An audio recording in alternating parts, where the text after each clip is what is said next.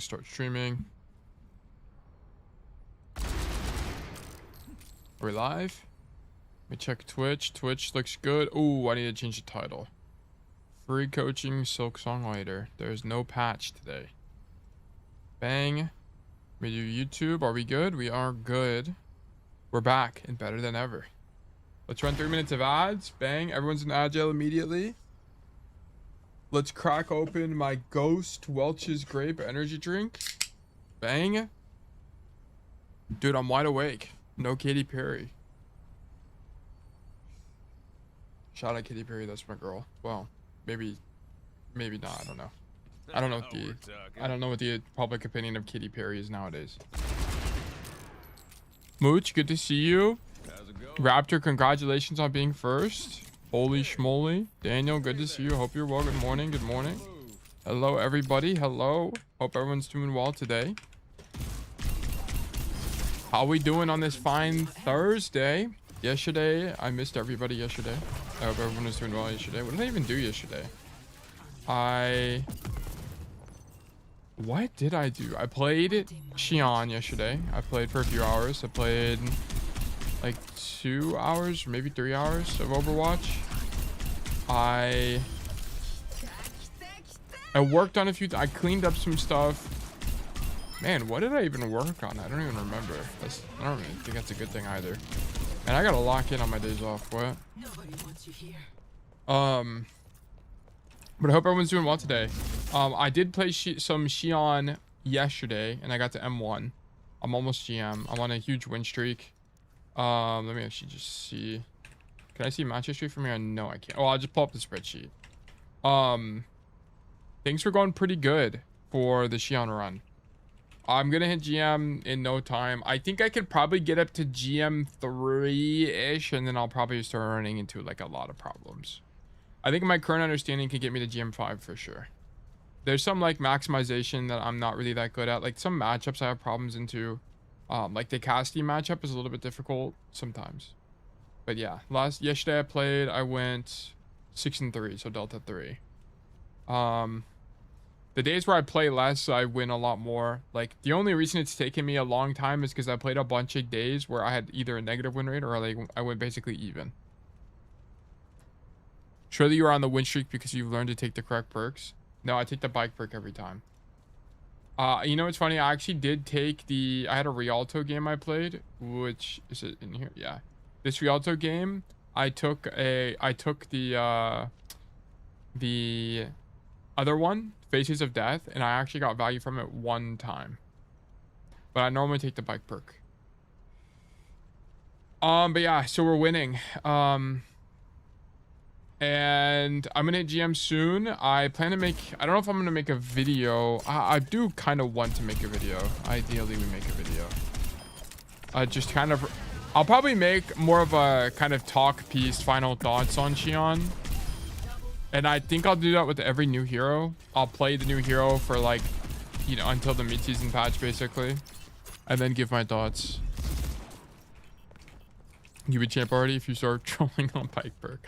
You know what's funny, Zeta? These days where I played like 20 games, 30 games, I took Faces of Death. And now that I took bike perk, I'm winning more. So, I don't know. Take it as you will. I really don't think Faces of Death is that good at all. You really only get it for recon and specialist. You don't get it for sharpshooter at all. It's just like not a thing. Also, inting 20 games a day on Faces of Death corrupted you. It did. I also, like, Crestron also thinks the heal perk is better. I just think it's better. I genuinely do think it's better. Oscar, good to see you. Hope you're well. Zeta with the 25 billion streak. I can't lie, the cast nerf has made me drop to Masters. Am I a fraud? No, it's... Kwame, I can guarantee you it's not the nerf. It's your perception of the nerf. Like, you just feel like cast is worse, so you perform worse. There's a video, like, half the time heroes get nerfed, people just think, oh my god, my hero sucks now, so then they start losing. It's a mental thing. Casti is not that much worse. It does make Silver Bullet objectively less consistent, but it's not gonna nuke the hero. Like, you would be fine. So the Freya buff, yeah, the Freya buff is gonna put you in GM, surely. Oh yeah, I never actually tried the Freya buff. I think about it. But they changed just the animation, right? Oh, it's like marginally faster. Isn't it this recovery time that they changed? Or what was it? What they I actually forgot. I can't even check the patch notes.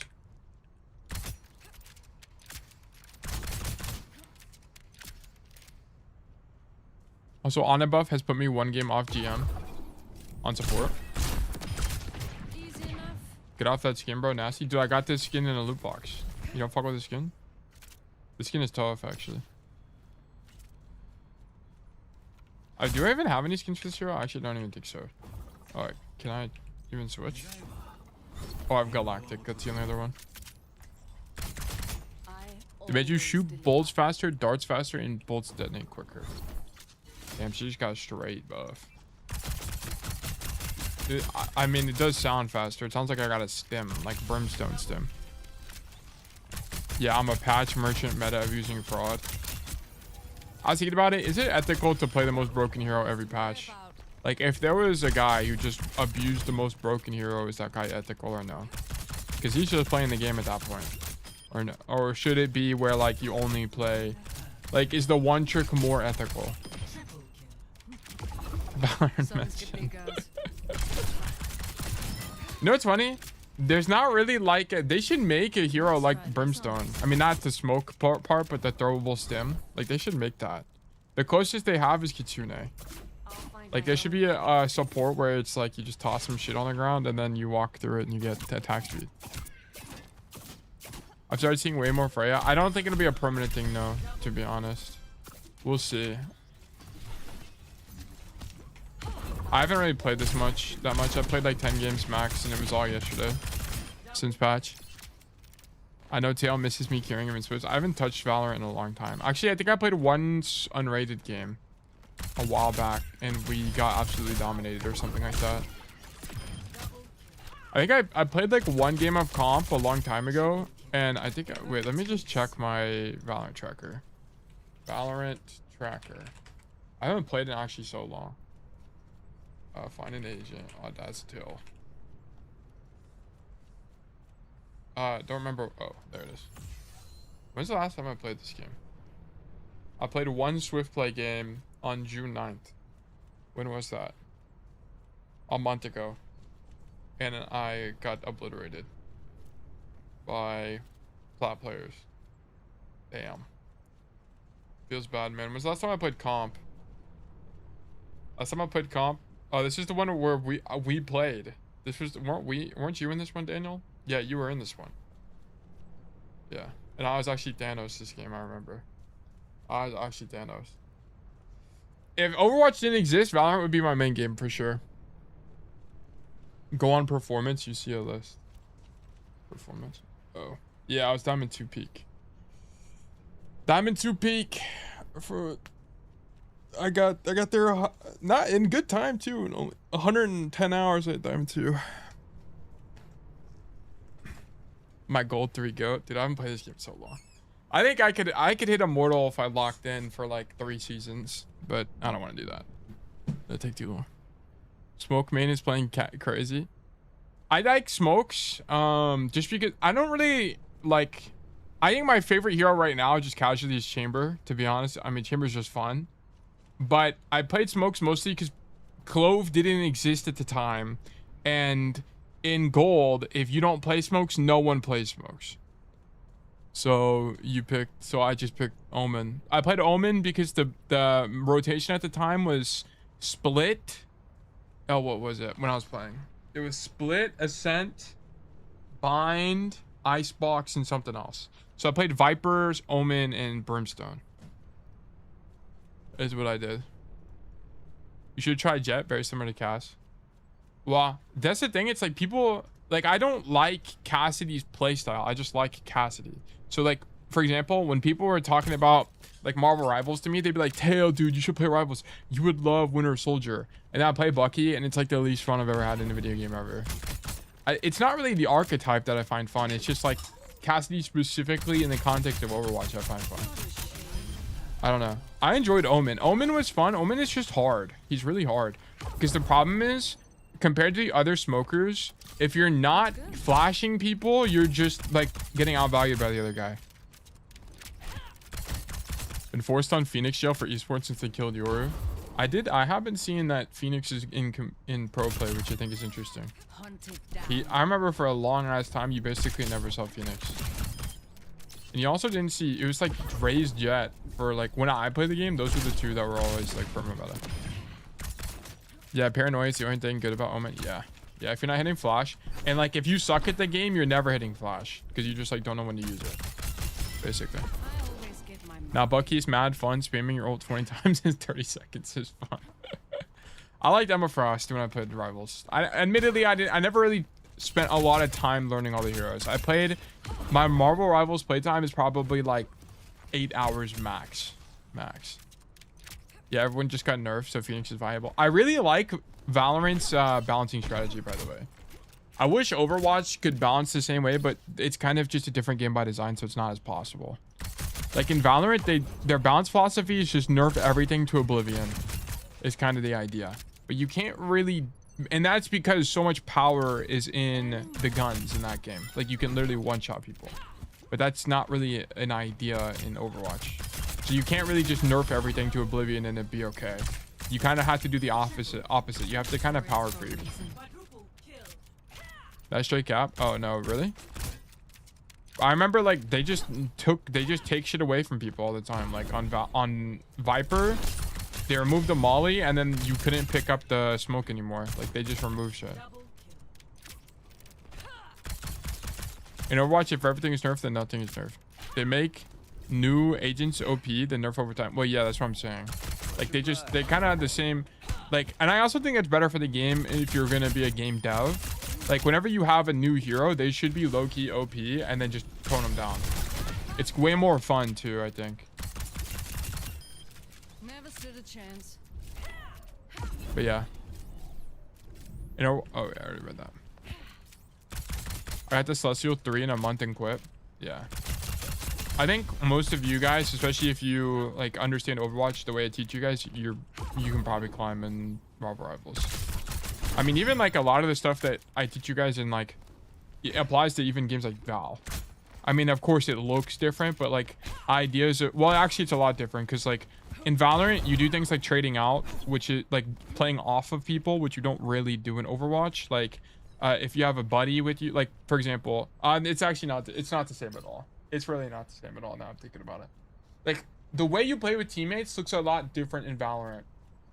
There are some similar concepts that translate, like matching intentions translates, but it's like the way you play off your teammates is different.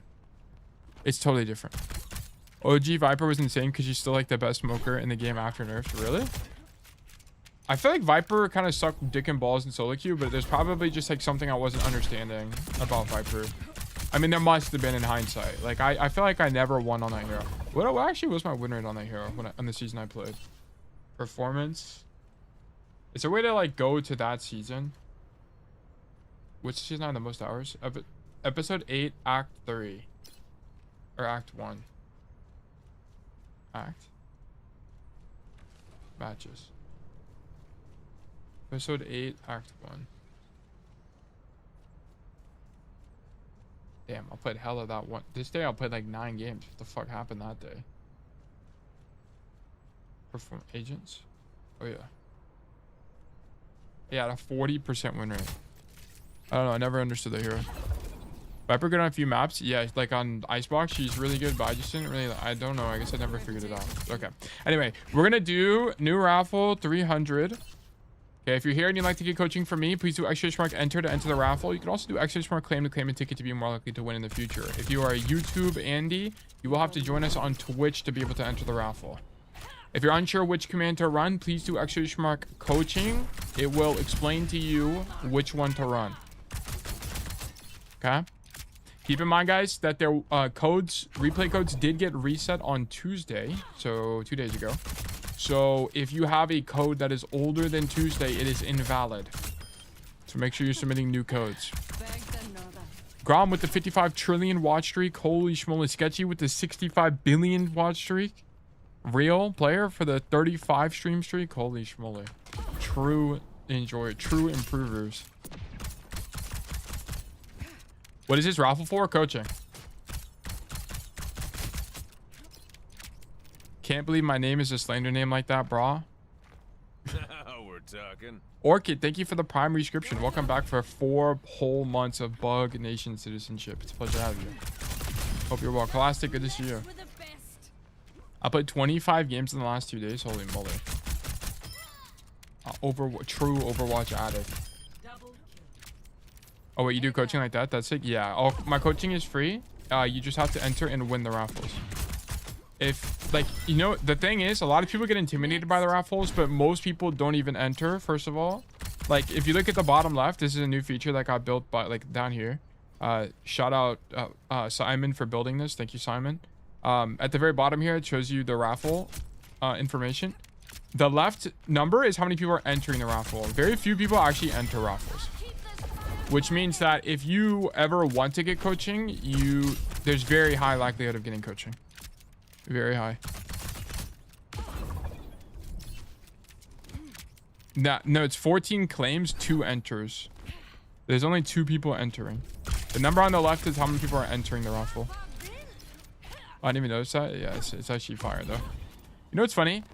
Someone left a comment on my YouTube and he said, yo, new viewer here. I just want to ask, what is the little green snake guy for? He's not really doing much. I was like, damn, bro, that's me. What do you mean? Oh my god, I just noticed your worm talks. Yeah, exactly. Like, people don't even notice the overlay. They literally don't even notice the overlay. It's crazy. I guess, like, whenever you're watching the stream, you just, like, don't... You're just, like, watching the gameplay, so you kind of tune it out. Hello. Hello there.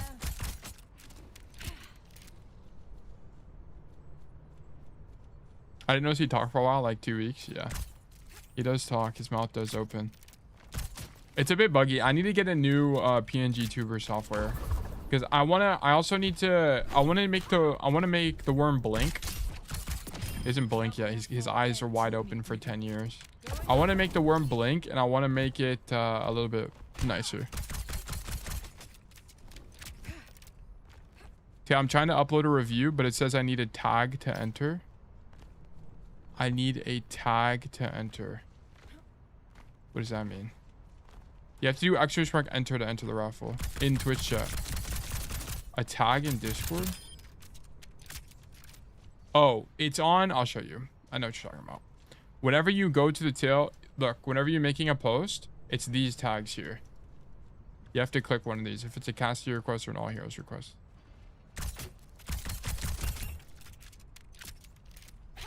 When you're tilting, you should get angry in return. Big keck. Yeah, there's a lot of like really like emotion stuff and stuff like that I want to add. But I need to commission art, and Savubi's out of the country right now. So, and also, yeah, so Savubi is not able to be commissioned and won't be for like another month. So we're waiting a little bit on that stuff. What the fuck? I didn't mean to emote.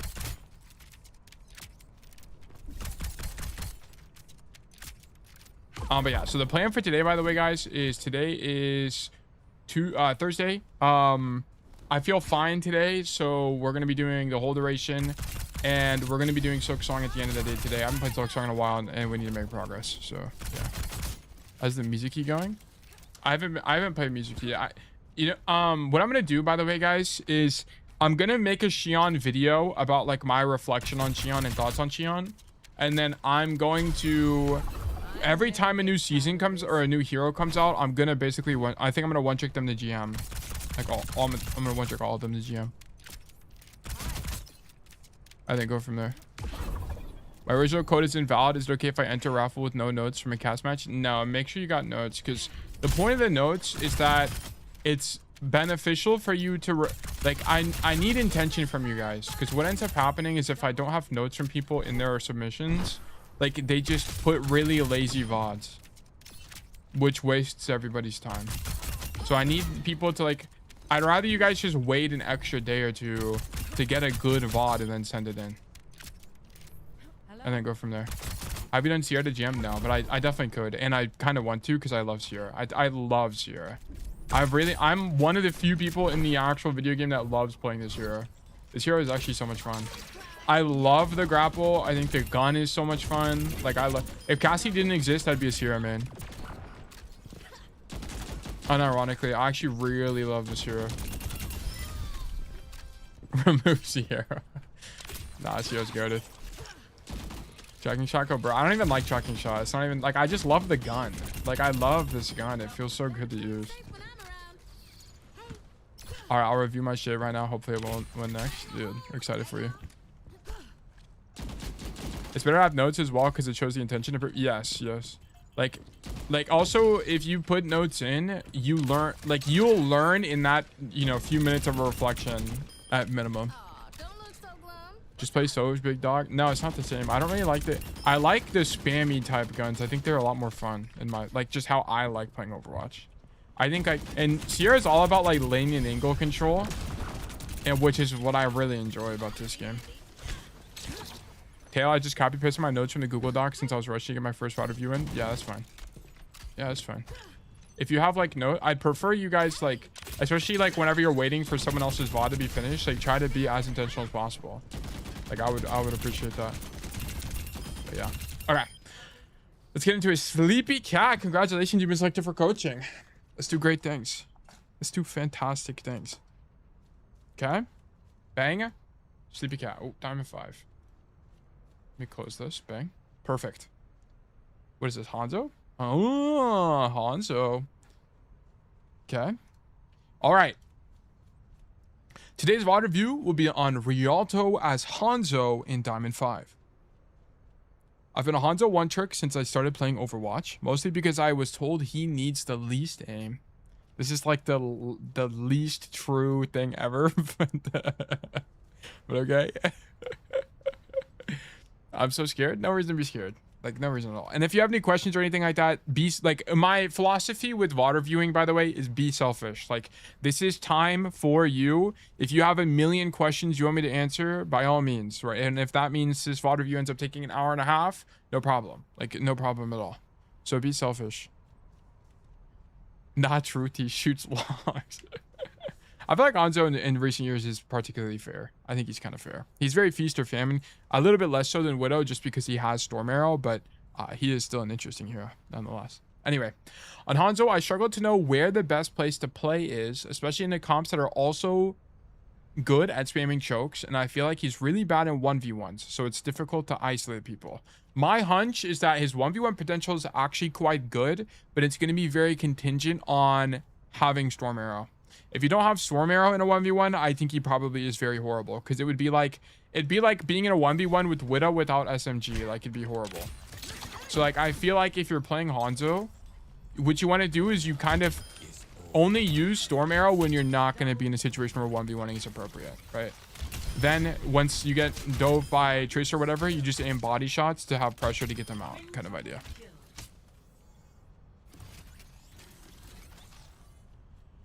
More or less, I'd just like advice on how to play Hanzo, specifically with positioning, and actually get the max value that you can from him. In this game, I ended up getting stuck behind them a lot while timing my flanks, so I'd like to know when to time flanks. Okay, for the record, I've never coached Hanzo before, so we're going to do a lot of learning. This is going to be pretty cool. You got to study Arge. He doesn't play the game anymore. It's the problem. I don't really think there are very many Hanzo players anymore.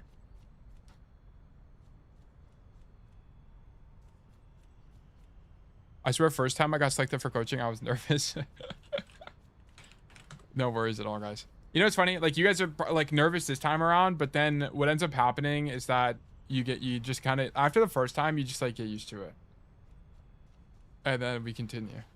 Yeah, he doesn't play Hanzo anymore. He plays, what is his thumbnail? Like eyeballs busting out the sockets. Holy, damn, he gets a lot of more views than I thought. But yeah, he hasn't really played Hanzo in like 10 years.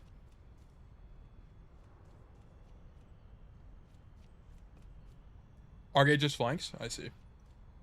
Okay. I need to make sure to open up the obsidian before I do anything. That's my private obsidian. Let me do the Worm National Library. By the way, guys, if you guys want to see the notes for all of these VOD reviews, you can do !notes in Twitch chat, and it will give you access to the link. I'll also give you guys the link on YouTube so you can check it out too. Let me grab this. Boom. Whoops.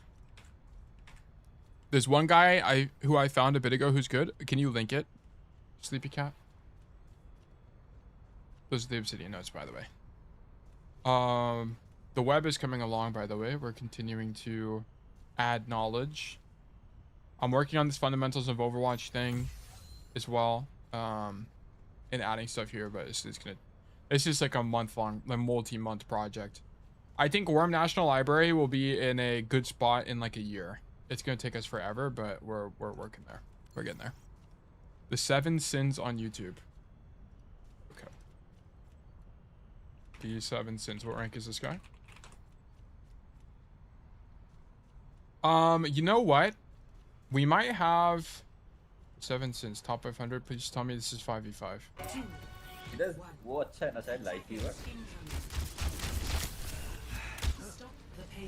Carissa.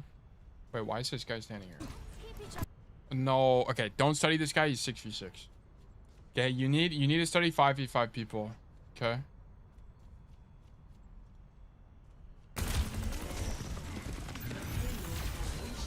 Is this the same game? This is 6v6 as well.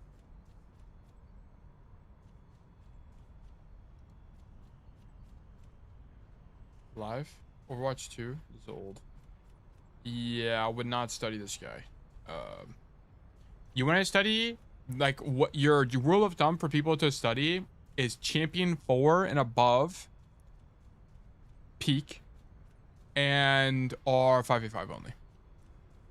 Can you say more on why 6v6 is brain rot? It's not that 6v6 is brain rot, it's that 6v6 is less competitive. That's the only problem. Like, the level of play to be top 500 in 6v6 is a lot lower than 5v5. Like, a lot lower. Like, 5 times lower. What about OBS Sojourn? That's only going to give you POVs from pros. So it's not going to be that helpful, right? So if we went to OBS Sojourn and we looked up Hanzo, for example, there's going to be probably a non-zero amount of them. But it's going to be this guy on a random pro team in a random tournament. That, I mean, it's not random pro team. This is O2 Blast, which is still a good team. But it's like, this is not solo queue, which is what we want. There's not really many Hanzo players. Yeah. So like what I would do if I were you trying to learn Hanzo, I would do a few things. I would really look actively on the top 500 leaderboards, and I would look for Hanzo, and then I would try to add people or like find them. Like I would just try to find Hanzo players. You know who does play Hanzo? Chip. Does he still play Hanzo? He does. Let me actually just ping Chip. Is he in our Discord anymore or no? At Chip. Yes, he does. Hey man, do you still play Hanzo? We got someone wanting to learn the hero, and I need some bots. Tail biz. Okay. He's in the Discord. Yeah, Chip. I've coached Chip before. He's a great player. He's a great player. I play a lot of sixes. Is it less competitive just because no role queue? No, it's less competitive just on the sheer player base. Okay, so like if you haven't looked at the Overwatch recent dev blog, Overwatch dev blog. So the player base for 66 is just substantially lower. Right, look at this. This is a game mode breakdown of in the last patch of what game modes players are playing. 54% of players play quick play, normal 5v5 quick play, then 37% play ranked. Compare this to 6v6. It's 19% on quick play, 8% of the player base plays competitive 6v6. Okay, so there's literally, what is that, like 4 times less, if not more than that, almost 5 times less amount of players on ranked 6v6 open queue. So it's not that 6v6 is slop, it's that it's less competitive, and that's the thing. Yeah, it's nothing about the format. It's just the actual player base. The percentages are a little dishonest. Yeah, well, no, but that's fine. Like it just, I mean, I think we can still infer, okay, if it's not a 5 times multiplier, it's a 4 times multiplier. You know, it's like some amount less. Like there's far less people. That's the only thing that matters. Like it gives us a better understanding of where it fits in. Is the thing. Top 500 6v6 is equivalent to top 2000. Nah, it's definitely okay. Well, even if that was the case, like the actual distribution generally doesn't really matter. But yeah. Anyway, so we asked Chip. Did Chip say something? No. We'll wait to hear from Chip. But yeah. So like finding people and then just like asking them nicely is the best thing you can do, or try to find people that stream, because I don't think Chip streams, and he also has been playing a lot of Tracer recently. So I don't even know if he. Let me see this. Yeah, 10 hours. Yeah, Hanzo. Yeah. He's like one of the only guys I know that actually play Hanzo. Okay, but anyway.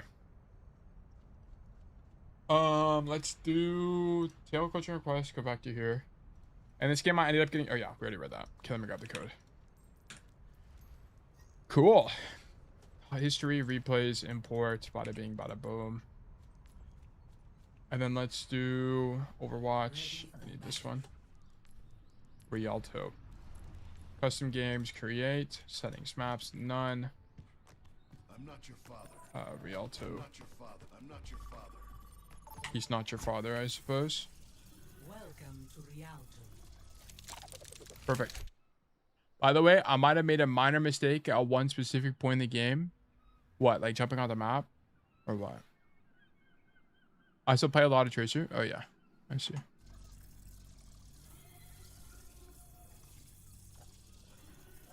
Nice weapon. Dude, this mythic is actually awesome. I actually love this mythic. It sounds really cool. Ready for battle.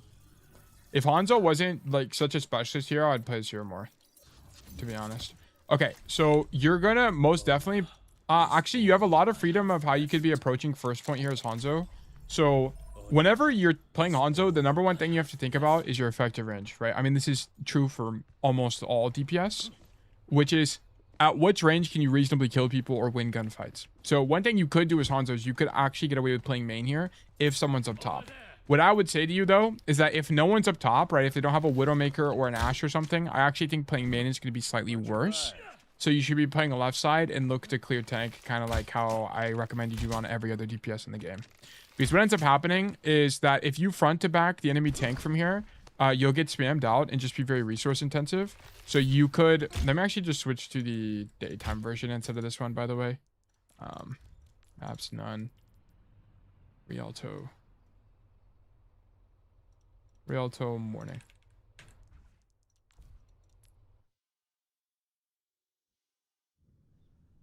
Welcome. Hanzo's effective range is the map. That's actually true. Holy moly. But yeah, so here's the problem. If you come stand main, you can get spammed out. So I'm not a huge fan of it. I think it's okay. But I think coming to the side angles can be quite strong, basically on any DPS, because you can clear the tank. It typically plays like here, blow them up, and then make whatever rotations you want. 4, 3, 2, 1. I don't go main? Alright, cool. I'm just kind of explaining anyway. There'll probably be things I explain even if you don't do them, just to kind of talk about Hanzo and what your ideas should be. Okay, shoot Domina. Okay, so I mean, this looks fine to me. And then now you should be rotating. Your team is taking space.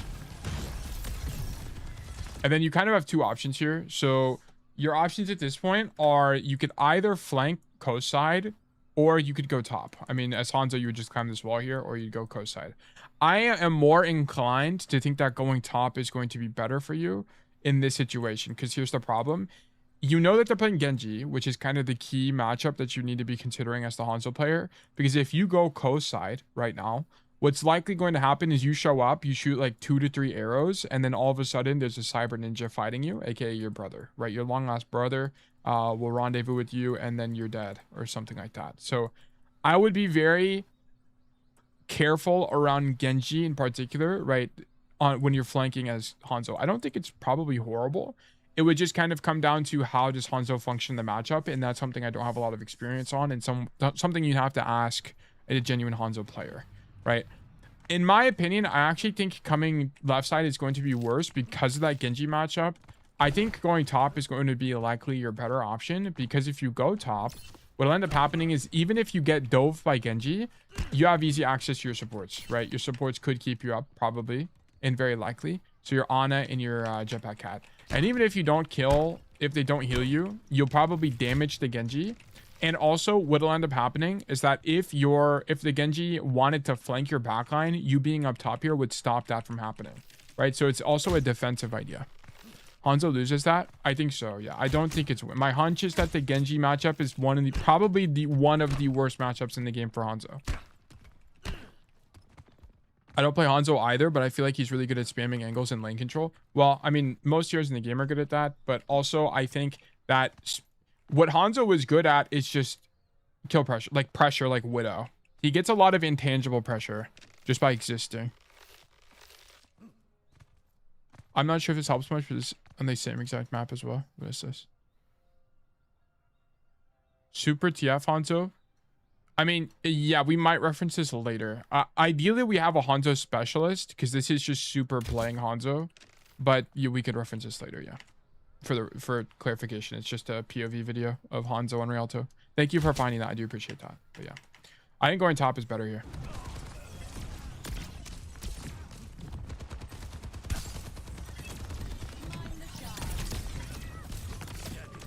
Super TF is crazy work. Okay, keep in mind, Super TF is still, what, like 5 ranks above you?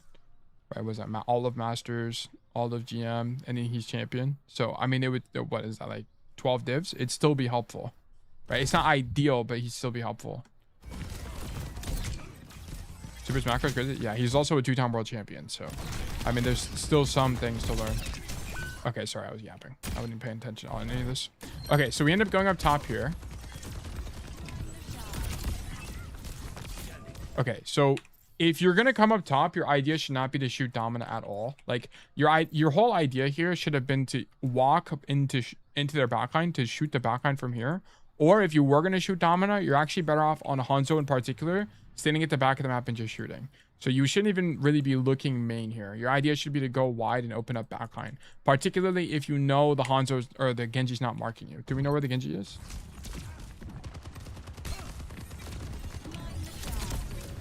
You hear him on the right side, but that'd be a little bit difficult to hear. Okay. Shoot soldier.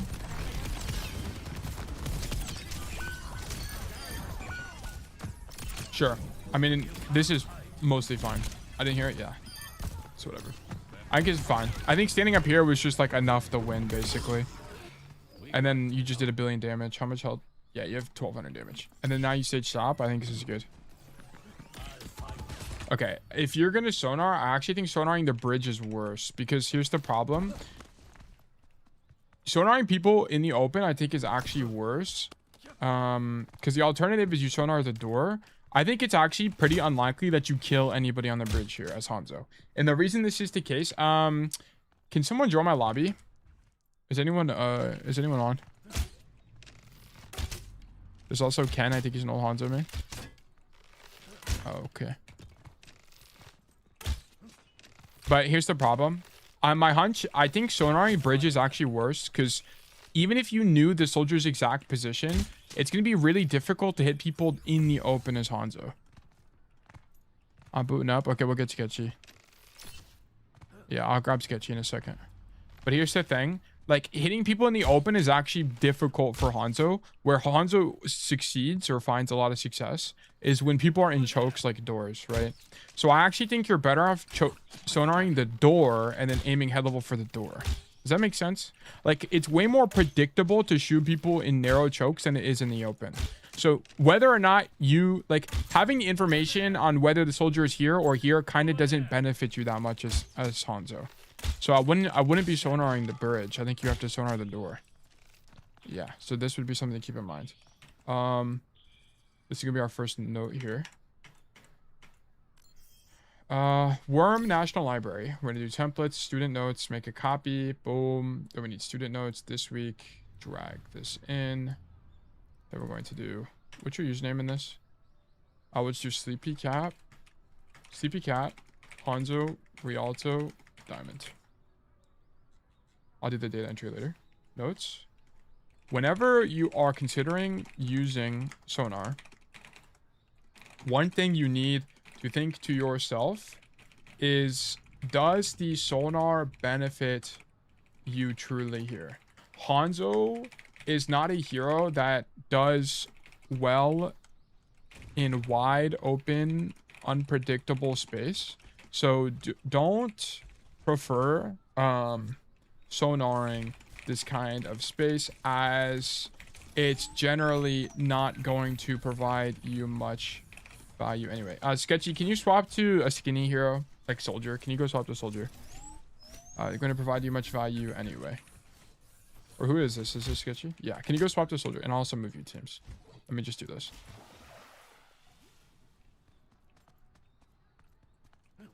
Lonzo's broken enough as is. See how my OCs are still terrible, unfortunately. I don't know why it's so hard to just ult with evidence. I'm not sure. I'd have to look at the code. I'm not sure. Okay, but like notice this. If I sonar this door and Sketchy watches through the door, it's gonna be a lot easier for me to do something. Go to the bottom, Sketchy. Like Hanzo wants space like this. Yeah. Like, so like sonaring this is gonna be a lot more useful because you can genuinely probably make something out of it. Like you'll know when the soldier's peeking you. Versus if the soldier stands on the bridge, can you come stay on the bridge? He can't be because I'm John Hanzo. Aren't we all John Hanzo?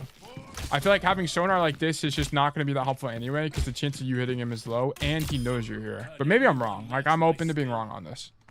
Like I think it's actually, it could be likely that I'm wrong here. Let me actually make a note of this. I could be wrong on this. Not enough reps on Hanzo. Yeah, so we'll keep watching. I think I didn't want him to push forward. Your pressure alone will stop him from pushing forward, by the way. Like you don't need to sonar him to stop him. Like, just look at this. Yeah, he's not scared because of sonar. He's scared because of you. That's the difference. Should go to the right though to get better angle. Technically, yes. Yes. Being on one of these doors is likely better. Yes. The reason being is Sleepy Cat's team is going to be walking out main like this from this side. We're going to have a deeper angle from over here. So we actually, that's a good comp. That's actually really good comps. We should be on the window angle right now. Let's do this. We should prefer playing the wider angle here, as it will put us on a further off angle compared to the rest of our team as they push cart down main. Yeah, but you don't need to worry about having sonar because this guy's scared of you anyway. I'd get shot. I only just got to the angle. No, you can definitely rotate here. Like, I'll show you. Okay. Hello. So you could have not emoted there.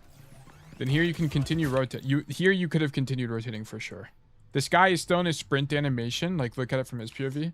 You definitely had time to continue rotating. And you can also dash across as well. Right? So here. He's still in animation. If you weren't priming your gun, you could have definitely crossed. And also, your dash goes like the whole distance anyway. Yeah. It goes basically the whole distance here. So you would have been fine.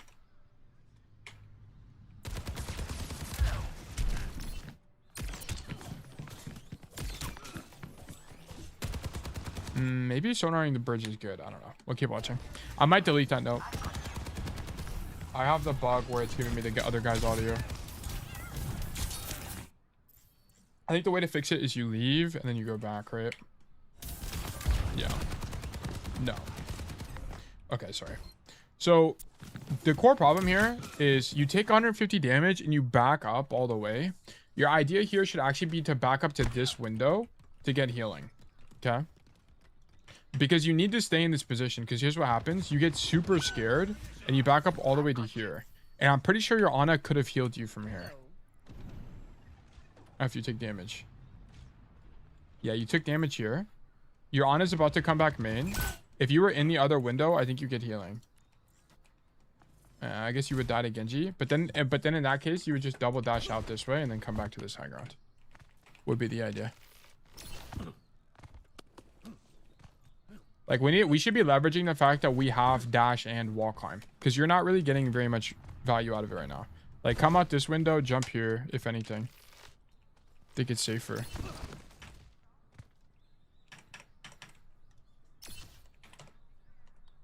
Consider backing up to here to get healing from team after taking damage in main window. Main window. When you get poked, if you're scared, you can jump across. So let me show you this.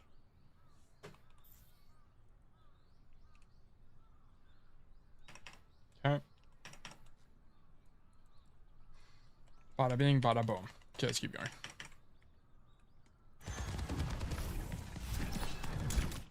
Generally on a hero with special mobility, you want to path in a way which leverages it. Yes, exactly. Yes, exactly.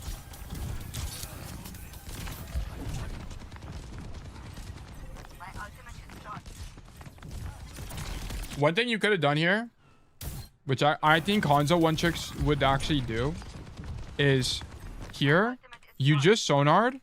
What? I don't think you even got any information from that. I don't know. Whether or not the sonar is right, I don't know. Whatever. But one thing you could do is know that whenever you well, I would, to be honest, what the fuck. Enemy sighted. When I could have dropped, yeah, dropped, shoot one, wall climb back up. I think is actually really strong here. As long as you don't use the, as long as you don't dash before, it's probably fine, because then you can dash to the wall and go back up. And I think the chance you kill someone here is actually pretty high. Drop, like, and then you honestly probably have more time for this than you think. Like drop, take a second to line it up, headshot, and then leave. Probably good. The only thing you have to be scared of is the Genji engage. So like that's the only thing. I don't know how lethal the matchup is. Like, I don't know how much time you have to live, but I think it's doable. Maybe, I don't know. I genuinely don't know. Just one thing to think about. Okay, yeah. We actually get Thanos smited by this guy.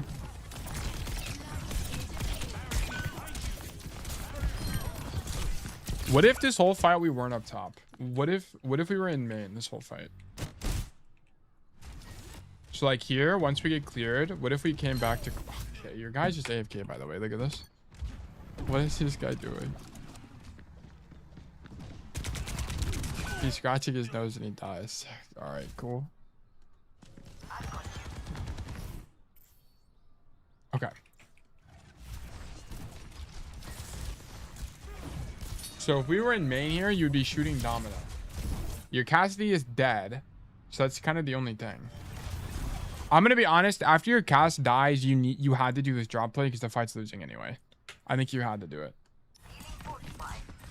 I'm just surprised that Genji and Kira not dropping on the high ground. Why is this Genji not clearing top? That's actually a good question. Well, he did. He did try to clear top.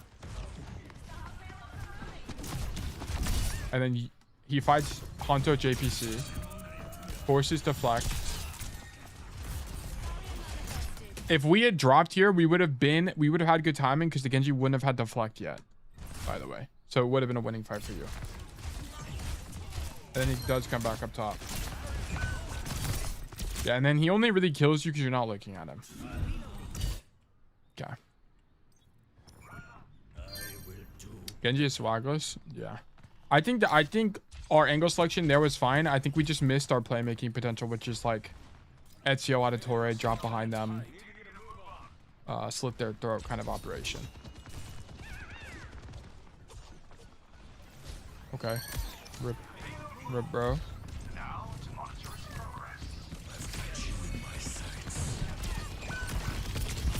Alright, I don't really know what that guy's doing. Don't drag here. I think this fight's won.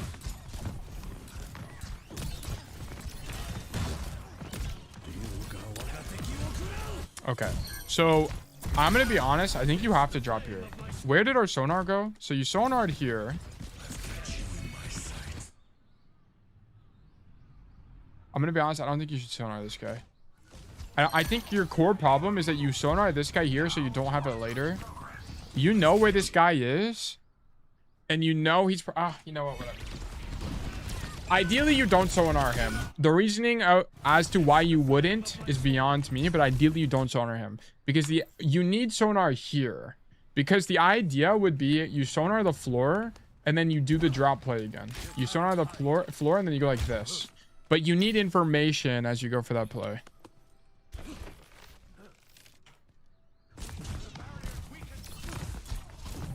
Because, like, look, like, you don't have the information you need to make the best decision here. I should not use sonar on people that I know where they are. Not really. Like, I think you shouldn't sonar people where you know where they are and you know they're not fighting you. Is, like, I think the idea.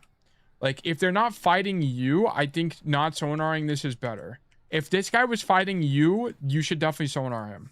Because you need the advantage in the 1v1. So, like, this would just be food for thought.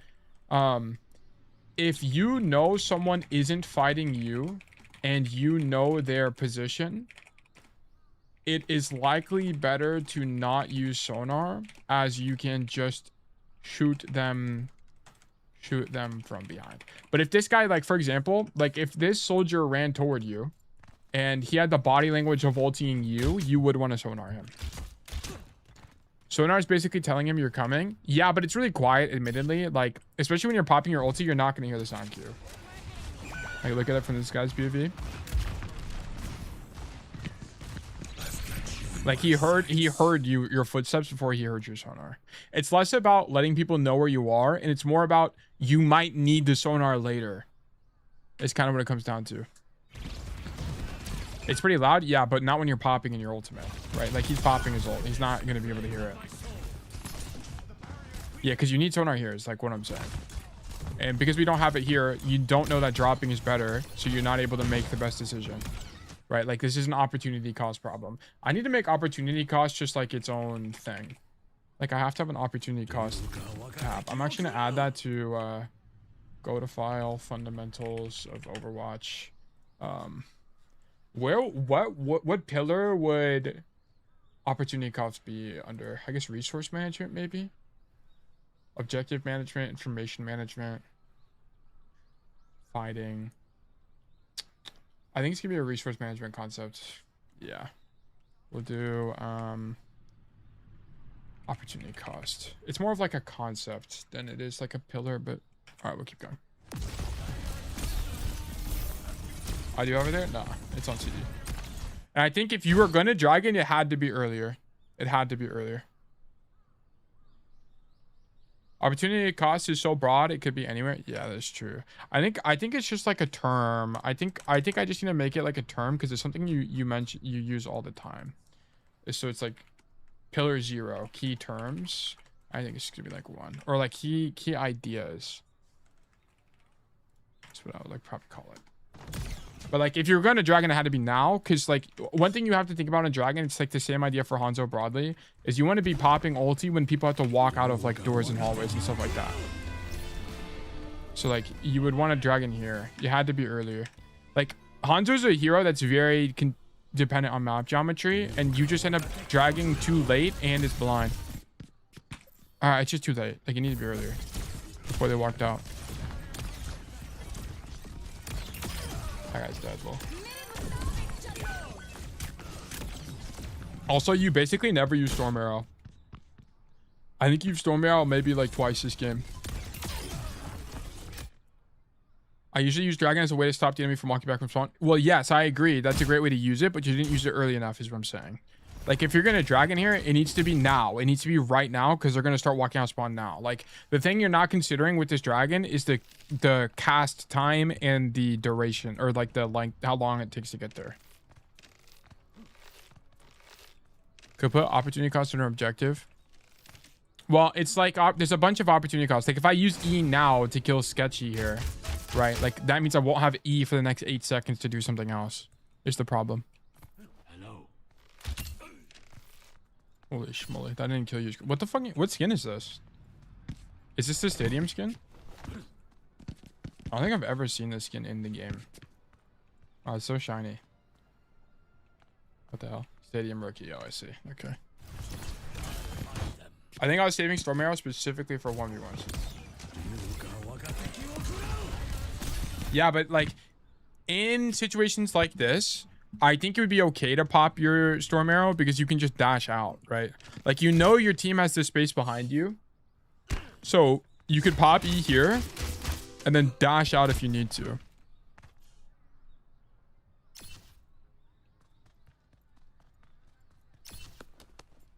Yeah, but killing sketchy is a priority to a certain end, and you weigh the list of priorities by their effectiveness to obtaining your objective. I feel like that's we're kind of like adding too much complexity to it at that point. Am I truly bugging?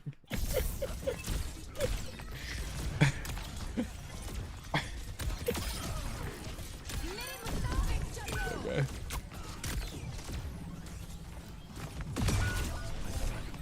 Shukiri. Yeah, it's like, here's the thing. This is what I don't understand about Hanzo. It's like, how do you do more here? Also, how long is this code? Yeah, we're gonna be here for a while. Because I have to, heroes like Hanzo, I have to think way more. Like, it doesn't come to me second nature. I have to use a lot of brain power here. I think you had a dragon earlier, and then I think you needed to pop E at some point here. Hit shots. No, it's not that simple. This is something people used to come to me at the very beginning whenever I'd coach Cassidy, and they'd be like, dude, I just needed to hit shots here. And then I looked at the game, because I used to think that too. Like, half the time it was just hitting shots. But Overwatch is a lot more complicated of a game than that. It's not just hit shots. I'm pretty confident the only hero in the game that's only hit shots is Widowmaker. But even then, there was still macro to coach. Like, whenever we had Kura's Widowmaker codes or Simon's Widowmaker code, like, there was still some level of macro happening. Well, that's the problem with Hanzo. He's so inconsistent. There's some fights you just sort of don't do stuff. Well, no, here it's, I think, like, why are we not using E? Why are we not drop headshotting people? Like, we're not using all of our tools here. That's my complaint. Like, why are we not, like, you know, it's just a Kiri here. Why are we not dropping and point blank fighting this Kiriko to increase our conversion rate? So I'm playing too safe? I think so. Like, can you swap to Kiriko, Sketchy? And also not using CDs. Okay, so one thing, Sleepy, is don't, like, try to come to conclusions. Let me finish the VOD, and then we'll have conclusions for you. Just to make it easier, because I don't want you to get confused on what to work on. So, like, because you can't really make broad... I also don't really like broad ideas like that. Like, I never really give students the critique, like, you don't use your cooldowns, because that's not specific enough. It's like, well, when don't you use cooldowns kind of thing. Okay, so, like, for example, I think you need to drop and fight the Kiri. Like, I think you have to, because it's going to be, like, what shot is going to be... Can you dodge, Sketchy? Like, the part that's going to be really hard, it's going to be hard to hit the Kiriko when she's moving, like, from this far away. Right? Like, this is going to be near impossible. Like, I think you low-key got to do this and then aim feet with Storm Arrow and go for the kill. Like, I think it has to be stronger. I think if I fight the Kira, I lose. Let's refer to Super TF. I never thought I'd say those words for Hanzo in particular, but let's do that. Angelos? Okay. I'm pretty sure he's gonna have way more swag than you with Storm Arrow. Like, he's gonna push up and fight people a lot more. Like, look at this. Look at this. You would never do this in a billion years. Climbing the wall to be point blank against the Domina for a Storm Arrow. Like, we're missing this. Where's this from us? That's what I'm saying. Like, this has to be good on Hanzo. As like like, Storm Arrow is your point blank capability. Climb the wall. Point blank Storm Arrow this guy.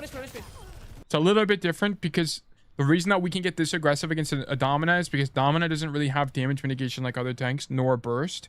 And also Domina's on and off angle, so it's like really easy to flank this guy. Like, this Dom is misplaying a bit. And now that we have an advantage, we don't need to do anything. Look at this. He dies. He dies, but this is a play you never would have made, which is what I'm pointing out. So he dashes in. I think his mistake is dashing in. He should just walk forward. But he dashes in to make the arrows easier to hit. Okay? Like, I think if you just dash, especially when people are low, it has to be good. Right? Like, aim at feet. I think it's a really good play. Yeah, but this is what we're missing, this level of swag. Like, you're not playing aggressive. You're playing like Sniper Hanzo, but that's not going to be consistent enough, especially on a map like this. Like, I need you to drop and fight this guy, especially when you know they're isolated. Okay. especially when you know someone is isolated and it's not an extremely horrible matchup like Cass or Genji, it should be an idea of yours to drop on them and aim body with storm arrow and feet with normal arrow when they are low. Like I think it has to be good. BB for 2 minutes? Yeah, you're good.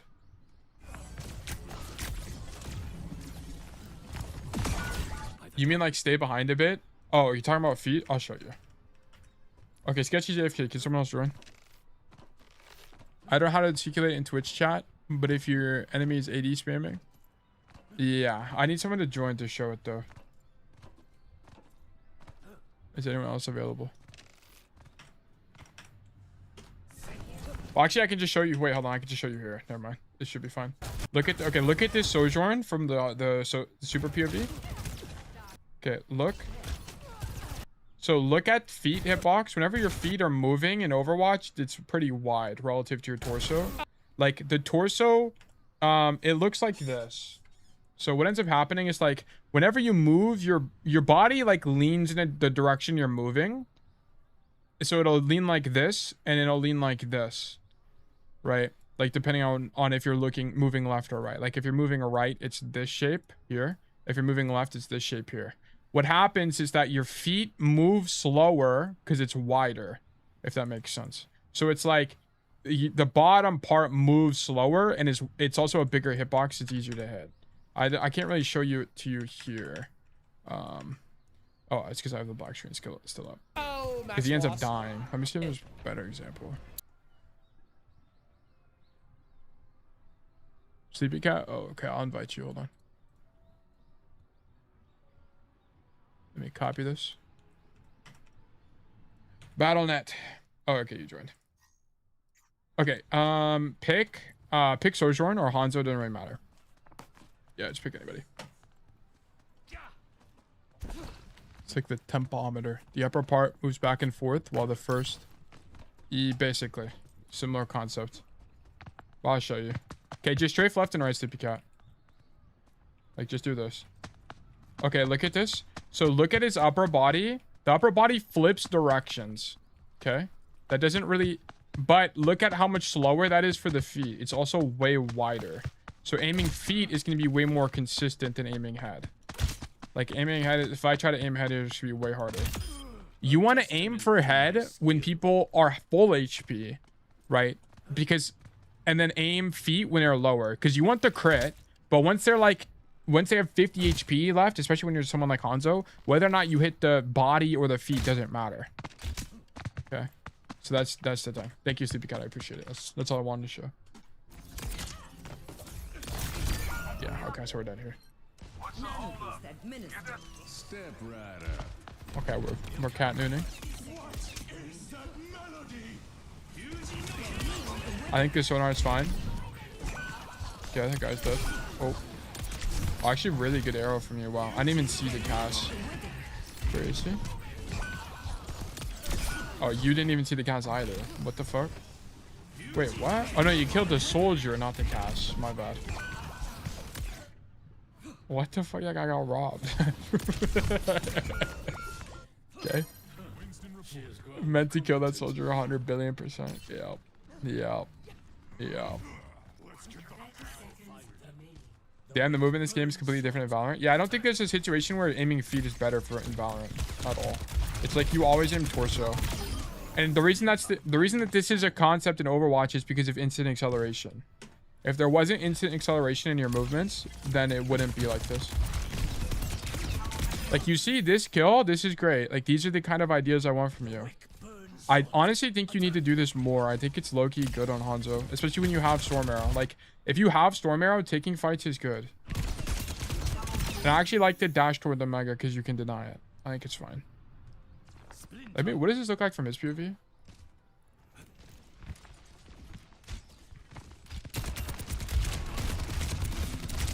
Yeah, I think this idea is good. I didn't tend to steal Mega? Yeah, I could see. You moved toward it. I could read the body language there. Like here, just drop on this guy. Just drop on him. You have Storm Arrow. Like if you have Storm Arrow, just drop on people. Like I want to see that like way more swag from you. Like of course this is contextual, right? Contextually in this context, drop on the Curie. And here's why. Because you know you just killed their DPS. They're all dead. Okay. Contextually, drop on this Curie. You're winning the fight. And you're about to have Storm Arrow. Okay? Like, I would go for the kill. I don't think this... I think the way you're playing is stupid. Like, this hinges on you hitting a shot. This... Like, you want to set yourself up to make it easy to hit shots. Like, I think Super TF is dropping on this Curie right now. I mean, let's actually watch Super TF. My Ryan wanted to int there a little. Man. GF, no. Okay, waiting for his team. Should you really drop? IMO drop is a high variance play. Relative if you're up 2. I think he should. Because Storm Arrow makes Hanzo pretty good in close range fights. And I think that conversion is really high. As long as you don't dash forward, you're fine. Like, the incorrect play right now would be to dash on the Curie. In my opinion. Like, I think as long as we do this for the Curie and then dash out kind of idea, it's going to be way better. Or like dash wide or something, I think it's stronger. Like, let's just see. Tragic. Do you Okay, we die walking from spawn, whatever. Back. Domino low? Watching Fair Barrage above. 1 HP, 1 HP. Yep. Okay, Super just plays at the back of the map. 3-1 on 1 HP over here. What? Was that our shatter?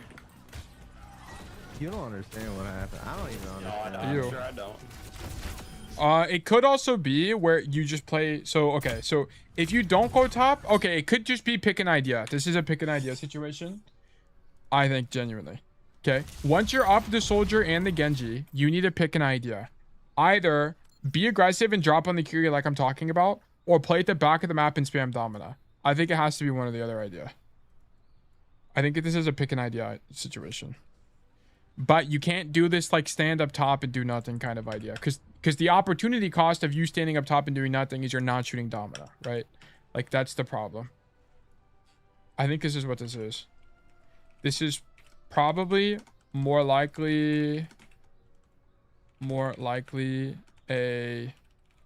this should also be a thing. Commit to an idea situation where you need to either be aggressive or be passive here now that you're up, but this in between idea will make you have less net value than if you committed to killing Curie or just shot tank whole time. You are up both DPS here. It could be that playing man is just better. I mean, that's fine. I'm okay with that. We're playing top, denies them. Yeah, but Genji, yeah, Genji soldier are dead. No one's going to use this space anymore. They're both dead. You don't need to be up here. Like, space denial is less like a main fight, main space. Like, whenever you're thinking about denying space, it's less about in the mid fight and a lot more in the pre-fight. Like when you're staging. Maybe playing top might not actually be good. I wouldn't say that. Oh, okay, so look, we actually do the play I'm talking about, but it was just way later. So Curie has no TP. Yeah, like, I think this fight is low-key good for you.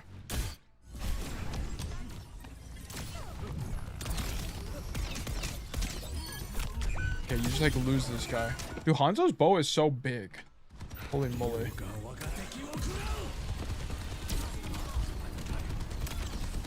Yo, Tail, I was thinking of learning Hanzo. Do you think that his style of aiming would be weird to play together with the Cassidy? No, I think it's fine. I wouldn't really think about like I wouldn't really think about it like I think picking up his aim style is going to be pretty easy. I wouldn't make it more complicated than it actually is, to be honest. A soldier worked a tracer up is whatever. Life goes on. You gotta be way more aggressive than this. Unfortunately, Domina has no footsteps, but you saw her on the floor, so you should assume that she's gonna take a while to rotate. And you also hear nothing on the staircase here. So you should continue rotating. You should continue rotating to the stairs. Okay. You see Domina on the floor. She is a slow tank. And you hear nothing on the staircase. Staircase, you should be peeking for a chance at a kill. Yeah, because there's a chance you just like one-shot the Ana here, which you would just instantly cap this. Should I do that even without my team? Yeah, because you know no one's there. If people were there, you should be scared, but you know no one's there. The Domina's on the floor because you just saw her leave and she's slow, right? She has no mobility. Also, you know that no one's here because you don't hear anybody. So you could peek this. You could even sonar. You could even, if you were that scared, you could sonar the corner and then turn it. And then dash out. I should save dash to get out. Yes, just save dash to get out is all it would be. It's not aggressive enough.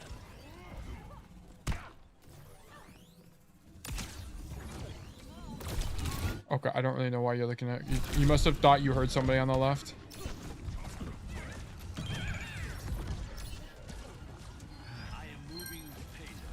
Okay. Where the guy on card? Sure. Okay. You're playing way too wide, and this is correct. You just totally egoed the hell out of this Domina. This is not good from you. You need to be playing cart. Headshot this guy, just play cart. There's no point in going wide here, right? Like, you're the guy on cart. You need to be staying on cover here. That's it. This is a simple mistake. You're tunnel visioning way too much on killing backline. Like, when you're the guy on cart, your idea should be to play passively. Just ride cart, stay in cover, shoot your gun. Like, your idea here, this is optimal? No, but this is the hand you're dealt because no one else is pushing this objective. So you have to push objective. So just stand here and shoot your gun. That's it. Nothing crazy. You give up angle control and stuff like that, but that's your team's fault. Dominant players can't aim, so I low-key get that he does it. No, this is not smart. Like, a better player just kills you.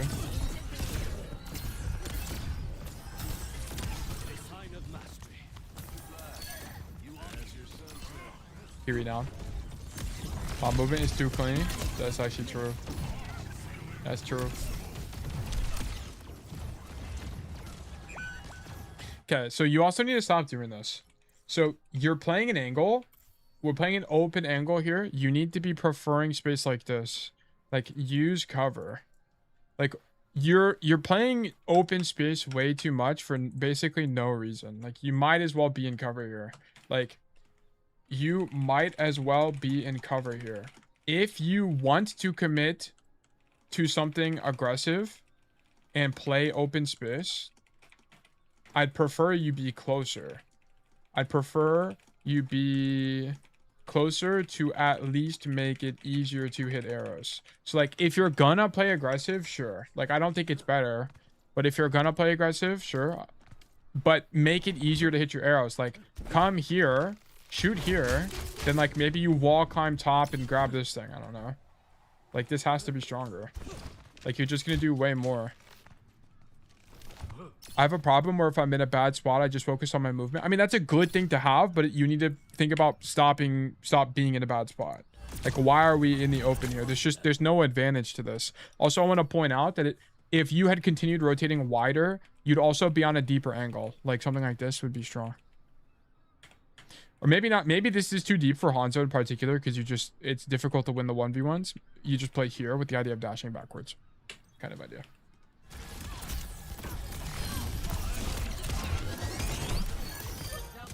Echo down. Okay.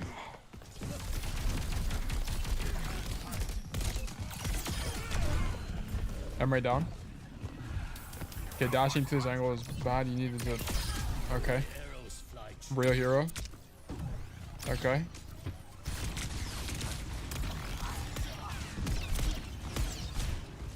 Like here, playing wide like this, I just don't see the point, especially when you outrange everybody, when you could just be playing the window here.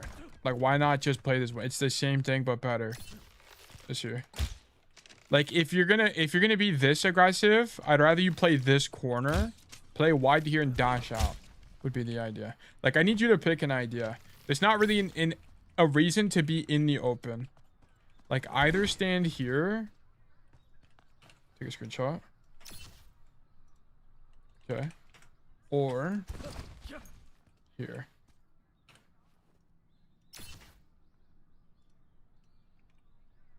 Okay, so like if you're going to spam a choke, prefer something closer to cover. You don't have to play in cover, especially when you have dash, or what is it called? Lunge? What's it called? Lunge, yeah. Especially when you have lunge, but you need to be committing to an idea, right? Like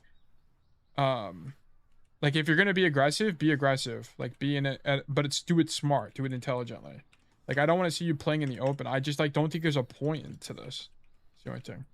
And it does matter because like there will be timelines where you just get pinned on by Malga, right? Don't be here. Okay. I'm just like one of the best jiggle peekers in the game. Yeah, especially when you have sonar. Yeah. What is it called? Is it called sonar arrow? Sonic arrow, my bad. It's called Sonic.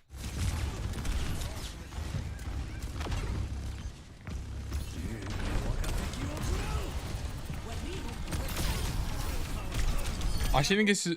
I don't know if you meant to do this, but this dragon, it turned out to be probably your optimal dragon here. Because here's what happens. You dragon here, and you actually do it at the correct angle. Because here's the thing. Whenever you dragon like this, everyone has to walk into your LOS from this peak.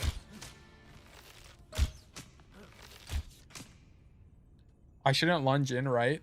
It was because the Malga ran in. That was my idea. Wait, what, here?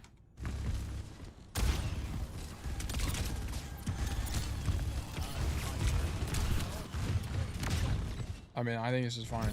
Lunges is pretty short cooldown, and no one is going to peek you here, so this lunge is fine to me. Oh, this? I think this is fine. No one can push you here. It's okay. It's not ideal. Like, ideally, you don't lunge. I mean, but that's such a micro. Like, it's kind of small here. I don't think it really matters that much. They're too far away. If they were closer to you, it would matter. I think our hero not saving dragon for Malga cage is suboptimal, but if you want to argue that he can get another dragon before Malga can get cage, I see the vision. I don't...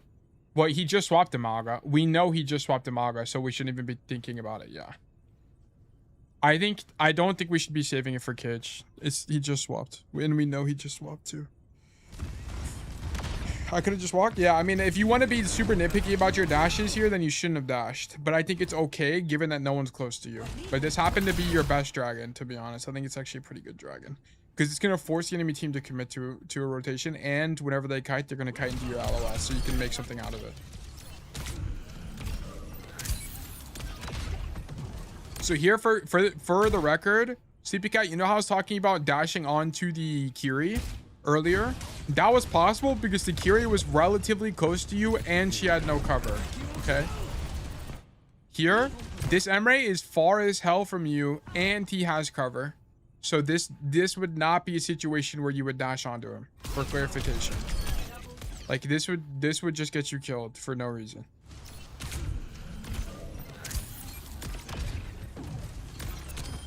On top of that, dragon only kills half the cage.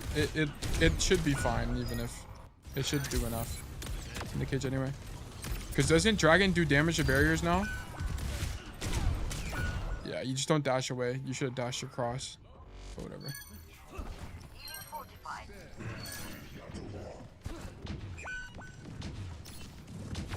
It does? Yeah. It would break cage as well.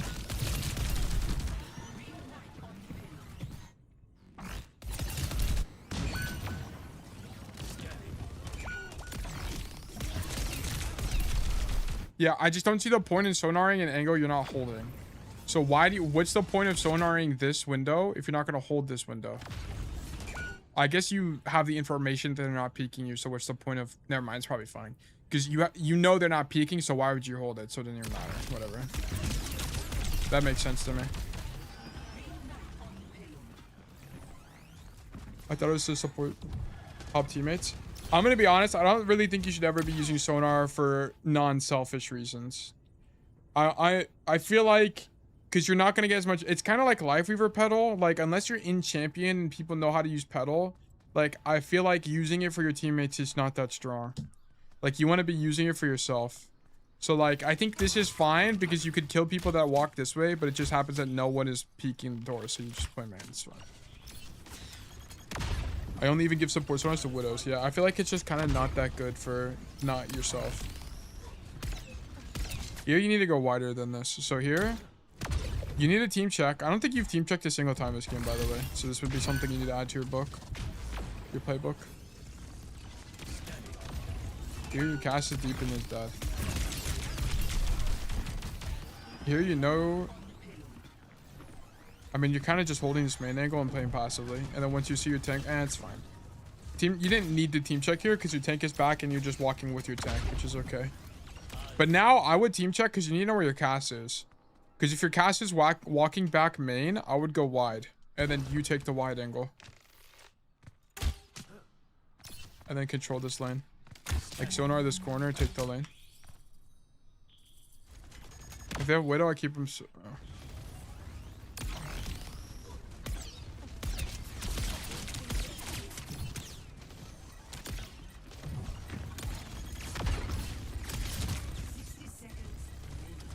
Yeah, like, you're not doing anything here. Like, you needed to commit to an idea. You needed to have either uptime the entire time, like, literally just shoot this Malga 200 times, or you needed to come left lane, but, like, why are we unpeaking here? We needed to commit to an idea. And you need to not dash this angle. I don't think dashing this angle is strong. Yeah, I like this from you. I just wish you came here earlier. I don't know anything about the perks, so I'm not going to comment on them. I genuinely don't know.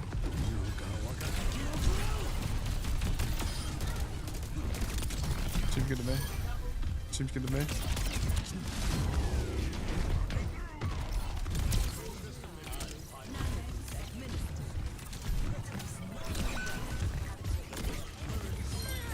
Okay. Okay, so the only thing about this is whenever you're dashing in fights, you should be dashing. Your idea right now should be to dash through the Reaper right now. Like, just make sure you know that dash has no collision. Oh, does it have collision? What? Practice range. I did? Yeah, but you take forever to do it. No, you don't.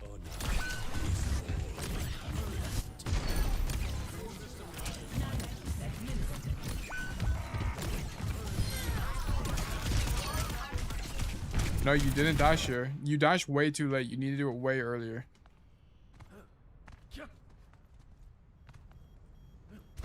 Oh, it does have collision. I didn't actually know that. Maybe I just glitched and like wall climb there. We do Reaper. Wow, why does it have collision? That's really lame. Okay. Never mind, you can't even dash through this guy. I guess you need to dash like to his right, basically. But you should not be like 1v1ing him here. You need to just dash through him and get you a team kind of idea. Or already dash through him. Because also here's the thing. Like, what's the range we're at with the Reaper? Let me show you. Like here, boom. Like, look at this from the Reaper's POV. Just, this is exactly, I'll show you why. This is why.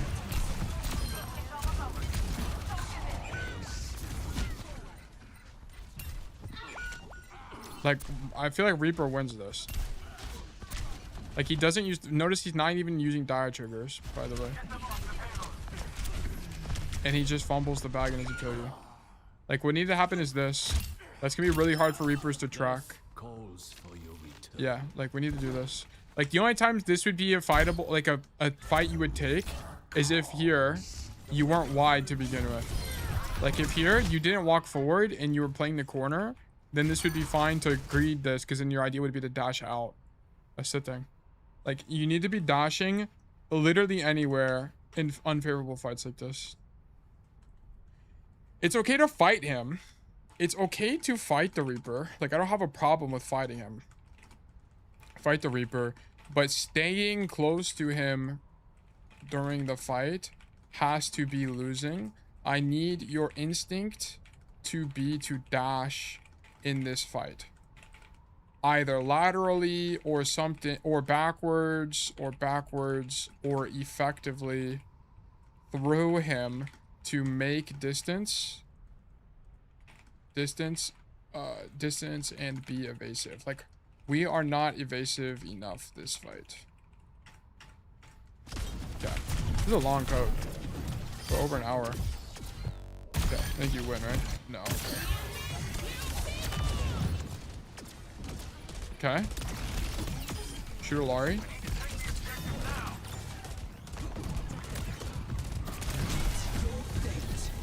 One thing I want to point out here.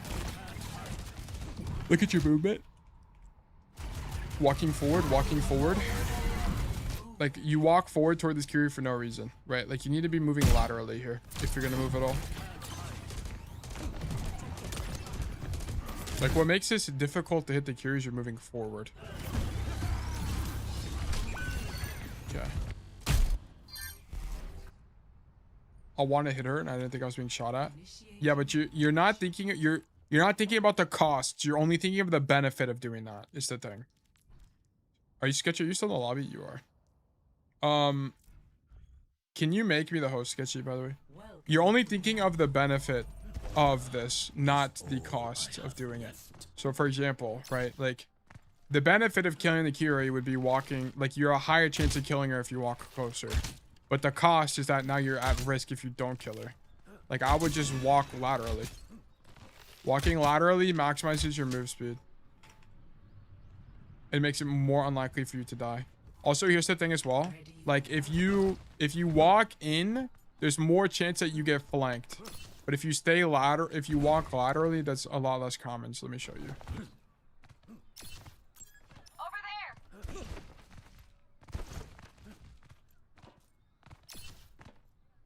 What's for lunch? Mac and cheese. That sounds fire. So here's the thing. So, like, if you walk forward, notice that walking forward here makes me flankable to the right side. Notice if I walk right side here, I'm still flankable, but this fight's gonna be easier for me than if the guy's like outright behind me. Does that make sense? So that's the big thing. All right, let's keep going. 3, 2, 1. Okay, we sonar too early, unfortunately, so now we don't have sonar here, which is where you need it. You need it now. So sonar too early. I saw this is actually a noteworthy thing, by the way. Like, this is too early. Also, it doesn't really benefit you anyway, because you can't, even if you knew what tanks they're playing or what heroes they're playing, you can't do anything about that information really. So I don't really think this sonar makes that much sense this early. Sonaring now means you don't have it when doors open, which is when you need it, which even with this sonar's info, you can't do anything with it. I should have enough time to get it back. Yeah, you didn't. If you were gonna throw it like that, you needed to throw it earlier. That way it came off cooldown, because it's a long cooldown. It's like 15 seconds, right? It's one of the longer. It's like one of the longest DPS cooldowns in the game. Yeah, 12 seconds. 1. Attackers incoming. The payload. And this will get Why are we scared? You need to be brave. You are like probably the most lethal character in the game here. Like, you should be really brave here. You kill pretty much everybody. As long as you have... I was worried about the Amalga slamming on the high ground because of the cat. Yeah, but you'll see it. Like, you'll see it before it happens. Like, here's how you play this. You need to be here right now. Spam this. Like, you should have thrown on the corner, stand here, do this, and then dash out. Like, you don't really have that idea enough. Like, your idea should be to play wide and then dash out. Let me actually draw this. Let me do this. Boom. Go like this. Dash. Okay, this needs to be in your playbook. Like, I feel like you don't really have this idea of playing wide and then dashing out. I feel like you hardly have the idea of playing wide and dashing out. You are worried about Malga here, but you should be able to see/hear them get close to you before so you can greed this angle more. So like, for example, here they do fly jetpack at some guy, right? This you would you would be hearing the charge animation. I saw the mark get attached to the cat to spawn from the Sonic arrow and they want to get stomped. Yeah, but you'll hear the dash, and I think the chance you get hit by the dash is really low, to be honest. You start here, you would see the Malga, you would see his dash, and then you just dash wide. I think the chance you getting slammed is like less than 10%, to be honest. Like here, you're too scared. Like, who are we scared of on the enemy team? Like, you outrange all of these heroes, and none of them have, more importantly, none of them have verticality. Like, you need to be here. Like, we need to be way more aggressive into the team comp. Like, you're not recognizing when you have the advantage into the enemy team comp enough. We're not considering the matchup here. What is going on? Okay. I need you to be more cognizant of your matchups. If they are playing heroes with no dive capacity / burst, be more aggressive on high ground angles. Like, we should be doing way more here. This is way too passive. Like, you're not even, yeah, like, the chance of you killing, you could have shot 3 times more arrows if we just had more aggression. Not only could you have shot more arrows, but arrows that have a higher chance of killing people as well. I think angle's fine. I think exactly with this guy's okay, because I think your DPS is still on the floor. Yeah. Your soldier's on the floor, man. It could be that, like angling on Hanzo like this is just worse. Like, it could be that Hanzo is better on this floor angle. I think it's actually very likely that Hanzo is just better here. Could be the thing. What's that shot? Oh, I almost hit him. It could be better that Hanzo's just here. Specifically in the Widow, do you think I should take that fight? I think if you have the advantage, right? Like you'd have to play it smart. So, like, for example, if you knew there was a Widow there, if you have Widow Sonar, then you could peek it. Like, sure. But if you don't have the Widow Sonar, then probably not. Like, it's just gonna kind of depend. Oh yeah, I want to see, how does Super play the defense? They swapped Hanzo. Okay. Let's go back 15 The seconds. crit of that game Look, he's sonaring now, and he's starting wide. thinks Breath of the Wild is the best game ever made. Sonar's main. I feel like he just made that up. Look how aggressive he's playing, even into the Widow. Now he takes one shot and dashes out. Okay. I mean, But he started way more aggressive than you. Fake. And then I don't think he's standing on top because of the Widow. I think if they weren't playing Widow, he would be there still. So he must think the Widow matchup is bad. That wasn't a headshot. I'm shocked, actually. Wow, okay, so he dashes wide there. He would have insta died there, by the way, if the Widow was there. Oh my shit. Right side. Okay. And he's Did he have dead. a Sonic on that? He must have, right? Yeah, No, no. he didn't. He just fucking... I mean, he knew I was going there, though. Interesting. Yeah, so the problem with the way he played this is that the core issue was Oh my shit. when he swung this, when he's aggressing with his Widow this much, this was the problem. Because now he doesn't have neutral pressure here. Ah, you know what, actually ends up panning out. Maybe it's fine. Oh my shit. Right side. And then it's a little bit unfortunate because the Hanzo doesn't play aggressive. The Hanzo actually left. So Super basically got baited to this angle. And he dies. I don't know. Hanzo's hard. Like, it could just be that high ground sucks here. Like, I'm very open to that idea.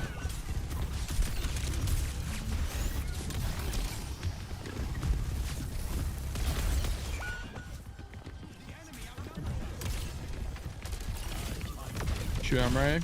Okay. Because like we didn't do anything this fight. It might be like Kiriko where you just kind of don't play space like this because it doesn't give you options. Like you might want to position like Kiri and it might be basically just to stand at the back of the map kind of idea on this point. Like Kiriko plays here and the reason you play here is Kiri is because you can mark this door, you can heal your tank who's typically playing there on this corner, and then you can spam main. So it might be an angle like this on Hanzo. What are your general thoughts on Super's gameplay? I don't think you should... I think he's good at the game, and I think he understands Overwatch, but I don't think you should study Super for anything other than tank. And it's not because Super is bad, it's just because there's players that are better than him. Or Lightning Bolt too. Honestly, valiant effort, I commend that. I don't really care about that, to be honest. You just needed to do more of that fight. That's what it came down to. Good idea. It was actually genuinely a good idea. If you could have made it across, it was good. I didn't land on the boat. I saw the vision though. Okay, so you need to not climb the wall here. So you can infer climbing the wall is worse, by the way, because look at where your team is fighting. Your whole team is fighting in main space like this. And you hear people on the cart. Okay, more importantly, you see 4 people on the cart here. This is the core problem. You see 4 people on cart, and you see your whole team here. So you can infer that nobody's using the high ground. And also, more importantly, as you come here, you don't hear anybody on the high ground. Okay, there's also information through negatives. Climbing the wall for a flank here is worse because your whole team is main and 4 enemies on cart. Also, you don't hear anybody on high ground, which means this space is empty. This is information through negatives. You gotta know this. Cat? Do we climb the back wall here? Yes, I mean, Sleepy Cat ends up climbing this wall.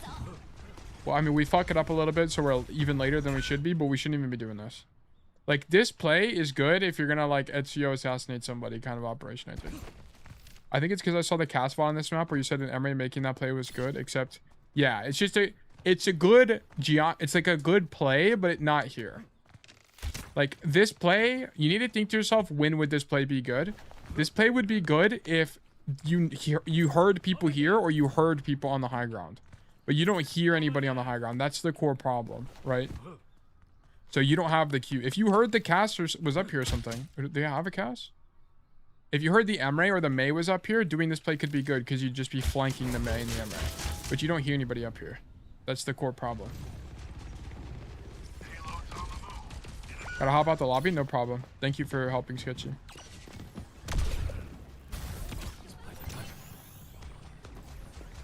Yeah, so because you go for this flank play, you don't help in main, and you just kind of don't do anything in the neutral and you lose. Okay, and then you get caught and die. Okay, sure.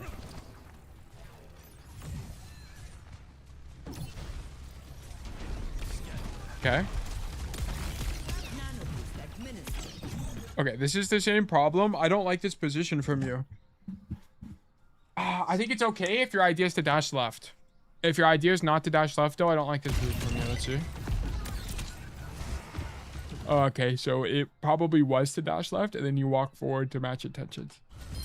I was trying to flank more because I saw the soldier do it. Noticed I never really did it. Should have played more to the left anyways. I think flanking on Hanzo, the problem is that the opportunity... Okay, like, you have to think about it a little bit mathematically, right? So this is going to be, like, the whole idea of opportunity cost. I think flanking on Hanzo can be good, particularly because Hanzo's quiet and he has a lot of burst damage. But the core problem is that if you're flanking has some inherent time associated with it. So, like, let's just say a flank takes 10 seconds. That's now 10 seconds of you not being in main, shooting your gun. And as Hanzo, this value of being in main is disproportionately high because you have a way higher chance as a hero to just outright like kill people in main, right? So this is kind of the problem with flanking on Hanzo. Like, we needed to be in main. Also, because being in main makes it easier to hit your shots, but that's a little bit of a different discussion. Was that just a timing thing? His team is already involved and he just spawned. Which one? The Walkheim? Or are you talking about right now? Oh, what is this dragon?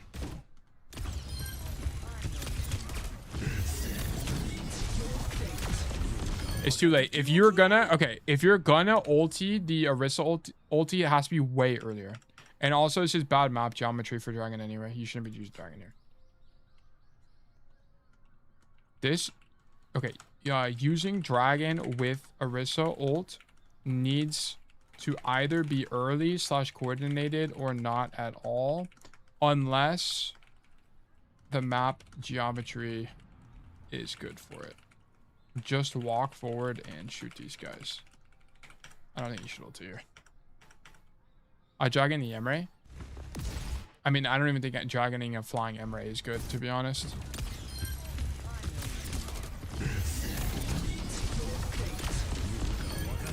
Yeah, I don't think dragoning a flying Emre is going to be good because you're just going to dodge it anyway. And I honestly...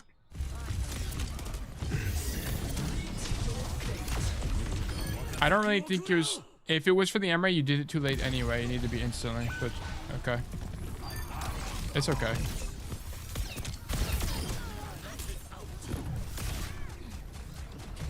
I need to add to my to-do list, by the way. Where's my obsidian? I need to open my vault. Tail content. To-do list. Find Hanzo specialist. Did Chip ever reply, by the way, or no? No, we haven't heard from him. Okay.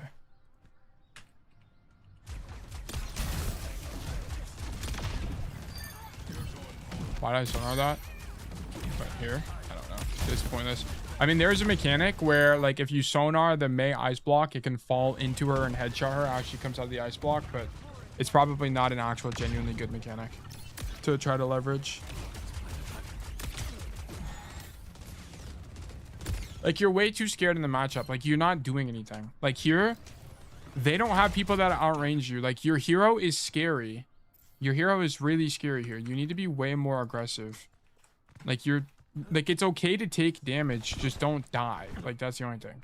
Like, they're not playing Widowmaker Hanzo. They're not playing something that's going to one-shot you. So, like, the only thing you have to do is just anticipate you're going to take damage, then dash away. Like, you don't... This is a really big problem from you. Like, you're kind of just playing too scared to begin with when you're playing an angle. Like, I need you to play an angle, then dash out. Like, that should be your idea. Yeah, like, you're playing way too scared in this space. Okay. Okay, when you play angles, you're consistently too scared, particularly on these, like, high ground / window angles. I need you to be braver than just dash out, particularly in matchups like this one where you are largely unpunishable. A lack of dive / burst from enemy team. Okay.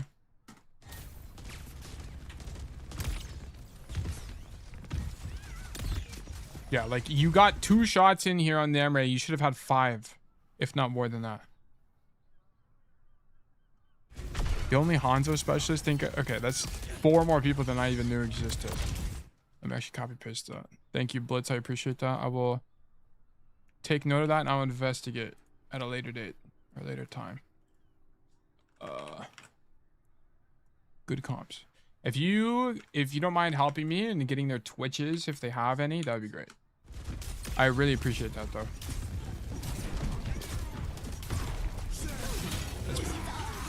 That's probably something I learned from Arge. You learned what from Arge? What did he say? What rank even was Arge, by the way? Did he ever hit champ? I mean, you can't really... The only other thing to do here is break the shield. Arge was GM but not champ, I see.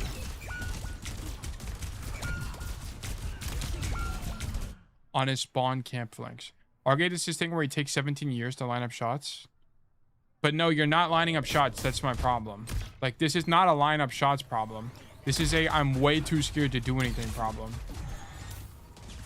Like, lining up, like, if you were lining up shots, it'd be like you'd still be wide, but you'd be aiming. You're like this.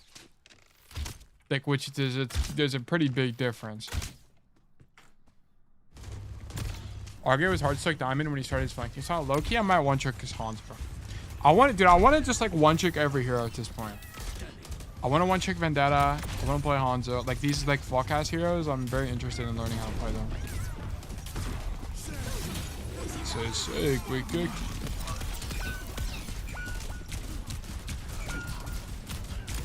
Yeah, I mean, there's nothing else to do. This one doesn't sound like one-tricking.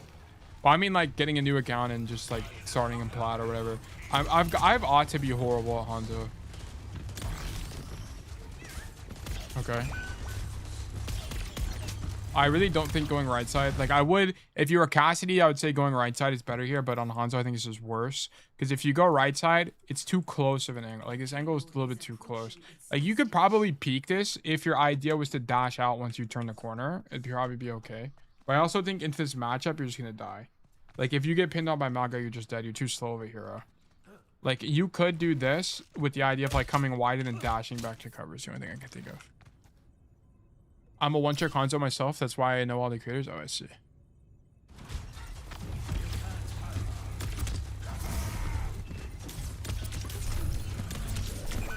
Yeah, okay. I mean, I think the sonar is fine, too. I mean, I guess technically, like, sonaring main doesn't give you actually any information. Like, what's the point of sonaring a tank, right? Like, if you're gonna sonar anything, it'd be like the side angle or something. Like, sonar is like sonar here would be way more useful than sonaring tank. Sure that you play Freya in the OTP series. Well, I'm playing. I think it's gonna be. I'm almost done with Xion. I'm only gonna get each hero to GM. Like, I could get the champ on a bunch of heroes, but it would just take me way longer, and I don't play the game enough. So I'm just gonna get them to GM. Because I also think at that point, it gives me a better idea on the gameplay loop, and that's kind of all I care about. Like, I don't care about being an expert. Like, I just need to know, like, 80% of the hero.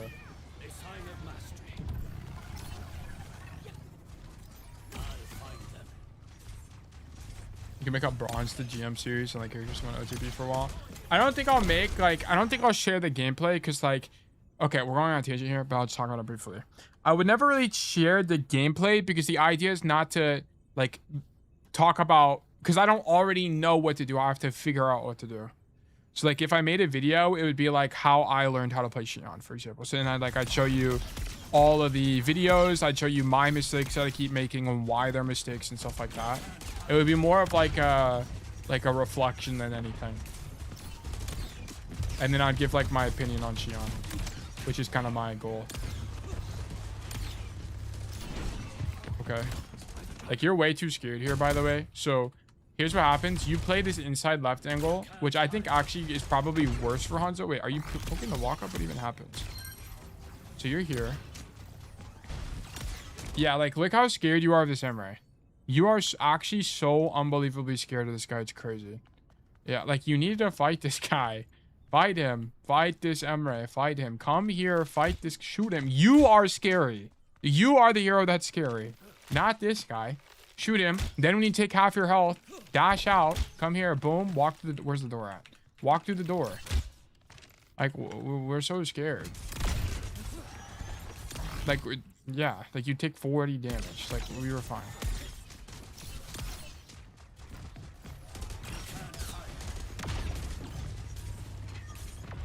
Like, look. We need to do something. Shoot them. Just come here and shoot them. Verdict swag, guys. The difference is, like, this is just scared. This isn't even swag. It's a swag idea. Like, you gave up 10 million space and you shot 3 arrows the whole time. Like, the problem, Sleepy, you don't have bad aim. You only, like, here's the problem right now. Like, mathematically, you're just not killing people because people aren't on your screen for long enough, okay? Your aim, let's just say you have, let's just say your aim is 25%. You have a 20, this is really high, but let's just say you have a 25% chance of killing people at any time as Hanzo, and that's just like your aim level. The problem is you're shooting 5 arrows, okay? Or let's just make it easy. You're 25%. You're shooting 8 arrows, so you convert 2 kills, okay? If I were playing this game with infinite knowledge and infinite time, let's say I have the same accuracy, I would be shooting way more arrows than you. Like, that's the difference. I would just be shooting more arrows than you, so I get double the kills. That's the problem. Like, you're not shooting enough arrows. Like, there's so many times, like, you're trying to get like one perfect arrow, and that's just like not how it works. Like, it's okay to take time to line it up. I don't, like, if you were standing here aggressively and lining it up against the Emre, and you know, you're posting clips on TikTok, like, I'd be fine with that. But we're not even doing that. Like, we're back here, like what are we, like, we're giving up infinite space, we're not holding anything. Like, that's the core problem. You gotta be a volume shooter? Yeah, I mean, but like educated, right? Like, here also, no one's shooting you and you're strafing. Like, you should just be standing so low key. Okay, here, rightfully scared because you took damage from the Emanate and you don't have Storm Arrow anymore. Okay. Alright, this is vertically losing for sure. Okay. This is also like one of my longest VOD reviews in a long time. Very long VOD review. Okay, summary, primary issues. Number 1, you are way too scared on Hanzo in matchups where you are favored. Okay. I am okay with you being scared into matchups like Dive where you can get your lid blown off instantly. Okay. Like, I'm fine with that. But I want you to have the idea that playing wide and dashing out is a good concept. Okay. When you are playing into good matchups, you need to think to yourself that you are the threat. Okay. Walking into Hanzo is one of the most miserable experiences in Overwatch, and you are not adequately afflicting this pain upon your enemies. Okay, like this is the problem. Okay, like, we're way too scared. You shoot like 3 arrows when a higher ranked Hanzo would have shot like 10. Okay, it's because you're too scared to incur risk and don't have the idea of dashing out of space. Okay, that's primary issue number 1. Secondary issue, there's some sonar stuff, but I'm gonna be honest, I'm kind of talking about my ass on sonar, so I'm not gonna act like I know everything. And I think, like, one thing, we need to be a little bit braver. Okay, secondary issue, when people are isolated and have no cover, consider walking forward on them to make it easier to hit what's it called, storm arrows in the 1v1. Hanzo's 1v1 is quite good when storm is available. Okay, so I'll just keep that in mind. What else is there? Opportunity cost. Okay, yeah. So, like, another thing as well is, like, I guess I'll, like, make a new thing, like, coach note. What is 3? Bang, bang, bang. I could have an invalid understanding of flanking on Hanzo. I have the idea that it's okay, but an expert might tell you that it's bad. I don't think it's a situation like what's it, like Onron, where it's almost always better. Okay, it's just okay. Like, just for clarification, I think it's probably just okay on Hanzo, like, if it comes up, but I don't think it's like always better. Primary issues, like, this is, we're too scared, so we never shoot our gun.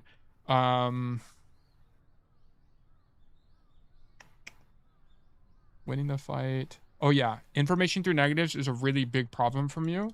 Okay, you are pretty much never utilizing the idea of information through negatives. The reason I'm backlinking it, by the way, is I will, over time, I will have like pages on these that you can just read.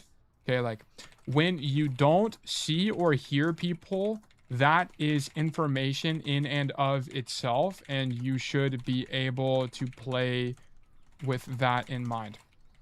If no one is somewhere, either fill that space or avoid it and do something else. It's going to be situational, but it is something you must keep in mind. Keep in mind. This is an awareness idea. When you are in games, try to think to yourself, where are people not at? Okay? This is something that's really easy to do and start thinking about. You use it all the time in Overwatch. It's very, very common. You shoot like 3 arrows. When hiring Hanzo, we'll shoot a shot like 10. Where to? Okay, let me see what else. Sorry, I'm not reading chat. I'm just trying to put down everything that I can think of right now. It's probably more like commit to an idea. Yeah. Oh yeah. We also play in the open too much for no reason. It's okay. Okay, like, it's okay to play in the open if your idea is to dash out to to cover when you take damage. The problem is that you're playing in the open with no obvious cover to be dashed to. I need you to commit to some kind of cover idea, then play wide. And then let me grab the screenshot. That's a good example of this. This one. Let me grab this again. Boom. Go back up. Sorry guys, we're being very thorough here. Here, for example, either play the window behind you and stand wide, or play the corner in front of you and stand wide. This will dramatically decrease the chance of you just random dying in neutrals.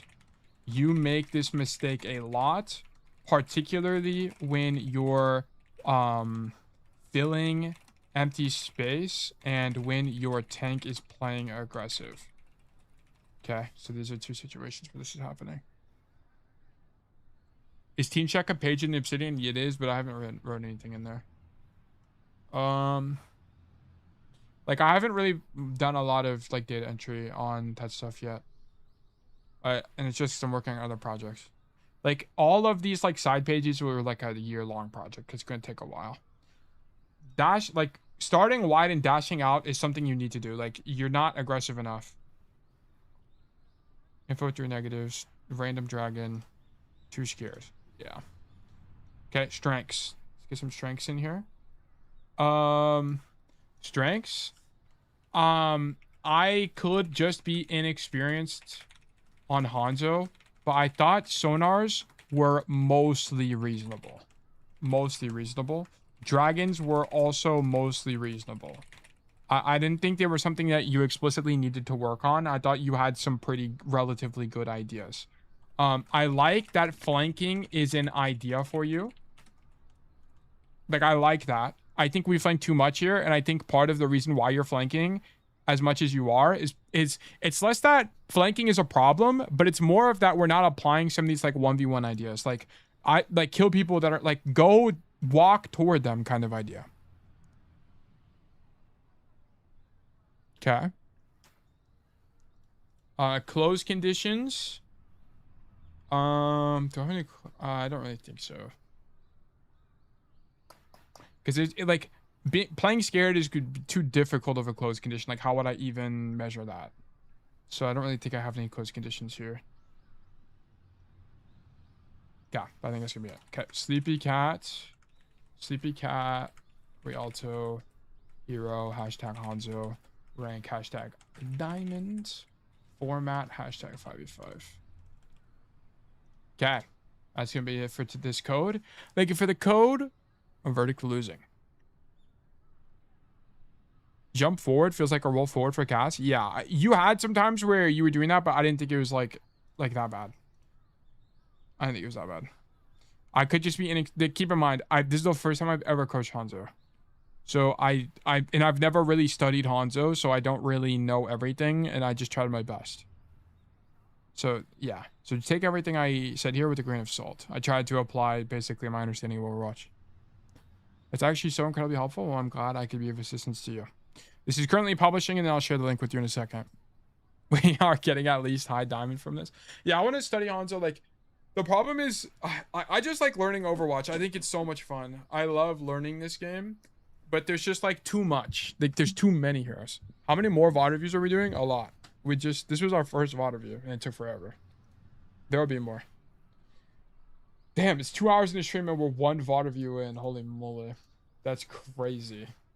But, you know, if we got to go as long as it takes, unfortunately. Now, the next Hanzo will be shorter, though, which is nice. Student notes, this one. I need the Hanzo VOD. There it is. Okay, here is the VOD that we just did, if you guys want to check the notes. And then I'll also put this in the Discord. Tail coaching request, Hanzo. Boom, perfect. And yeah, thank you for the code. Okay, so we're going to run another raffle. Let me pull up the thing. Let me move this here. We're going to do exclamation mark new raffle 300. Okay, if you're here and you'd like to get coaching from me, please do exclamation mark enter to enter the raffle. You can also do exclamation mark claim to claim a ticket to... Wait, hold on, I got to resolve it. Hold on, I lied. Exclamation mark new raffle 300. I lied. Everyone, hold on. Okay, now it's live. Okay, if you're here and you'd like to get coaching from me, please do exclamation mark enter to enter the raffle. You can also do exclamation mark claim to claim a ticket to be more likely to win in the future, okay? If you're unsure which command to use, please do exclamation mark coaching, and it will elaborate for you, okay? So with that being said, I'm going to run 3 minutes of ads. That way there's no ads during coaching itself. So I'll be right back, guys.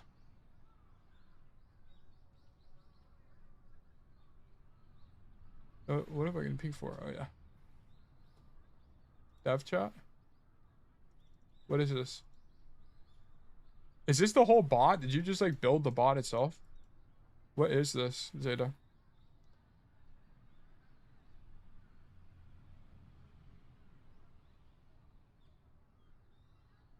Dude, I need to stand up and stretch. Let me also close these.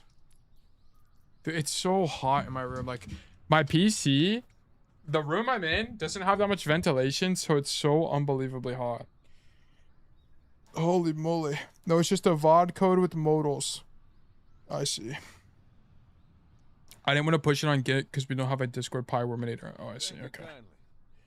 Sherpa OW, thank you for the follow. Also, Junk, thank you for the follow. Mildish with the 3 billion stream streak. Holy moly. Protein Poppy with the 65 billion stream streak, and Organic with the 60 quadrillion. The 60 Google.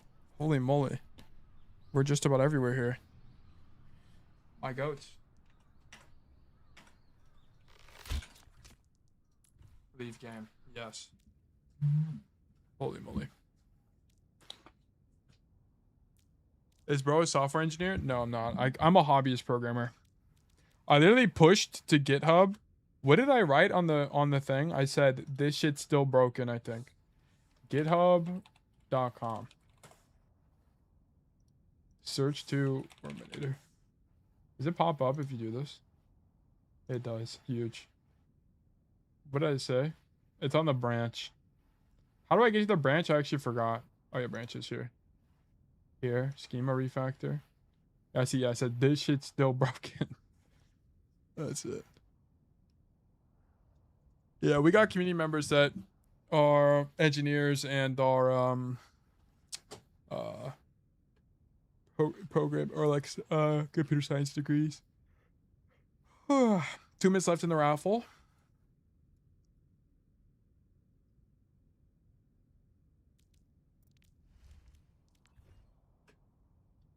I'm on a work trip for software engineering job right now. Today's a hackathon day and I'm working on Worminator. This is fantastic. This is fantastic. Thank you for all the Worminator contributors. Thank you guys so much, by the way. I greatly appreciate the assistance. Thank you, thank you. 208 hours on Hanzo, and the greatest advice of all time comes from someone who doesn't know Hanzo at all. Really shows how deep tilt this the game. I feel like, you know, I low-key feel like a fraud sometimes whenever I coach heroes that aren't traditional. Like, for example, like I feel like there's some truths to the game, but I just know because, like, here's the thing. I would watch people coach Cassidy and I'd be like, this guy doesn't really know what he's talking about. And it's just because I had such a deep understanding of Cassidy. Like, I know, as someone who one-tricked him and hit champ, right? But then, so I know if someone was a Hanzo expert, the nice thing about that is I know that there's going to be like nuance to things that I just won't understand. Like on Hanzo, for example, there's probably some nuance to particular matchups that I just won't understand. And I also I wouldn't know how significant versus how insignificant something would be.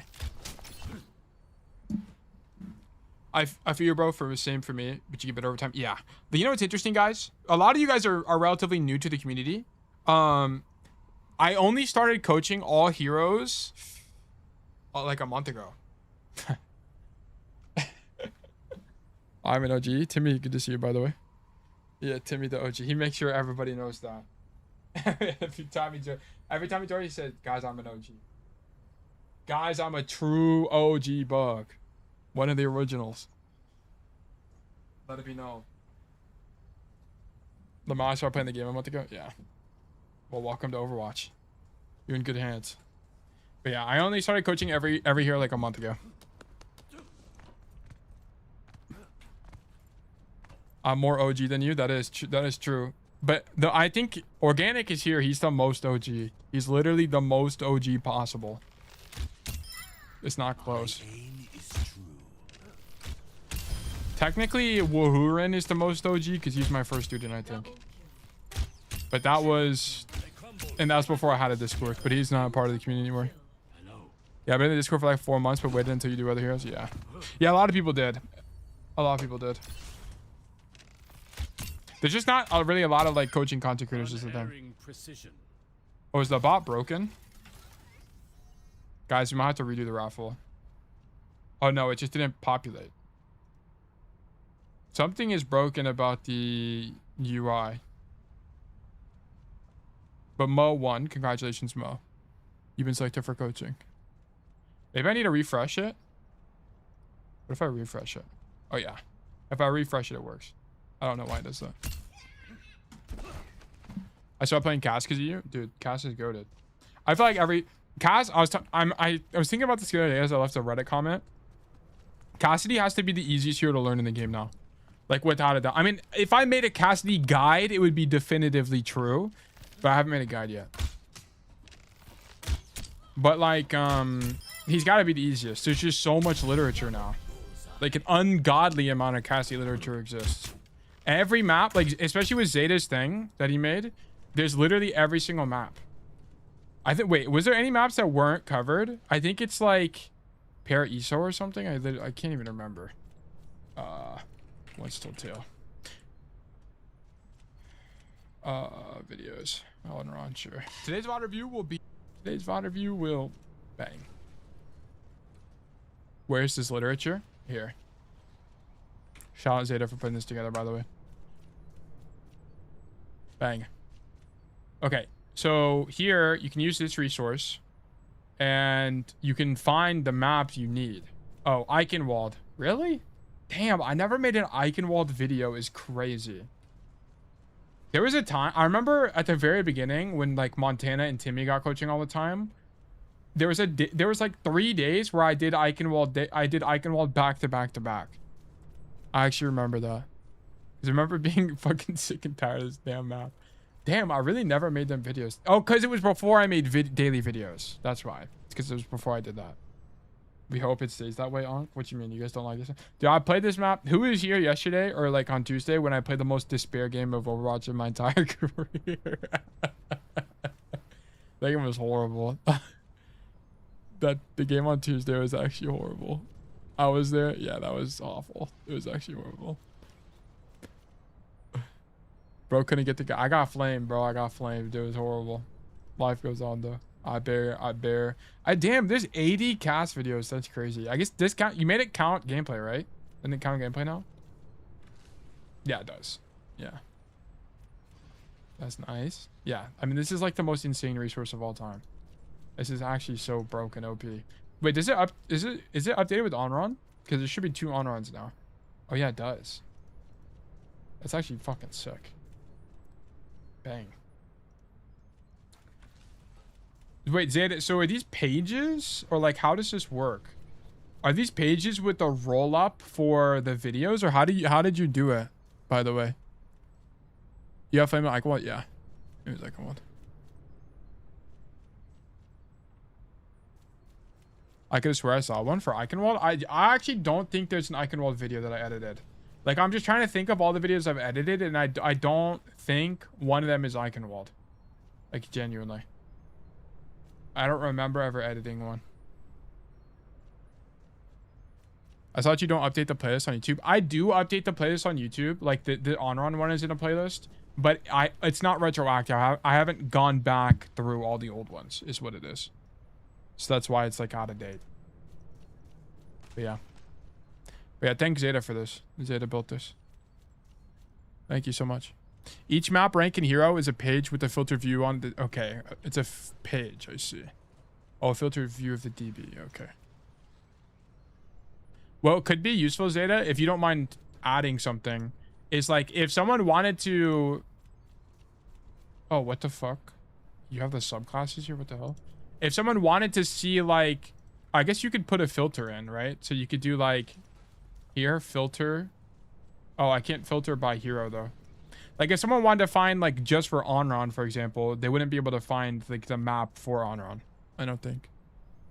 I don't know how you would do that, though. Yeah, 80 vids on Castle in the Ocean, but yeah, that's the problem. Yeah, I haven't gone back through the old ones. Maybe on stream, but you were going over about it pretty much. Yeah, yeah. True. Okay. Let's get into it. So Mo, it's Mo's code, right? That's the name? Yeah, Mo. And Mo said Sir is the username. Who's pinging me? Phil had to make use of these things. Dude, this guy knows Notion. This guy knows Notion. Holy moly. Okay. Where's tail coaching request? We need Sir. Okay. Sir? Is this a milady, by the way? Is this what this is? Anyway. That's actually insane deep cut. Mercy account name, Nepal, Masters 5, Soldier 76. Okay, perfect. Let me record this. Okay, today's VOD review will be as Soldier 76 on Nepal in Masters 5. You guys know what's interesting? Like, every single soldier code I've had so far is been Nepal. Have we had a soldier code? No, we had a New Junk City, and then we had a New Queen Street, I think. Yeah, because those were both the Grom VODs. And then every other one has been soldier. Yeah. Koopa's first VOD was Midtown. Oh, yeah, it was Midtown. No, but we didn't... Wasn't that one... We just closed it instantly, right? Oh, no, that was... We watched the whole VOD, and then he went AFK, and then we closed it. I remember. Okay. Okay. I think my aim is good, especially for a console player. I want you to be the judge of that, which means everything else must be bad, such as positioning, etc.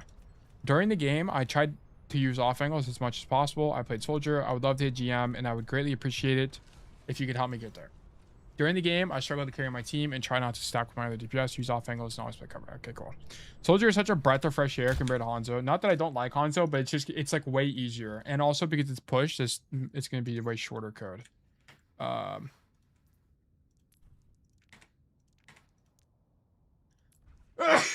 Holy moly. Oh no, it's control. My bad. Okay, is this the wrong instance? No, it's the right one. Tail, could you say what you wanted me to do? Add to the Notion again? Filter by hero map. Yeah, filter by hero map. Yeah, that's it. Like, if someone wanted to, like, for example, like, if someone wanted to find because I literally point people to this thing all the time, Zeta. Like, literally all the time. I'm like, you should just look at this thing. I mean, I'll just pull it up again. So what would be nice, I don't even know how you would do it though. Like, you can make like a database view. One slow tail. maybe or something, and then like add a filter. But it needs to be like easy for the layman, because the problem is people are gonna ask a bajillion questions about how it works, and the easier it is, likely the better. Also, this on-run video is flopping. I think the thumbnail kind of sucks. I don't think it really works. Like, by the way, this is tangential, but I don't really think this thumbnail works because it's like not as eye-catching as this one, and I don't really know why, to be honest. I think it's like something to do with the colors, but I don't know. Or maybe it's the text. Like maybe too broken just sucks for text. But I thought the title that I changed it to is fine. I coached a platinum player to exploit what makes flankers unfair. Like I felt like that was pretty okay. But I feel like this one I just cook with. I coached a master player to abuse Overwatch's most broken duelist. Like I feel like that's so good. I feel like that's actually so good. Anyway. But yeah, so like on this thing, Zeta, I think if you could filter this map thing by hero, it would be great. Like if I could put in like there's game mode here, like sort by game mode. Can I add a filter? But if like I could do filter hero here, that'd be awesome. I think people see platinum and check out. I don't really think so though, because like look at this. Like one of my most successful, like this silver one did really well. And this one's gold and did well too. I like actually like the lower rank ones, especially with coaching, perform a lot better. That's the thing. Like gold, yeah, this one gold, plat. Like these are all diamond, gold. Most popular vid is plat by double the views. Yeah, yeah.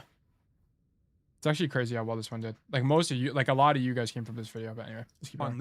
Sorry, we're going so far into the weeds here. Let's get this show on the road. I didn't know. Nice. No, you're good. You're good. No problem. Okay, we're dancing on the table. 5, 4, 3, Okay. 1. Okay. Round 1. Okay, we're playing Soldier on Nepal. What rank was this again? Masters 5. Okay. Goal is GM. Let's check it out. It's Kiniko. I need to not make my videos flop. I try not to make any video flop, to be honest. Okay, we roll out top left. We shoot Genji.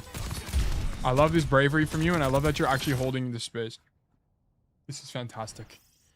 This is fantastic. This is, you know what's funny? This is like the exact, I mean, I know this is a different hero in a different matchup, but this is something I would never envision Sleepy Cat doing, for example, by the way.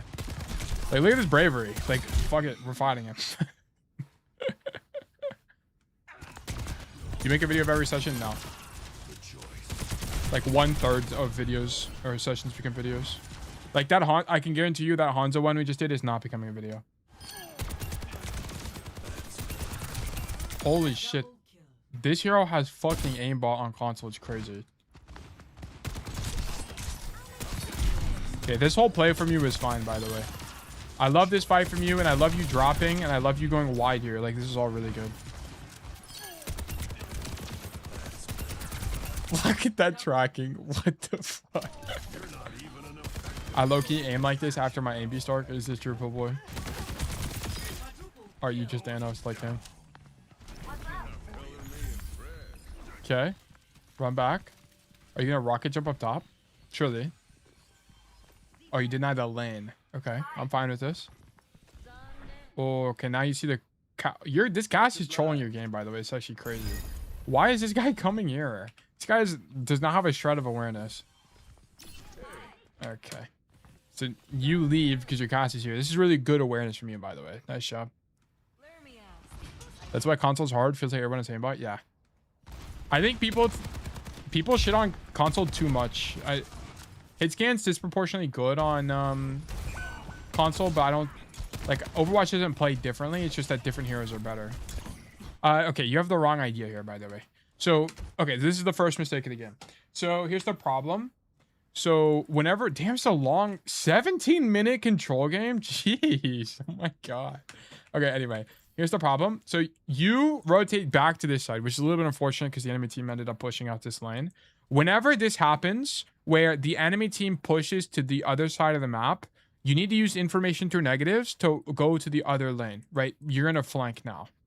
You have the wrong idea. Running to go match them is weak because, like, if you wanted to match them, you needed to be stacked with your Cassie to begin with. Okay, but because you have the alternative of flanking, you need to fill the empty space and then go either fight this guy or go hard flank if the Cassie ends up rotating as well or something like that. But we shouldn't be going to mark them on the angle. Okay, so let me do. What did I just do? I don't even know what I just did, but anyway. Let me do obsidian.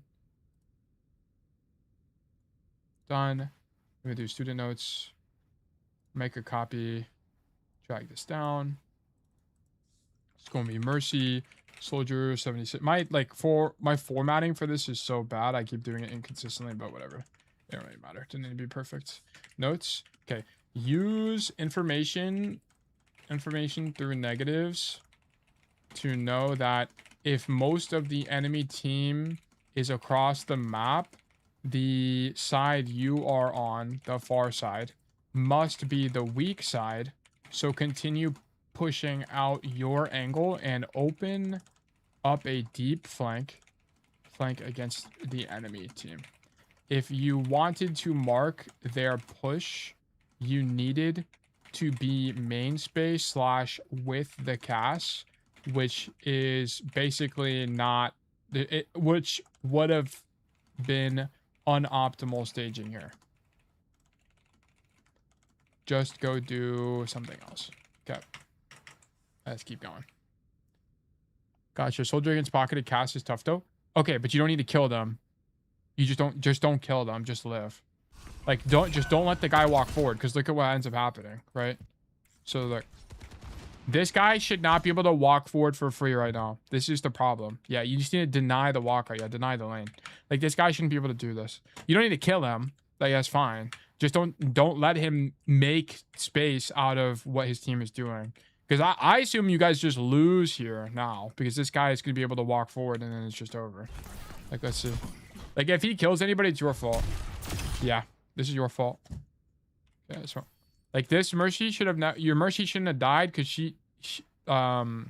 this guy should have never been able to walk forward, right? That's the core problem. Okay.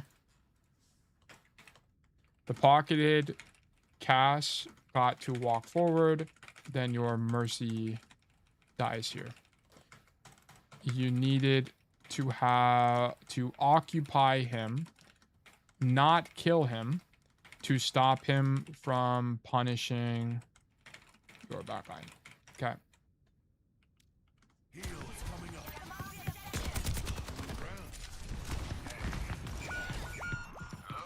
Okay, fight's lost, reset.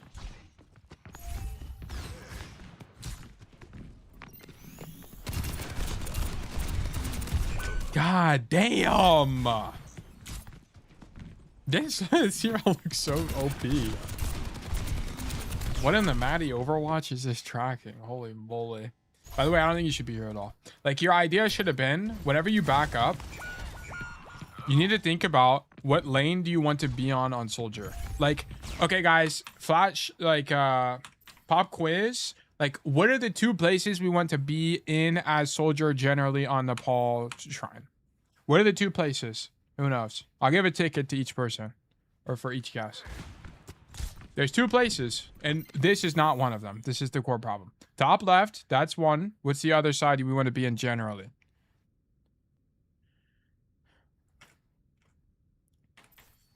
Zero MS reaction time for aim assist. High ground or right side? Yes, exactly, Keith. Yeah. Keith and Mo, I'll give you guys tickets. Remind me to give you guys tickets after this, because I have to. Actually, let me just resolve it now. Exclamation mark resolve. Let me do exclamation mark add ticket. Let me do exclamation mark add ticket MO72. Wow, this name is really hard to type. 1 add ticket. Call me Keith. 1. Brother, I didn't even. Call me Keith. I need to make it where mods can just add tickets, bro. Okay, but anyway, like, you want either of those lanes. Why? Because Soldier is just this main fight is okay. It's okay for Soldier, particularly if you have someone already flanking. But it's like, why do this when a flank is available? Like an off angle is available kind of idea, right? You would only really go main if everyone is fighting in this side space, or like if they're fighting in a particular side space. Because if that's the case, like let's say your whole team is fighting in this space, now main is a flank, right? So that's kind of the idea. But if you can prefer flanking, you generally should, particularly if your ally DPS is not doing so. But it's like with either of those lanes in mind, right? This top left idea or this flank idea, right? You should be able to derive that standing in main is weak because this doesn't set you up to make the rotation for either lane, right? Then you could argue, but Tail, standing in this mini room means that I can walk out to the right side if need be. Well, if that's the case, if this is your goal to ultimately be able to make this rotation, you shouldn't be egoing this Cassidy in main space. You should just be playing cover and living because your end goal is to walk forward and come right side, right? Like you need to either play this angle passively, or you need to be backing up entirely to go to the top left, or backing up entirely to make a super safe rotation to the right side.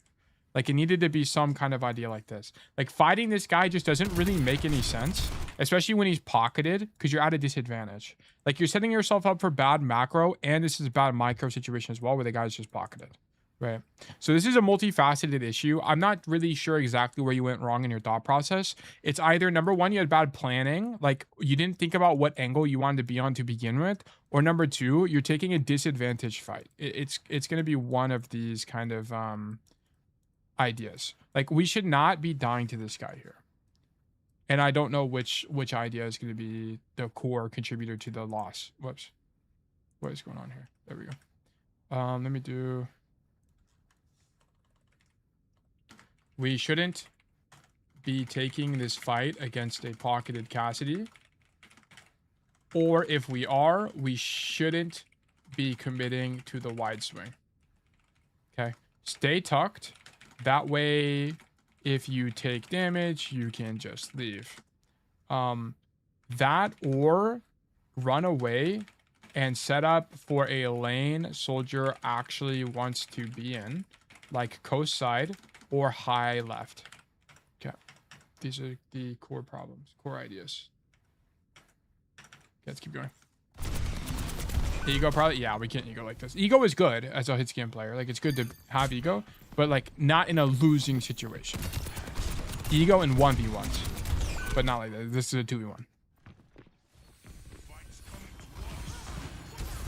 I went into a game and had 10 deaths per 10, but we limit testing and I absolutely saw some signs of greatness. Yeah, I mean, that's going to be the case. You're going to D-rank before you rank up. Like one thing you have to keep in mind, Sleepy Cat, if you were never willing to lose, you were never ready to win. Okay? So like, it's okay to lose. That's how you learn. Much better.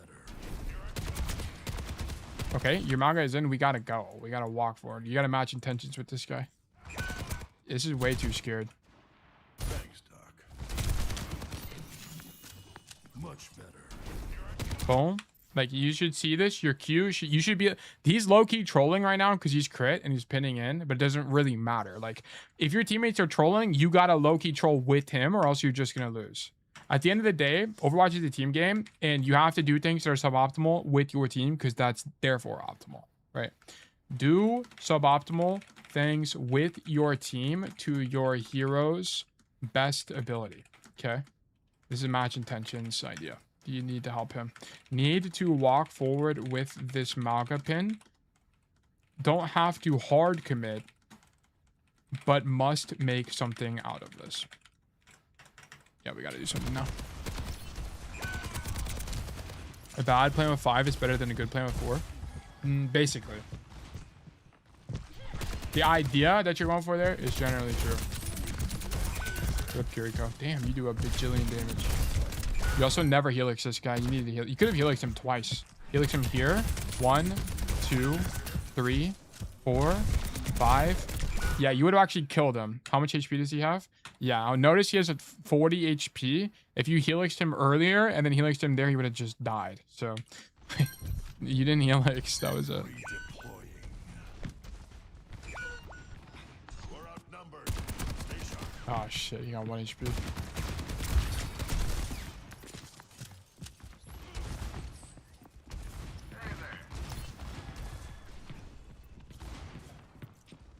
Okay. I think this is just pretty bad space for Soldier. I don't think it's that bad contextually, right? Like Overwatch is not a game where there are objective truths. Okay, I mean there's like rule of thumbs, but generally just because of the nature of the game, there are things where you can, you know, adapt to the situation. Like, is this an ideal angle for Soldier? No. But is it good given the fact that you know the enemy Roadhogs across the map? Yeah, it is likely good here. So I'm not that. Also, given that the enemy Genji's up top, I think it's fine.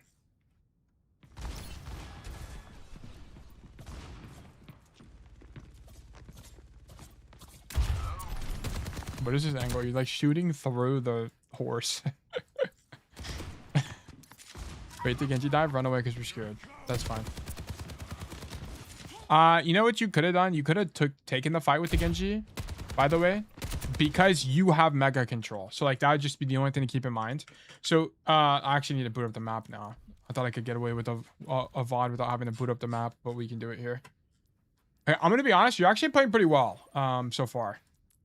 So you should be pretty happy with your gameplay. Control first, I think, is Shrine. Does he know that Genji's there? Yeah, he does. He hears him. I don't know if he like actually is like contextualizing that, but he definitely hears him jumping around and moving around. The sub map problem appears again. Yeah, I hate this. It's so stupid. Ugh, I keep thinking that Shrine is 3, but it's 2. Well, I guess I thought it was 1, and then I thought it was 3, but it's actually 2. I need to make the graphic, bro. I need to just make the graphic. Speed took time out of his day to make a guide. I just need to sit down and make the graphic. I'll try to do it today. Okay, so here's what you should be doing here. You know the Genji's above you, and you could be moderately scared of him, but you have to understand you have an advantage. What is that advantage? You have mega control. Okay, so if the Genji takes the fight against you, he's going to have to kill you. He's going to have to deal damage to you and kill you while you have the mega. So what is Genji's idea going to be? His idea is probably going to be, if he's good at the game, like if he takes the fight, I don't think he should take the fight, but if he does, he's going to like drop here and then right click dash through you and then grab the mega to steal the mega from you. But you can mitigate that by just standing on the mega. So if you stand here, stand on the mega, boom, get dashed on, drop E. As long as you don't use your Helix rocket instantly, you greed your Helix, you're fine. Because you want the Helix for after deflect, okay? So just don't greed the Helix, or greed the Helix and you're fine. That's the only thing. Like, I don't think you should be leaving. I think it's actually too scared from you. Yeah, Genji's here. Yeah. You needed to fight this guy. I'm gonna be honest. I think you fight. I think you beat him. I think as long as you... Hold on, let me indicate this. Let me actually just draw as well. Stand here. Greed Helix. I think is winning. I think you win most of the time. Unless he blades you. Okay, I mean, but if he blades you, honestly, whatever. If you get solo bladed here, just make a Reddit post about it and move on. Okay, I mean, it is what it is. Stand on the mega health pack to deny it from the Genji and fight him. I think as long as you greed your Helix for after deflect, it's gotta be winning for Soldier. Okay? I think it has to be. Especially on console when you have aimbot. Low-key gotta be good. Greed Helix doesn't use it first? No, after. Wait for deflect and then use it after. Because you don't want to get it deflected. Because, and also you lose your, like what makes Soldier scary in this 1v1 is Helix rocket. That's what makes him scary. Like if you use Helix, now the Genji knows you're weak. It's kind of like Cassidy. Like if you know Cassidy doesn't have flashbang, you know he's weak. So you can push him. Like if you guys have ever played, like if you've ever played a flanker, like if you hear flashbang, it's like dinner bells are going off in your brain. So you're like, holy shit, I can go kill that guy because he doesn't have his 1 CD. He needs to beat anybody. Like it's a similar idea for Genji against Soldier. And then now, because you didn't fight the Genji then, oh my god.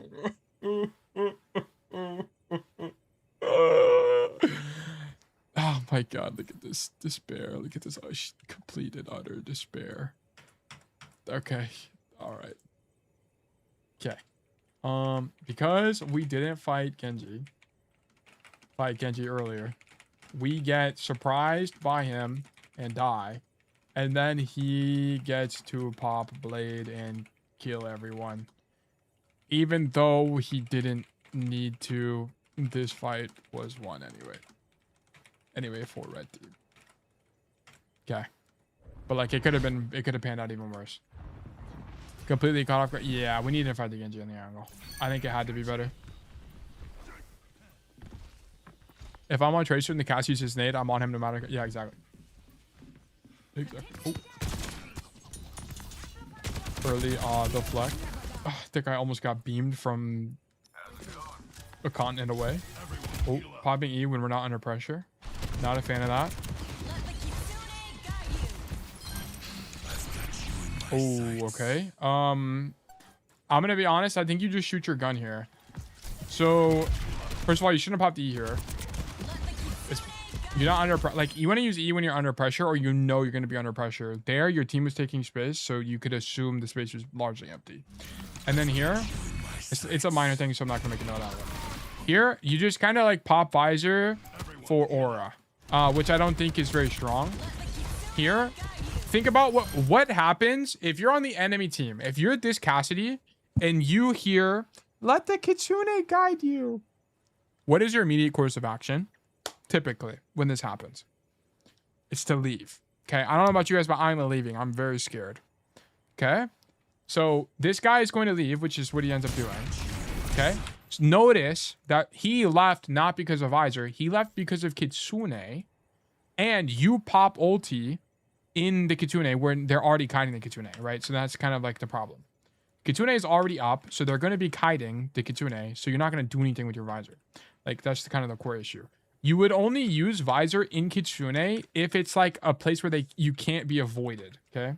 So like, for example, here, you shouldn't be popping visor in Kitsune because you don't do it fast enough and they are already kiting in this space. You would only want to pop visor in Kitsune in space where it's unavoidable. Okay, like so for example, King's Row 3rd. King's Row 3rd is a really good example of when you would pop visor in Kitsune, okay? Because like you're unavoidable. Like you're gonna kill people. Like they can't avoid you. There's only one lane there, okay? Or like Circuit Royale, very last point, right? Like stuff like that. Also, Hog is dead. Fight is won. Oh yeah. Also, Hog is dead. Fight is won. Good comms. That's really good comms. Kitsune visor is OP, but don't pop visor if they've already cut it. Yeah, that's exactly what I'm saying. Like it's good if you pop it instantly, or if they can't avoid you anyway. The problem is the Kitsune is bad. Yeah, but you shouldn't. You should be able. He should be able to identify this. It's less really like because even if the Kitsune is here, like I don't think it's gonna do anything. Like even if the Kitsune was here, like there's just a bunch of problems. Like that's opening up a whole nother can of worms.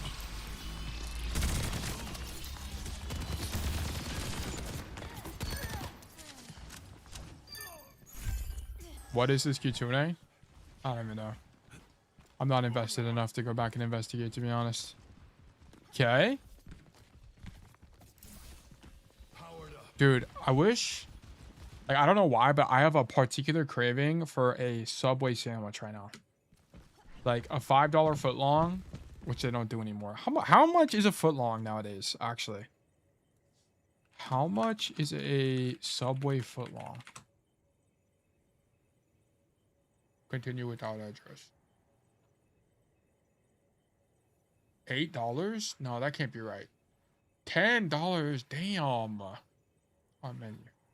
$12, pretty sure. This shit is expensive. Sandwiches. Oh, I'm just... Alright, well, you guys know I'm in Oklahoma. Anyway. Ain't no $5 footlongs no more.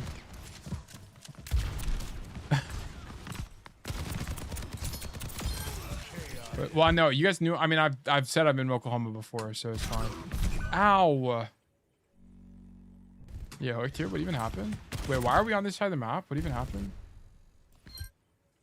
So I got on a Subway tangent.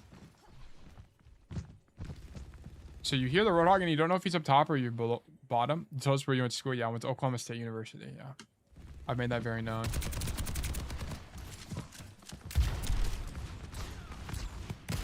Shoot this Genji. Okay.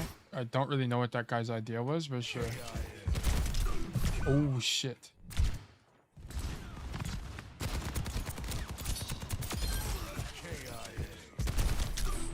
I don't know, whatever. Just don't get hooked. There's really not anything to that. I'm gonna be so for real. I think being there was fine. Okay.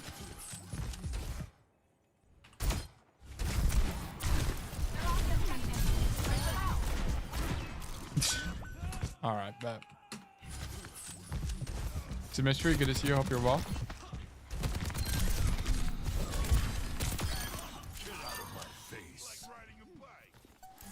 W plays.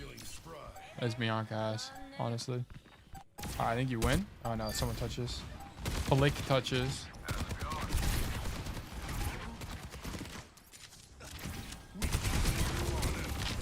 Okay, so whenever people touch the point like this, by the way, your idea should not be to shoot them from the point itself. Shoot them from the extremity of the point, okay? So I don't want you to be here. I want you to be here to shoot the Lucio. Because here, it's going to be... Think about it. What is this Lucio's pattern going to be? It's going to be something like jump over the wall, get to the point, and then he's going to like dance around the point for 10 years. Well, is it going to be easier to shoot the Lucio from the point itself or from the outside of the point where you can actually see everything? Right? It's definitely... Well, I guess like a leading question, the way I phrased that, but definitely the outside of the point. So this is something you need to think about as well. When someone is touching the point, prefer to shoot them from the extremity, as standing on the point will make it difficult for you to track them, as you have to put your back to the impending enemy team push. Okay?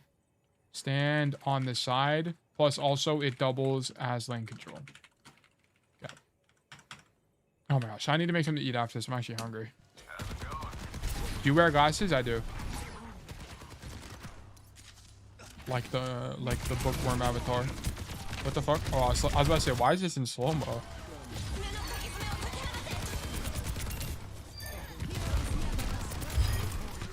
Soldier down. Cast down. Eliminated. Alright, go next. Bat. Good choice. Walk it main. Go left. I'm gonna be honest, you should be going right in this team comp. Ideally, you let your cat... Does he go left? One more win. Send them back. Yeah, he goes left here, I think. Hello. Hey. Wild pants, come on, dog. Okay, so you end up killing somebody, which is good. But the problem is this map geometry is bad for casting on the right side. So what I'd actually prefer you do here with a Cassidy is actually just wait and see where he goes. Because a good Cassidy will go left side. Like all my Cassidy players, I teach them to go left. Because going right side sucks balls. You get outranged, you can't do anything. So in this situation, you kind of needed to see where he was going first and then go the opposite way. So I'm not going to make a note of this. It's just something to keep in mind.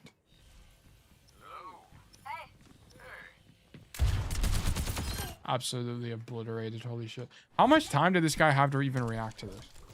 Mercy is OP, bro. Mercy is so OP. Because he took 150 damage to that helix, by the way. 150 helix. And then he's dead. Like, what is he supposed to do here? That's fair. That's very fair. What is Mercy's ban rate on console? Hold on. Mercy, Overwatch, hero, pick rate. Sorry, we're going on a bunch of tangents, but I'm actually curious. Competitive. Hero. Pick rate. No, ban rate. Wow, Mercy's not even... She's kind of high, but she's not as high as I would have thought. What about in GM? Damn, she's not really banned as much as I thought. I feel like she's just OP. Oh, input. Do I not have it? Oh, yeah, mouse keyboard. Oh, yeah. 36%. Yeah. She's got to be OP on console. Like, there's no way she's not. What about all tiers? Yeah, she's banned way more. She's banned really often in mini though. I see.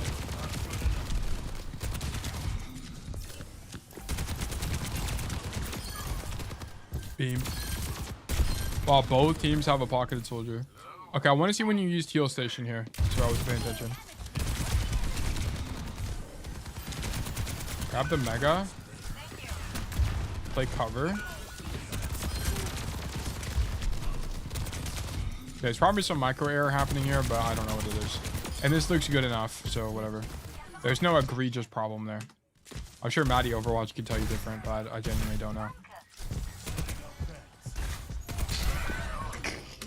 It turned out that running away was the best play here, but whatever. I think you thought that if you walk in the hallway, you're guaranteed to get hooked. I think that was your idea here. Like, if you walk this way, you're just going to get hooked in the hallway and die. I think that was your idea. So, whatever. Okay, life goes on.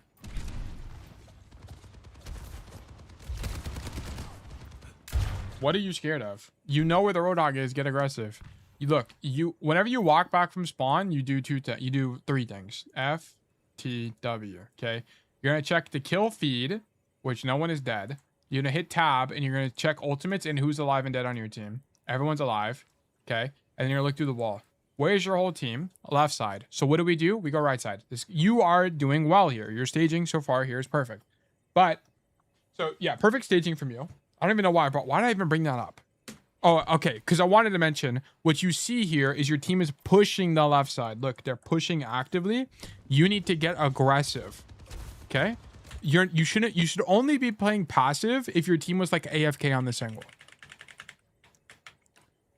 Okay. You need to be coming right side and then walk forward. Okay. Like, especially when you know the Roadhog is across the map, you need to be playing aggressively. Like, play the corner at the very minimum and shoot these guys. But you need to turn them because you need to give your team the window to walk forward. When you're on the angle, you have the most control over the game, which is why flanking is broken on solo queue. You have way more control over the game. Why? Because economically, in positions like this, you're way more often going to go like 2 for 1 or 3 for 1 at times on these angles, which is insanely strong as the DPS player. So you want to be shooting these guys actively. You want to force these guys to turn. Okay? So we're not aggressive enough. Walk forward and shoot these guys. Your team is pushing. Okay? Walk forward and shoot these guys. Force a response to give your team a window to do something in main. Okay. Let's keep going. This is too scared. Way too scared. Especially now that you have stim, you should be way more aggressive.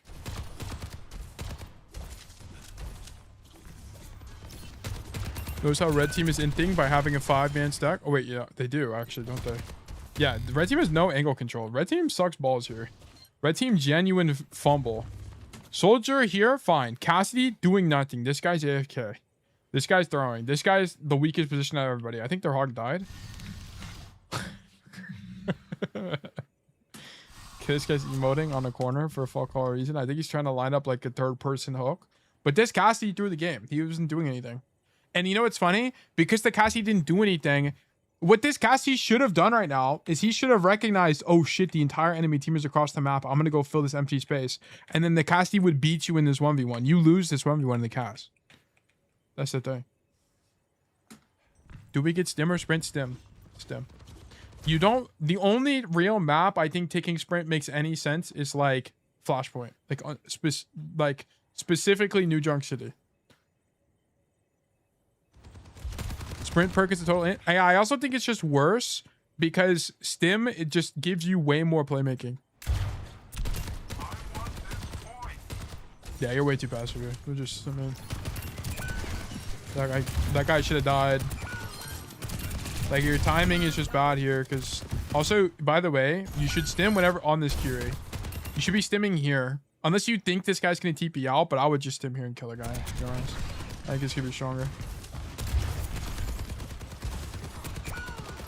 Like, stimming in 1v1s is generally correct. Stimming in neutrals is not that good.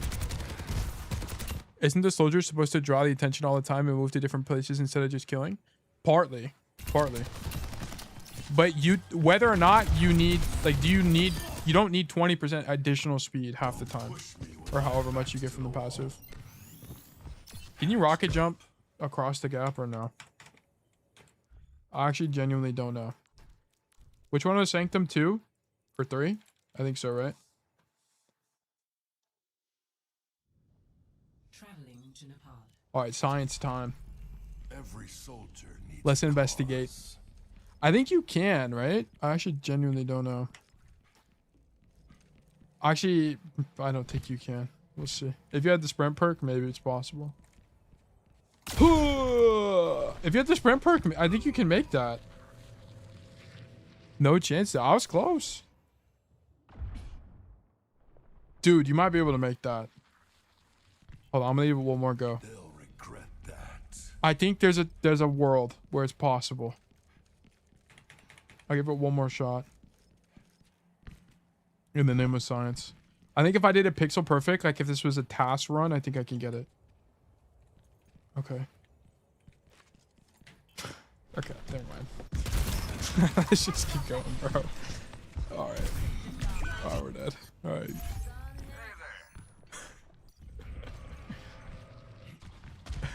I rub some dirt. How to make the helix jump, by the way? What do you mean? Like on console? Here, let me use my controller. How do you sprint? Oh, left button. Damn, you know what's interesting? This shakes my controller whenever I hit left button. That's crazy. I didn't even know that. It's just left trigger jump. Like left trigger A at the same time. And you'll make it. Okay, like I'll show you again. I'm just hitting left trigger and A at the same time and that's it. Dude, I'm turning the ship, bro. Is this slow? I feel like this is kind of fast, but maybe it's just because I'm on console. Oh my god. Sprint? Oh yeah, you would left click and then sprint in the air. You can get slightly more range from rocket jump, but the rocket is like 50 milliseconds after the jump. Oh really? Oh wait, the rocket is, yeah, okay, so hold on. Hi Sue, good to see you. Okay, it's a little bit harder to do on console. You need to practice it, but it's very important. Actually, the Nepal VOD from Koopa is actually a video. You should go watch that. Because we talk about rocket jumping in that video as well. There was one thing that Koopa on Village, Koopa never rocket jump flanked this one game and it was pissing me off. I got pissed off and mad and angry. Let's keep going. Yeah, and ulting for Aura. Ulting for Aura low-key good. Sometimes, if you do it correctly. Good angle. Good angle. We love this. Shoot Ash. Help him! Why are you so scared? Oh my gosh.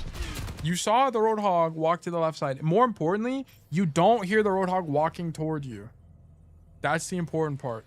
You hear him walking away. Guys, you know what's funny, guys? You should be able to infer. You know how often I talk about hearing things in sound cues? This is exactly why I complain about Sigma and Domina and Echo and all these fucking heroes all the time.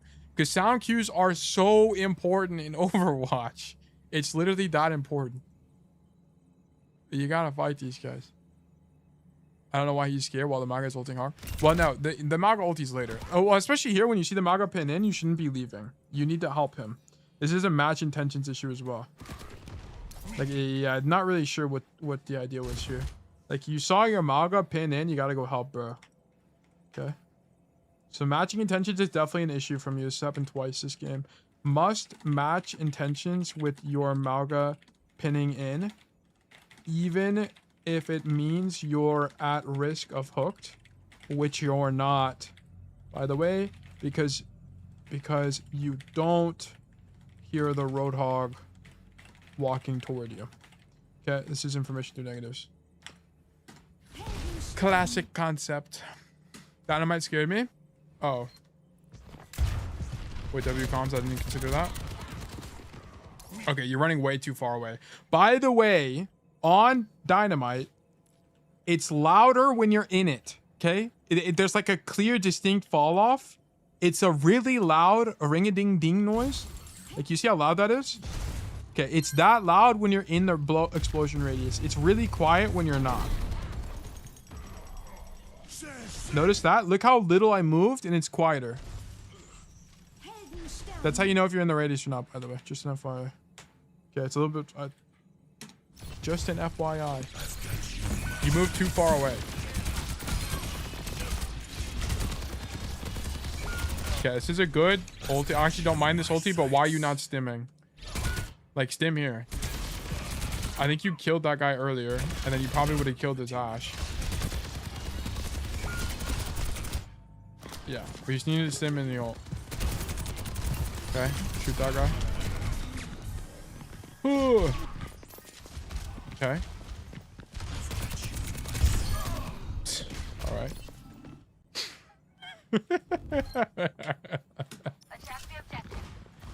What is this guy doing? All right, bro. Goodbye. Goodbye.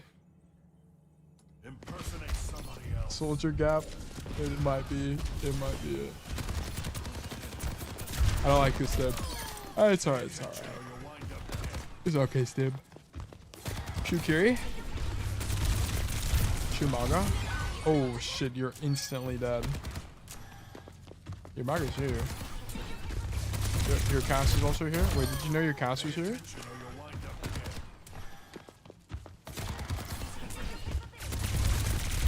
I'm gonna be honest, you die instantly, whatever life goes on. Oh shit, you got rezzed. What? Okay. I think it's that you just died instantly, whatever. I don't really care about this either. Is this Master's console? Yeah. Okay. Shoot Maga. Go left. Okay. You needed to just go left, by the way. Literally just don't even shoot, man. It's okay.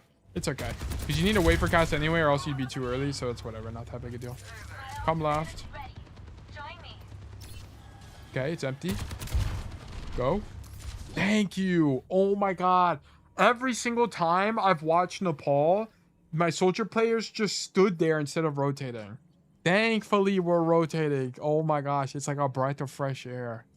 Thank you. Thank you. Every time they just stand there. I don't know why. Thank you for being sensible. You probably win this fight but because of this. As long as your team doesn't fall over and die right now, you probably win.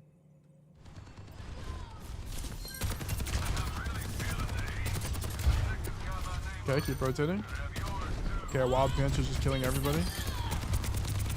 This is good from you. I like this a lot.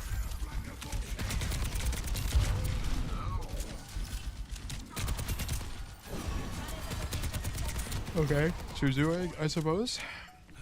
You don't win this game? It goes to a 0.3. What even happens here?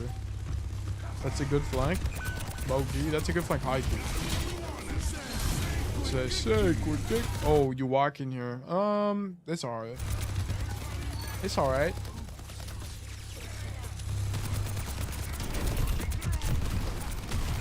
Oh, okay. So the only thing about this is as soldier, standing wide is worse. Because as soldier, you don't have burst mobility, okay? So like, whenever you're playing soldier, you have to be way more disciplined with cover. Because the problem is, like, let's say I needed to dash away from, or like leave. I have to turn around and sprint, which is way worse than like a combat roll. Because I have to actually turn my camera. It's not directional. So your idea should not have been to play wide. Your idea should have been to play tighter to the corner. This is just like a fundamental on soldier. Like you just can't be wide here is all it is. But other than that, the idea of this is fine. This is my career. I'll just point this out. Like your idea should not have been to, I mean, you also walk. I think you tried to dodge him by going that way. But it's like your idea should have not have been to play wide to begin with. It's like kind of the core critique. This is very minor though. I'm not going to make this a big deal. As soldier, just remember that playing wider is generally not as good because you don't have burst mobility. So you can't like dash slash slide slash roll out of an angle. Okay, let's keep going. Oops. Damn, you dying here actually is really bad, unfortunately. Oh wait, you didn't even die. What the fuck? You didn't die? Is the Maga outside the cage? No. He's in the cage. Whatever. Life goes on.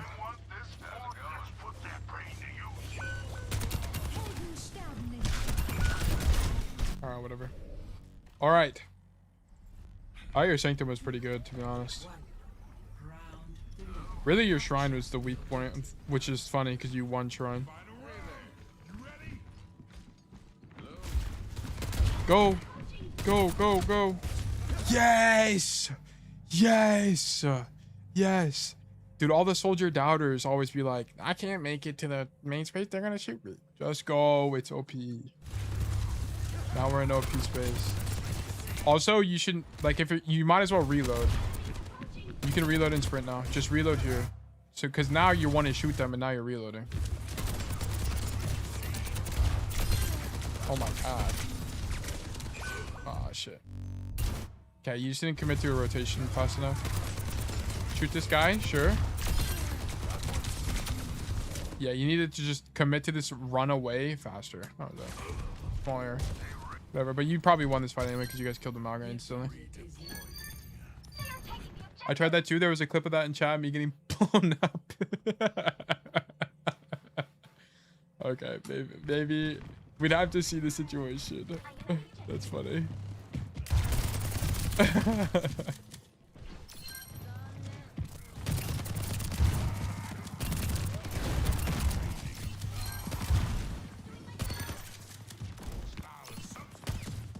Where's the, can someone ping me with the clip? Is it in clips or something? I want to see it. I'll show it on stream as well. What the fucking is this cage?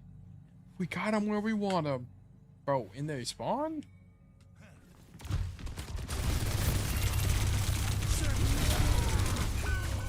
Okay. I'm not really sure what the idea of that was, but sure.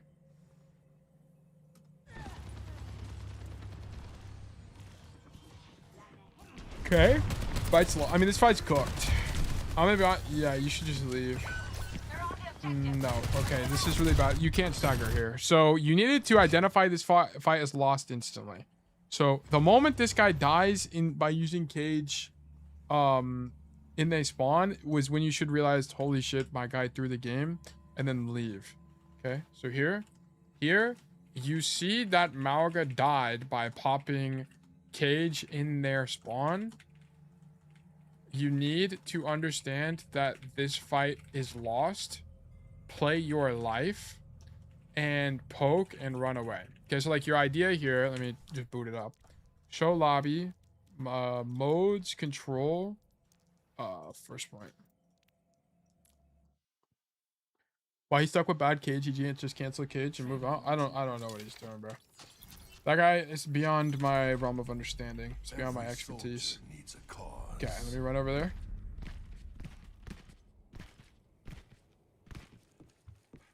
Okay, so here's the thing. So you're on the angle. Your Maga is dead. Shoot here. Shoot, shoot, shoot, shoot, shoot. They're walking toward you. You're getting scared. Leave. Bang. Stand here. Go emote or something. I don't know. Look around the corner like this. I don't know. Go AFK. You need to wait for your team. Like, I'll take a screenshot.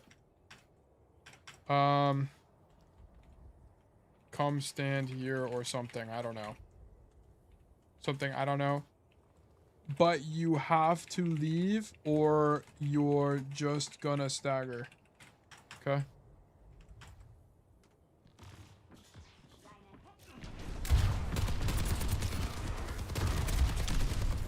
A tank up is a problem versus on your end. I hear debates of you should just die on point and fight it out versus leaving and living. It's because the tank died instantly. You should just leave. You should just leave. Don't die on the point. You should die on the point when it's like your tank got picked. Like your team is like, okay. You should die on the point if it's like you're on the floor here and there's nowhere to reasonably leave and your whole team is fighting for point. Like, sure. But in a situation like this where your Maga died literally instantly, then you should just leave. Like, you have time to leave. No, but Brian got rezzed. Brian got rezzed, Data. It's not even. Like, we should not be doing this, is what I'm critiquing. Like, we should not be fighting this guy. We should just be leaving. Like, especially running back this way, I think it's super weak.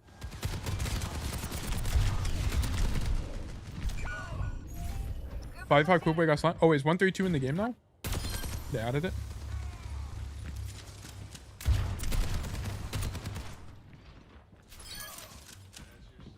What?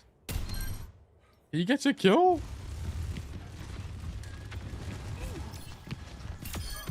That's your Okay. sunset. Cool.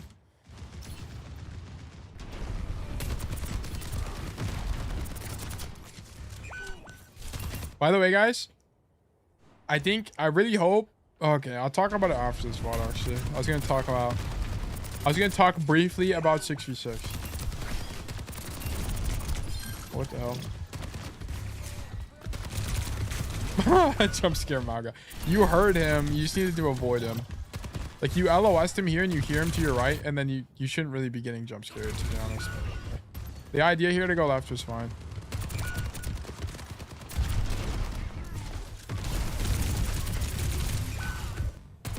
Wait, what? Why did you go on the floor? Oh, because your cast is top. Yeah, this is the same problem. Like, we shouldn't be going wide here. This is not how you... Like, Soldier doesn't play wide like this. Like, Soldier should be here, not here. Like, this is the... You don't have the mobility to live on the wide angle. Especially against a Malga is kind of the problem. Like, Soldier doesn't have the mobility to live on the wide angle. The wide angle. Prefer narrow chokes or narrow corners plus angles so that you are quicker to return to cover when needed. Okay. You know what they should do? They should give Soldier the ability to dolphin dive. Like, dude, this would be fucking sick, actually. Imagine a Soldier, you could, like, tap left shift and then, like, dolphin dive in a direction. That'd be epic, actually. Like, I just, like if I hit shift twice, maybe, like, and I just, like, dolphin dive, that'd be fucking sick, actually. So they're gonna add, mark my words, in 2 years' time, they're gonna add a DPS where their mobility is dolphin diving. Mark my words. But yeah, you died to this guy because you played too wide. Yeah, I wide peek a lot in stagger. My second most common mistake. Yeah, you need to stop doing this. This is really bad. It's really bad because you're not understanding your hero. Cass? No, but I want it to be like they like land on the floor and they like go prone straight up. I guess Cass is low-key a dolphin dive. Cause he do be rolling forward.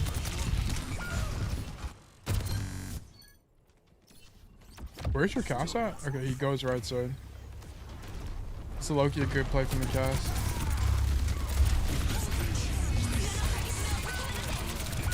Okay, I don't think you should be visoring here, but if you're gonna visor, you might as well stem. Like, we need to stem. Like, you also can't... How does it work? You cancel the stem animation with visor, or is it the other way around? I forgot. I don't even remember. Hold on. Every soldier needs a cause. Every soldier needs a cause. Alright, bro. I'll put this to work. Stem. You'll love E to then see Q. it. I've got Yeah, you need to be doing... Why are we not doing this? You gotta do this, because you're popping it way too late and you get no value from it. Okay. Overall, his mistakes aren't that big compared to most masters. I've got you in my sights. Yes. I would mostly agree. But I also think... okay, you're gonna get the OBS in-stream or bot screenshot, I guess. Does that leak any information that matters? I don't think so. Yeah, it doesn't. I'm double checking it doesn't leak anything. Okay, you're getting that screenshot, I guess. Wait, I didn't even get what I wanted. It's hiding the UI. Oh my god. Okay. I'll just do it here. Whatever. Fuck it. Okay. If you're gonna use ult, you need to use stim first, then cancel the stim animation with visor animation. Okay? Like, here, you end up using stim too late and it's pointless. Like, you might as well. Wait, do dash on guys on E? No, it's on left shift.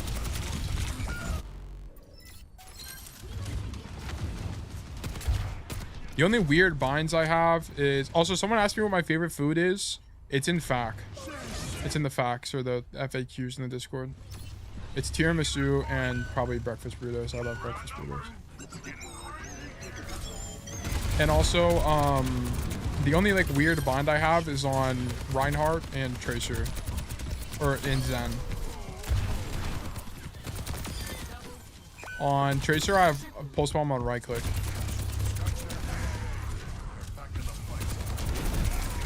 And on Zen, I have Discord orb on right click, and alt fire on middle click. You mean Soj? Yeah, Sojourn and I just have primary and rail flipped. Stop calling it a fact. It is a fact, though. The coaching really works. Just had a game where my queen went 17-1 in 4 minutes, and I won because Tail told me to play passive when you're pushing cart. Huge. Dude, sometimes in Overwatch, you just gotta let your team carry. That's all it is, and you have to identify that. Okay, you need to use information to... Guys, this is such an important concept. You don't hear anybody here, so no one is here. No one is here. Okay? You don't hear anybody here, so no one is here. Stop marking this angle. Okay? What you do is play bridge. Then when you hear somebody walk toward main, then look to shoot main again. Okay? I'm not on the map, but I need you... Okay, I'll just boot it back up. Fuck it, it's not that hard. Okay, let me do it. Let me just show you. Custom games, settings, maps, none. Nepal. Dude, you know what's... Adding the thing that kind of... Okay, like, I know it's very helpful to have this, like, to have me show it and write all the notes, but it makes the VOD so much longer. Like, I remember before I started doing the VODs and the, like this and the notes, I could get through a VOD in 30 minutes. I could actually get through VODs so fast. But now it takes way longer because I got to show everything. Okay, you don't hear anybody on the right side, so stop standing here. You're going to stand here and shoot your gun. Then once you hear somebody, then peek man. Okay, like that's the idea. Okay. So just keep that in mind. So just stand here like this. Swing main when you hear people. Stand main like this. Swing when you hear people. Okay, you need to use audio cues. Okay, this is your biggest weakness. You're like not using audio cues at all. Thanks. Gotta get speedrunning VODs nowadays. I would only really be comfortable speedrunning like hit scan heroes like Soldier and Cassidy and Sojourn. Speedrunning heroes like Hanzo would just like not really be possible because I would just be making shit up and I don't really like making shit up. Did you win? Oh, you lost. Wait, how'd you die? I didn't even process that you died here. What do you, yeah, you just don't do anything. You should be shooting the enemy guy right now. Oh no, your Malga's in the... Okay. You know what you could do here? You could actually... This is like a soldier unique thing. You could identify that this is empty and you could rocket jump up here. I'm pretty sure you can make this, right? Yeah, you could do this. But I'm not like... I don't know the limitations of this. But you could have done this. But it also, you'd have to be Nostradamus, basically, because you would have needed to know that your Malga is fighting in the room. Like, for the record, the reason you're losing is this guy's fighting in the room for zero reason at all. Like, this just doesn't make any sense. Like, what are we doing? Why are we pinning in at 1 HP? And then now we get pinned and they're playing Bastion and we explode. Like, it just doesn't make any sense. Like, that guy's tossing. Sometimes I don't understand what I'm doing in that moment, but when I watch the VOD, I discovered that I could have done things I didn't think of at the time. That's why VODs are important to me. Yeah, that's why VOD reviewing is... That's why whenever you VOD review, you should be thinking about what else could I have done, not why did I die. Like, asking yourself why did I die is like the biggest, like, it's not the way to go. Okay, this is verdict losing for sure. For sure. I didn't like your shrine. And I actually think, to be honest, you have a lot of really good ideas, but there's a lot of like micro errors you're making that's screwing you. Okay. Like, primary issues, stop standing wide on soldier. This is a primary issue, by the way. I wanted to make this clear. It's not good. you don't have burst mobility. You will die, and you will die a lot. Okay? It's like not excusable at all on this hero. Play narrow on angles because you can just walk away when you take damage. Deep flanks, narrow angles. Okay, does that make sense? Narrow flanks? No, narrow angles. That's your idea. Tight to cover. Okay, I love your flanking, by the way. That's definitely a strength. Great awareness of team. Not stacking, for example. You're really good at that. I like that a lot from you. Good pathing. Your pathing was good as well. And then also you had really good flanking. Like, good flanks. I love them. Probably could have gone deeper at times, but looked largely okay. Okay. Secondary issues. Now I'm just thinking about them. You need to stim before popping ult. You never did it. You didn't do it a single time. Cancel the stim animation with your ultimate animation. Okay. Stop playing. There was another big issue. I forgot what it was. Like your visors were like pretty much always bad. You visored in Kitsune, which is a bad thing. Oh yeah, matching intentions. Okay. Match intentions.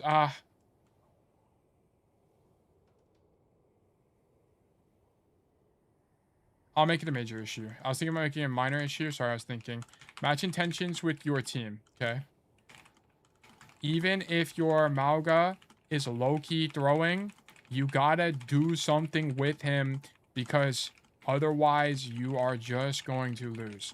If you see him pin in, you also gotta pin in. Or you also gotta do whatever you can to your hero's best ability, okay? I would rather you be too aggressive in these situations than too passive, okay? Like, for example, I would rather you die when your Mauga pins in because you didn't remember he could pin back out than you doing nothing at the back of the map. Okay, I want that to be clear. Could you show I should be peeking the wall? Yeah, I can do that. Okay. So for example, when you were, this is kind of like the egregious problem. Okay, like here, for example, you come main space, you see the Malga, just shoot the Malga. Like I don't want you to go wide like this. Because look, now if I need to leave cover, I have to leave like I have to turn around and sprint. Like you don't have burst mobility. That's the core problem. Like you have to turn your camera and sprint, which is going to be delayed. Like if you're going to play cover like this, like, okay, like let's say I want to play shoot Maga, reload, run this way, play here. Or if you want to run through the open, that's fine. Run through the open, but come here to this angle, then play cover like this. Like Soldier plays way closer to cover just because he doesn't have burst mobility. Okay, also keep in mind, like where Soldier also excels, you can do stuff like this. Oh my gosh. You see it? Okay, you can like jump over here, do this kind of stuff. Like make sure you know you can do this. Very important. There's rocket jump guides out there. If you're going to one-trick this hero, you need to know it. Because mobility, where Soldier is better than all the other hit scans is in his rotations. Soldier can rotate better than any other hit scan in the entire game. Okay, because he's just faster.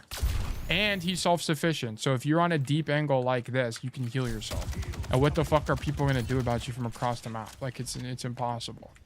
So you just have way more uptime from these, like, weird-ass angles. So, like, that's what I need from you. You need to stim before popping ult. Use information... Oh, yeah. You're, like, never using information through negatives as well. Must use sound... I'm going to be honest. I'm going to make the match intentions thing a minor. Yeah. You aren't using information through negatives, particularly from the audio perspective. Okay? If Roadhog isn't walking toward you, footsteps getting louder, you can reasonably assume he is walking away.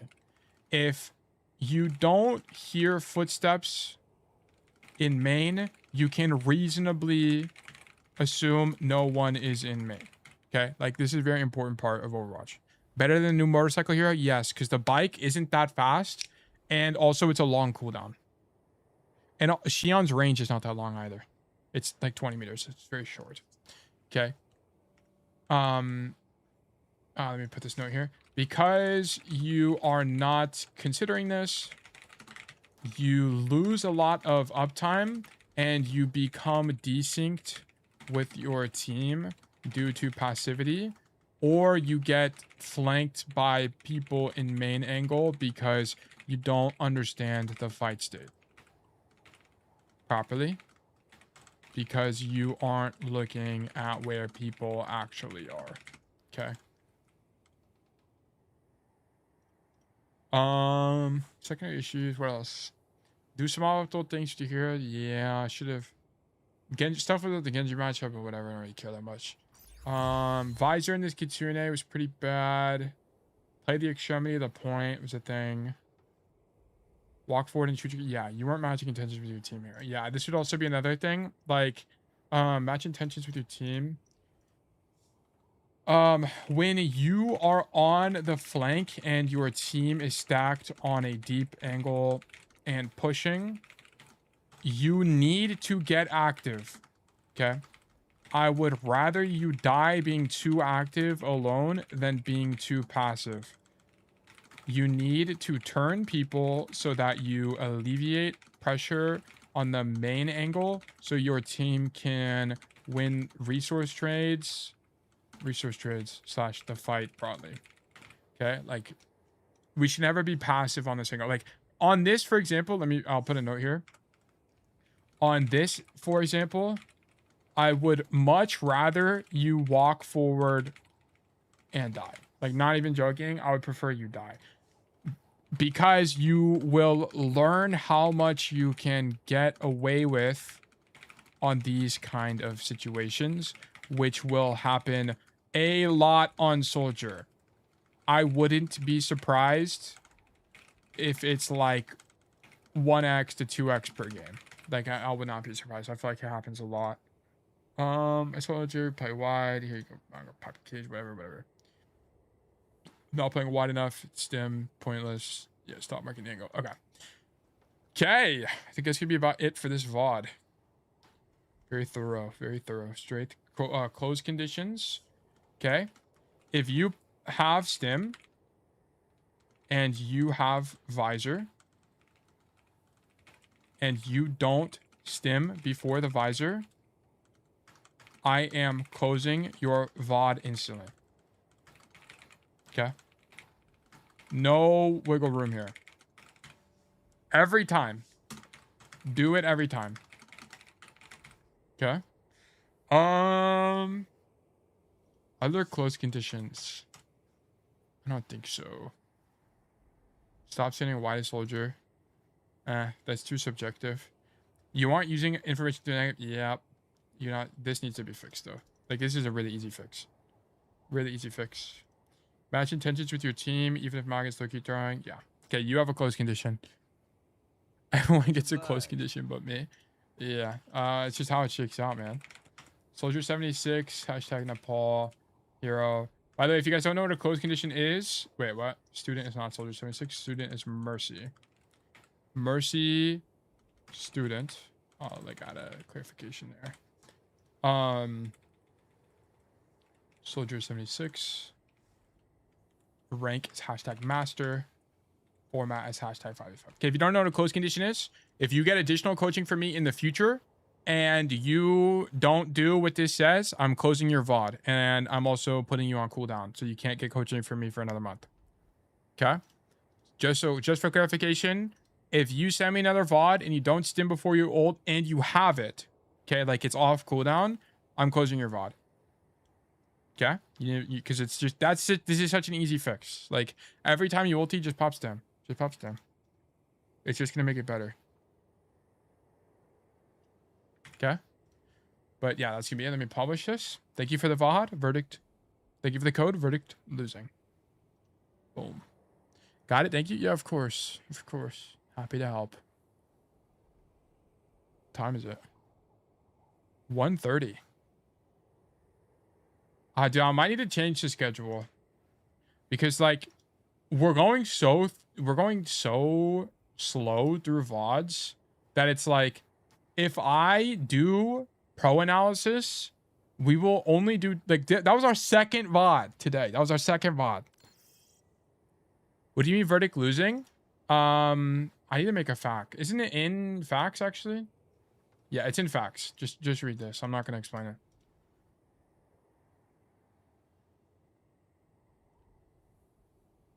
Actually, want to get a review on Servasa because I'm -5 on it, but I held my visor for 37 seconds. Yeah, I would have closed the VOD, by the way. I would have. Just don't send me those codes. Yeah. Just don't send me them. I also, like, the reason I'm also not really forgiving on the closing conditions is because you guys get to pick what VOD you send me. Like, you can just send me one where it doesn't happen. Yeah. So much infrastructure. Dude, we gotta learn. The reason I'm like so thorough here, also DRX good to see you, by the way. I don't know if I said that already. DRX also one of the true OGs. He was here a long time ago. One thing I want to make it, the reason I'm doing this is because I want to make it where you can reference things in the future. And if I don't do all this work now, they won't be referenceable in the future. It's kind of the core problem. Okay, those are the notes, and then let me put it in the website. I'm going to do that. Let me put it in the Discord as well. Coaching requests. Okay, we're gonna run 3 minutes of ads. Be right back, guys. I'm also gonna spin up a new raffle. Let me do exclamation mark resolve. I think I already did, right? Exclamation new raffle. Okay, new raffle is live.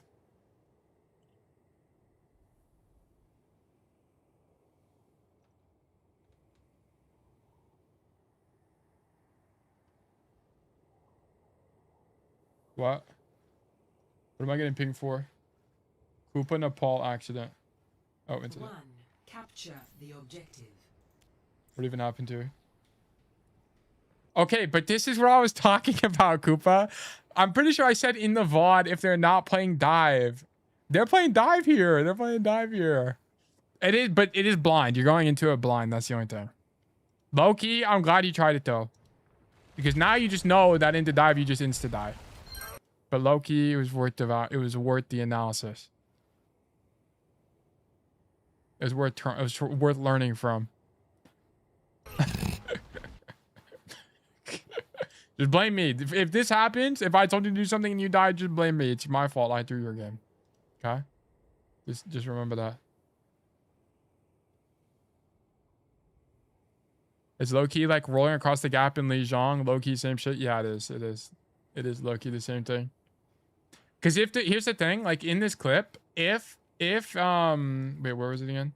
If they were playing any other comp, he doesn't die here. They just happen to be on full. They just happen to be on Tracer, Lucio, Winston, which gets you killed. No worries, I won that game huge. Like I'd actually like the chance you dying here is like 30%, and the other 70%, like you just win way more. It's crazy. Tail added that filtering to the Notion. Wait, huge. Wait, this is fantastic. Oh, let me see this. One still tail. Guys, we're almost at 5K subs. Holy moly. Great things are happening. One thing you always do when you walk back from spawn. Yeah. Who's this guy yapping? All right, what is this? How do I do it? Can I like do it here or something? Oh yeah, hair filter. The only thing is Zeta is like, if people don't know how to use Obsidian or a Notion, they're not gonna know how to do this. Probably need a guide to do it. Yeah, you might need to make like a quick graphic or something, or like just type it. You might type it here. Just type it here. Honestly, it'd probably be fine. How like make it in bold? How to filter by hero. Click hero filter and then click this. I guess it's gonna be way easier.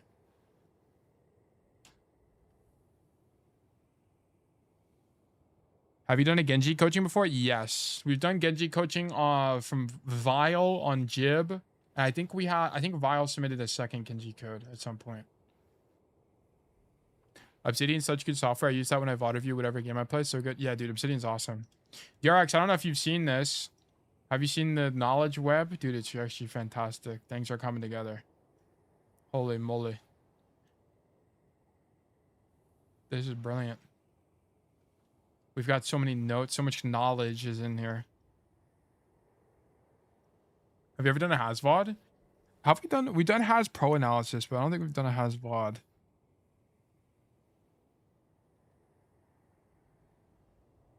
Maybe a GIF screen recording? I mean, yeah, if Zeta would be down to do that, that'd be great. Tail, you're too tough. Thank you, bro. Thank you. There still needs a lot of work. There's a lot of like empty stubs in this Obsidian, by the way. Like there's still stuff I need to do.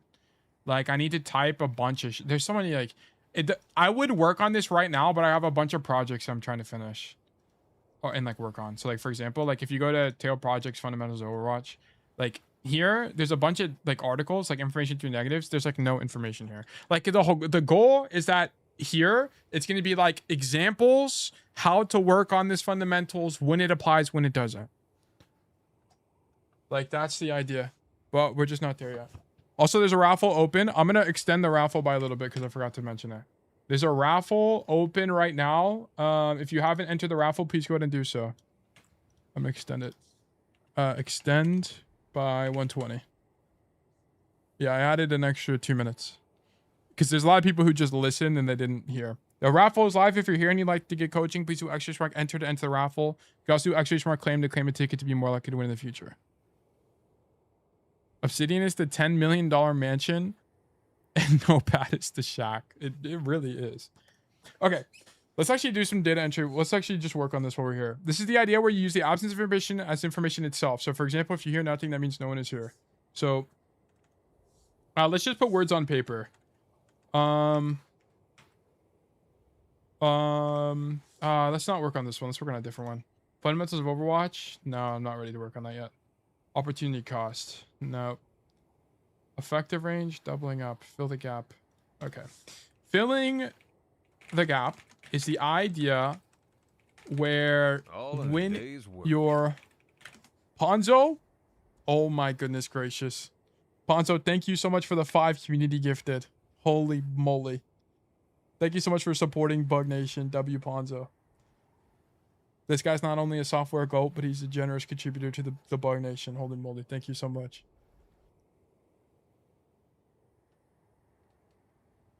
Thank you. Thank you. Tail, what were you going to say about 132? I genuinely don't even remember. I'm going to be honest. Yo, Masters play on my lobby? Dude, the big come up.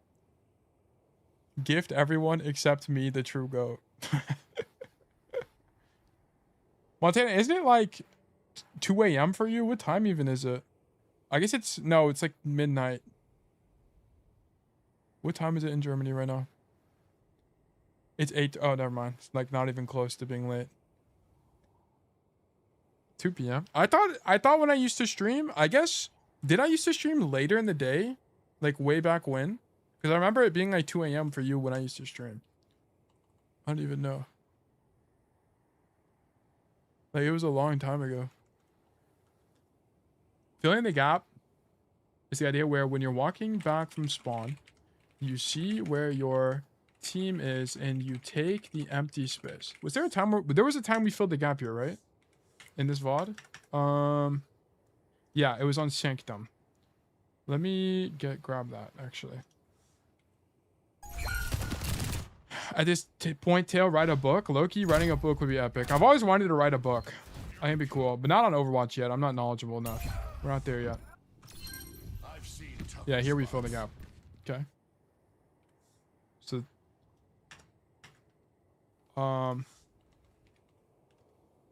example 1. Here, we see. Wait, let me actually draw. It's gonna make it actually easier to see. Allied team is here. So instead we pat the right side. Okay. Well, let me actually gap. Make it very explicit. Okay, do this. We're low-key riding the Overwatch Nomicon. It's actually kind of epic. Okay. Here we see ally team is on the left side of the map, and no one on our team is on the right. Filling the gap results in us going to the right side of the map where our team has no space control. Okay, and then I'll do this. Boom. Do this as well. Take a screenshot here.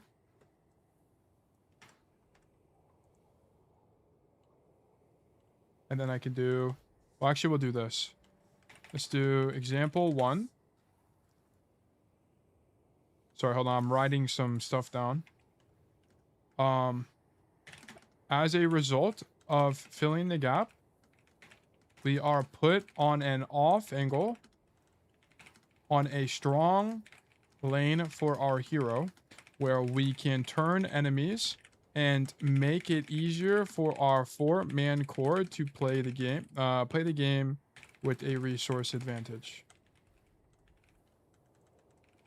If no one on the enemy team turns to look at us, we get kills. If they turn, we give our team an advantage in the main fight. Okay. Notice either way. Okay, if we get a duel, we get a 1v1 in good range for us. Notice that in all 3 situations, we win, as long as we don't die. Okay? 50 viewers? Dude, we're actually so up, Montana. We've had 50 like most of the stream. It's fantastic. Dude, we're gonna hit Twitch. My goal is to hit Twitch partner by the end of the year, and I think we're gonna be able to do it. Which means I'd need to have 75 concurrent by November and December. Which would be great. I'm just happy to observe it. Yeah, dude, Montana was here in the dark ages when we had 2 people. This is fantastic. Thank you so much for being here, guys. I appreciate it. How to Eat Dirt and Avoid Early Birds for Dummies. Oh, by John Worm, aka One Stole Tail. 75 peak or 75 average? You have to have 75 average. It's actually quite demanding. I think it's very doable, especially because I upload daily. It's super doable. Okay. I need like 2 more videos to go viral. Do I need to do something else for getting reviewed besides having the thread made? Nope. Just the thread. Just the thread. On Toaster also welcome. It's a pleasure to have you. The first VOD review from On Toaster, I believe. Holy moly, I sent my OBS to the skybox. That was unintentional.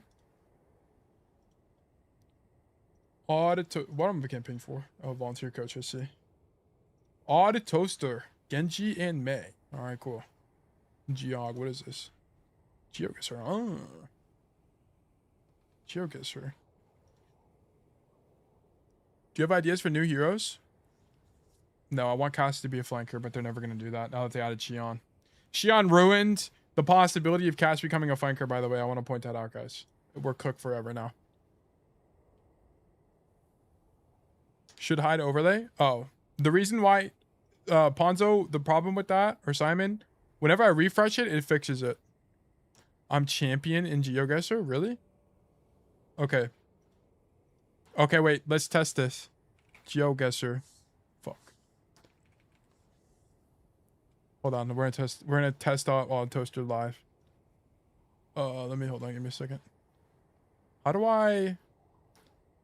You can't like continue as guest? What? Fine. One still tail.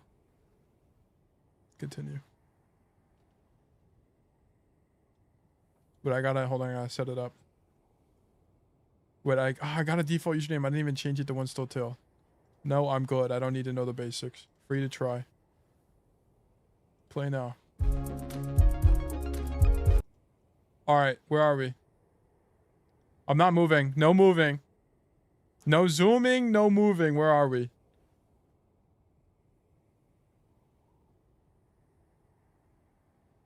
single yellow. Yeah, we got one yellow line. We got power poles. This is not America. We got grass that looks very, it's giving very Southern European, if you ask me. These aren't European. Mexico? All right, where Mexico? Where are we thinking Mexico? Are we thinking the Tamaulipas region? Or are we thinking more of the Guanajuato region of Mexico? Think close Eastern never eat. Okay. Yeah, but like where's close Eastern? Like Nuevo Leon? San Luis. Where the hell is San Luis? Oh, this one? We think we're on Villa Juarez? I'm thinking like we're on Highway 750 here.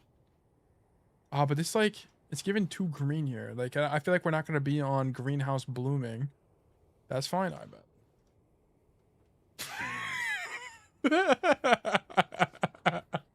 I was right. I said South Europe. I fucking knew it. We're on fucking Sicily, bro. I fucking knew it. I knew it.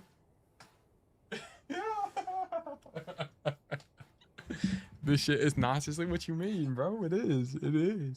I knew it, bro. Fuck. All right, nice try. You know what? Sometimes we get unlucky. It is what it is. That was, you know what? It is what it is. Glitch in the system, I think so. I think something went wrong there. I think that truly was Mexico. I literally know that road that's supposed to be. Yeah, like, Montana has literally been to that road in Mexico. We can trust him on this. Okay. I'm primarily a Genji main that is trying to learn other heroes for when the map becomes unfavorable, such as many escort third points where off angles stop becoming as effective. Wait, like what? Like Eichenwalde? Where Mei comes in. Okay, it's a little bit diabolical to swap to Mei, I think, of all heroes, but okay, sure. I mean, if you just find Mei, fine, then sure. Yeah, okay. I think, deadass, I think you should just one-trick Genji. Because, like, if you watch the best Genji players, they don't even off-angle that much. Like, if you watch Alvi, he off-angles, like, half the time. I mean, he off-angles all the time, but he doesn't flank all the time. Like, he's just off-angling in main shooting people, and then he just, like, dashes into people. Like, you just dash in. I don't really know how to advance game states well in these positions. It would be like some pointers, okay? Any other ways I can also improve my Genji, also appreciate it, but I feel like it's a lot better than other heroes. All right, bet. Wait, fuck. I need to reread all of that. I apologize. All right, today's VOD review will be on Eichenwalde from...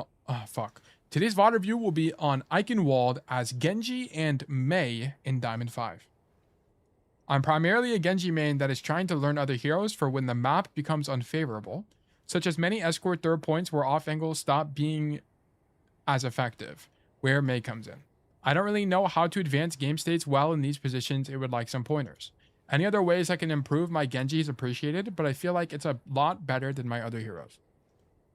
Okay, perfect. Sorry, I had to reread that because I forgot to record. Okay, let me do show lobby, maps none, Eichenwalde.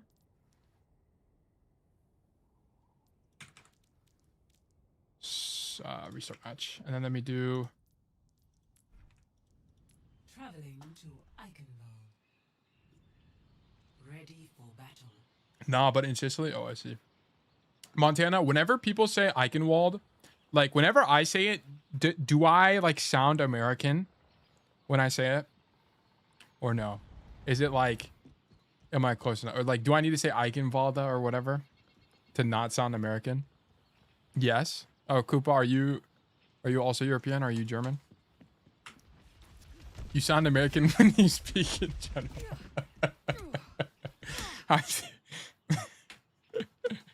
Come on, bro. Koopa's German? I see. Okay. Damn. How do I say it in a more... How can I, like, pass as German when I say Eichenwalde? What's, like... hold on. Is there, like, someone saying it? I guess Reinhardt saying it would be it. Yeah, the CH is like a hissing sound. Eichenwalde? Really? You don't even like a hissing sound? You guys set me up for failure. Eichenwalde? There's no way that's it. I sound American as hell. Put it into Google Translate. Alright, bet. Google. Wait. Translate German to English. Wait, that's not what I want. I want. Well, that's. It'll say it, right? If we do this. Eichenwalde. Eichenwalde. Eichenwalde? Eichenwalde. Alright, I'm convinced Germans aren't real people. Like, what the fuck is it? How am I supposed to say this? Eichenwalde. Eichenwalde. There you go. I got it. Sounds like she's spitting on me. Does this sound real? Am I at least half German now? Surely. We've done it. Eichenwalde. Ow! I just like bumped my leg into my desk. Germans make wa sound like a va. I see. Oh. Yes, it's pretty good for an American. Fantastic. Just go with Ike. Come on, guys. I'm trying to become cultured. No. I see. My bad. My bad. It's actually over for me. Okay, come right side. Shoot this guy. Jump up top. Okay, just fan this guy to death. Ow! My ear. How does this guy die? What even happens? We're standing in main. Hard scope down main. Eat a Sierra bullet and peek wide. Unfortunate. Okay, the unfortunate news is I think this is near your optimal rollout. Because the only other thing you could do is go right side and you'd be fine in the sojourn right now. So that's if you went right side. Oh, I forgot to put the rank. My bad. It's diamond, right? Diamond. Yep. Yep. Okay, if you went right side, what would you be doing? Right clicking this guy. You would get him out, and would it have saved this guy? No. It would have prevented your Bastion from getting zoned, but it wouldn't have saved anybody. I think right clicking this Sig is actually probably your best play. Okay. Shoot this guy from the angle. Okay, okay. Continue walking. Keep going, keep going, keep going, keep going. No. Alright, nice. Okay. It's actually fine now. Too scared, too scared. I think you shoot the Sig and dash through him, by the way. So, shoot this guy. Now we're pressuring point epic. You're making everybody turn right now, which is fantastic. You're going 4 for 1. This guy's looking at you. Okay, you're going 3 for 1. And then these two are backing up. Look at what's happening. Your Diva is fighting these guys. You don't know that because you're turn. But, I mean, there's too much shit going on, so you don't notice this. I thought I would get collapse plus rock. It's fine to leave, but dash the... Like, you might as well do damage while you're leaving. Is what I'm saying. Like, I would just dash back. Because you know your team is going to be walking forward here. I would just dash through your team. Like, dash through the Sig. Like, that's it. I think it has to be stronger. Every soldier needs a cause. Yo, Genji. Fuck. Every soldier needs a cause. Unfortunately, ugly lifeweaver skin spotted. Which one is it? Where is he at? Oh, it's the swan one.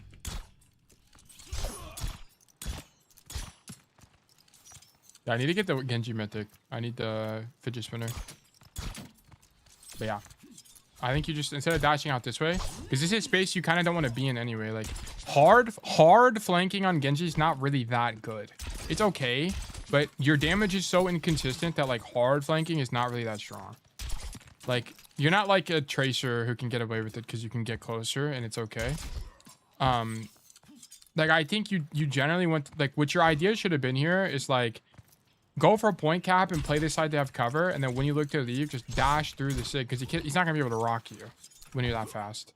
And then you'd be back with your team and be fine.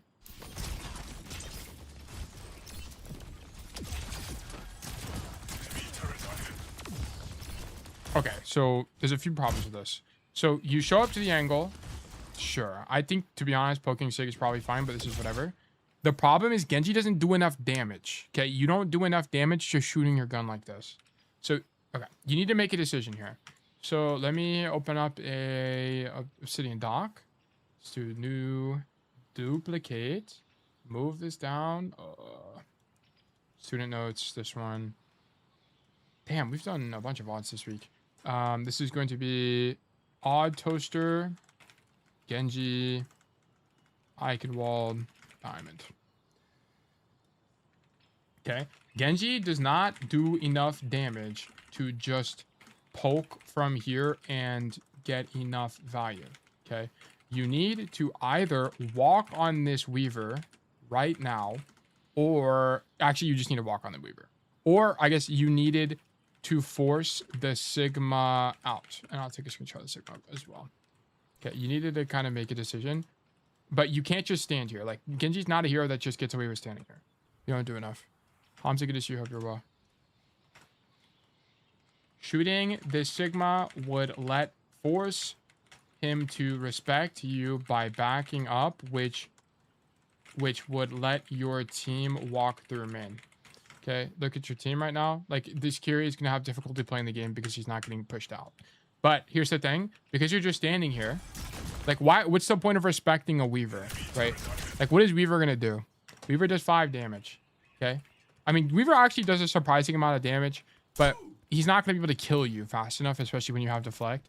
Like, if anything, you should be dashing into him, turn around, right-click, combo his ass. Like, right-click and boom, bang, bop. Like, deflect if you need to. Like, yeah. It's true you own him, no super boom. Yeah, bomb choose a life Weaver, man. Like, you actually shit on this guy. Like, Weaver is a matchup where you can just dash on that guy and be fine. And I actually think it'd be cool to do anyway, because you're just going to dash on him, boom. And then you can reflect and back up into the mini room anyway. With flanker passive, you live, okay? Like, this has to be good. But your idea should be, you should understand that when you're flanking, just living on the flanks, especially in a situation like this in mid fights, is not going to be strong enough. Not going to be strong enough. On Genji, right? If you're going to do this, this is more of like a Xion kind of idea. But even on Xion, this isn't even that good. Anyway, but yeah, let's dash through this guy and kill him. Okay. Dash into this Weaver. What are we scared of? He can't kill us. And this is a winning matchup. Okay. Right click, dash 180, right click, melee kind of idea. Okay. Has to be better.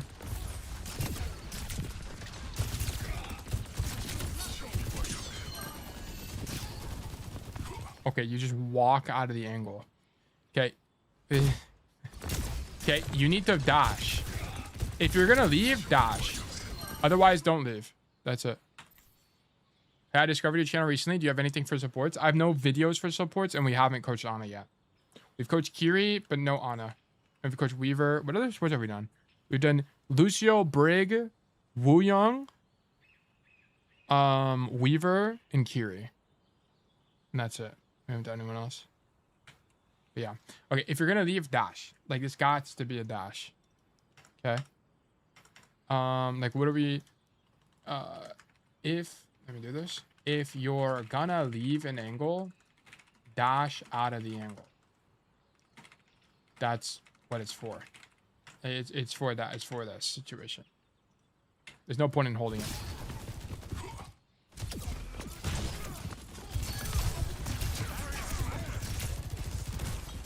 Okay, you also need to have more swag here. Like, we studied Elemental Guy, and Elemental Guy is dashing into the Sigma right now, and he's right-click, he's 180 right-click meleeing him right now. I'm not joking. Because here's the thing as well. Like, even if you don't get the kill, he has a rotation away. Okay, we're running into a bunch of issues. Okay, so, like, dash into this Sigma, 180, combo him, then deflect out if it doesn't work. Deflect out if it doesn't work. Like, even if it isn't good in this situation, keep in mind, I don't play Genji. Understand that this is a regular idea for Genji. I'm sensing a lack of swag. I think we might be a swagless Genji player. It's very sad. It's a very sad day. Holy moly. What is your sensitivity? by the way. Toaster. 32. Damn. 3202 is what? 6400? What am I? 2.7, 1600? Is there a pro player with the sense that high? Overwatch, Liquipedia. That might be too high. Who's your favorite Flex CPS player?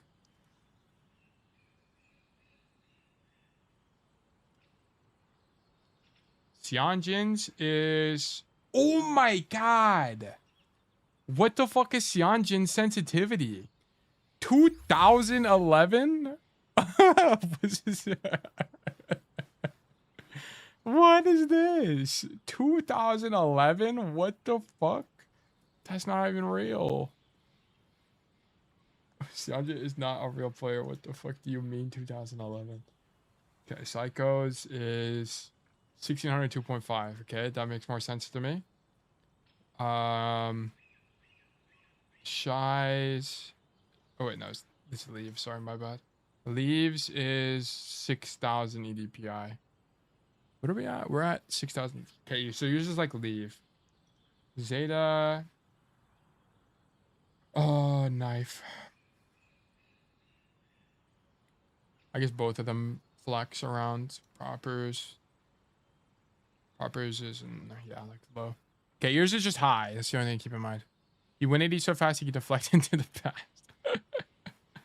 Xianjin just through the roof. It's actually too damn fast. Let's just go that way. What is sugar-free sense? Sugar-free. 807. Yeah, yours is really high. Just, I mean, you can play on this high set of a sense, but just keep in mind it's like really high compared to everyone else. I have a bad shakes problem that's plagued me for years across multi games. It's not really a sense problem.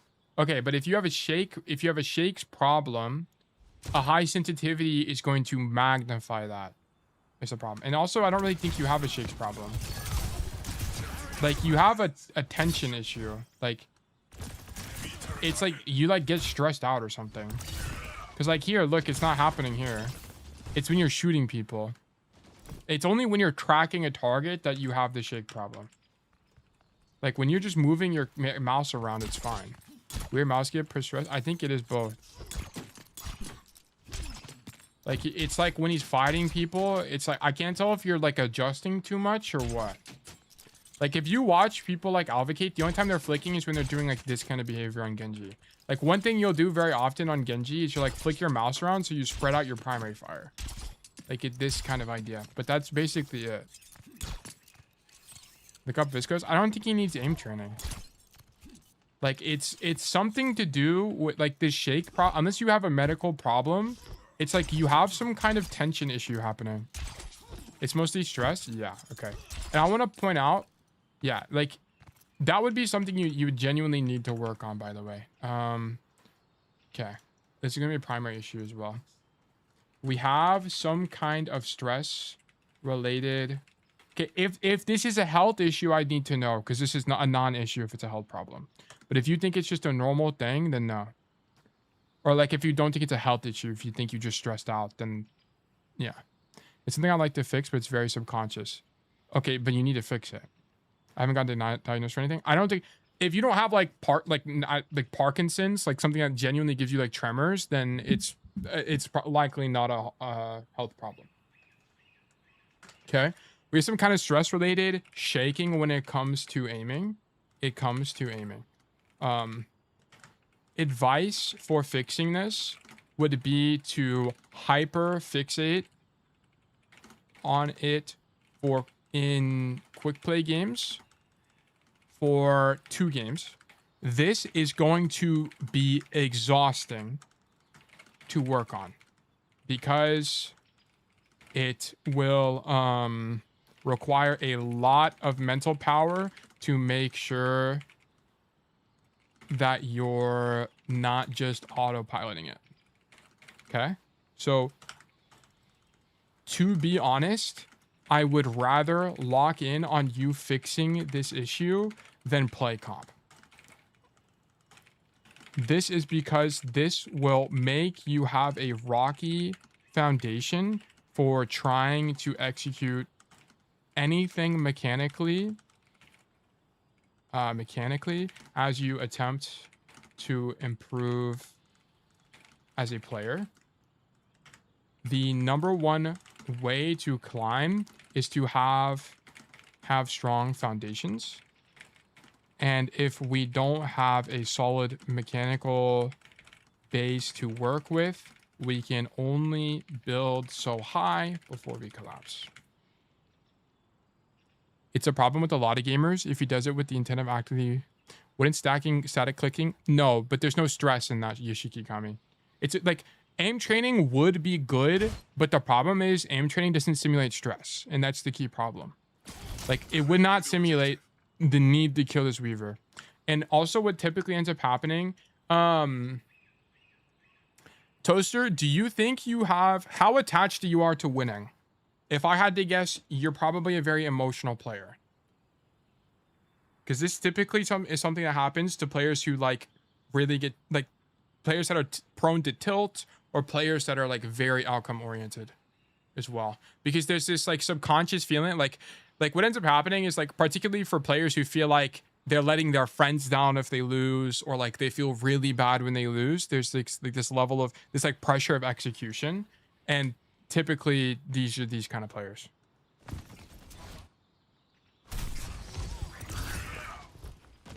Okay, we dash out. I'm half-half. I can focus on improving. I have enough practice getting good at other games, so it's fine if I lose games for... Okay. Okay, then I don't know. The reason I asked is because that's you solve that problem differently. Yeah, you need to just dash on this Weaver. Like, I don't think you really understand that it's a winning matchup for you, and you have a rotation out. Like, I actually think I forgot to write this down. Keep in mind, if you don't have the, or you don't get the Weaver kill, you can make a rotation out. These kind of engagements are really only good if there is a way to leave. Yeah, like you can leave here if you fuck it up, because you can just go grab the Mega or the Mini, or you can jump up top.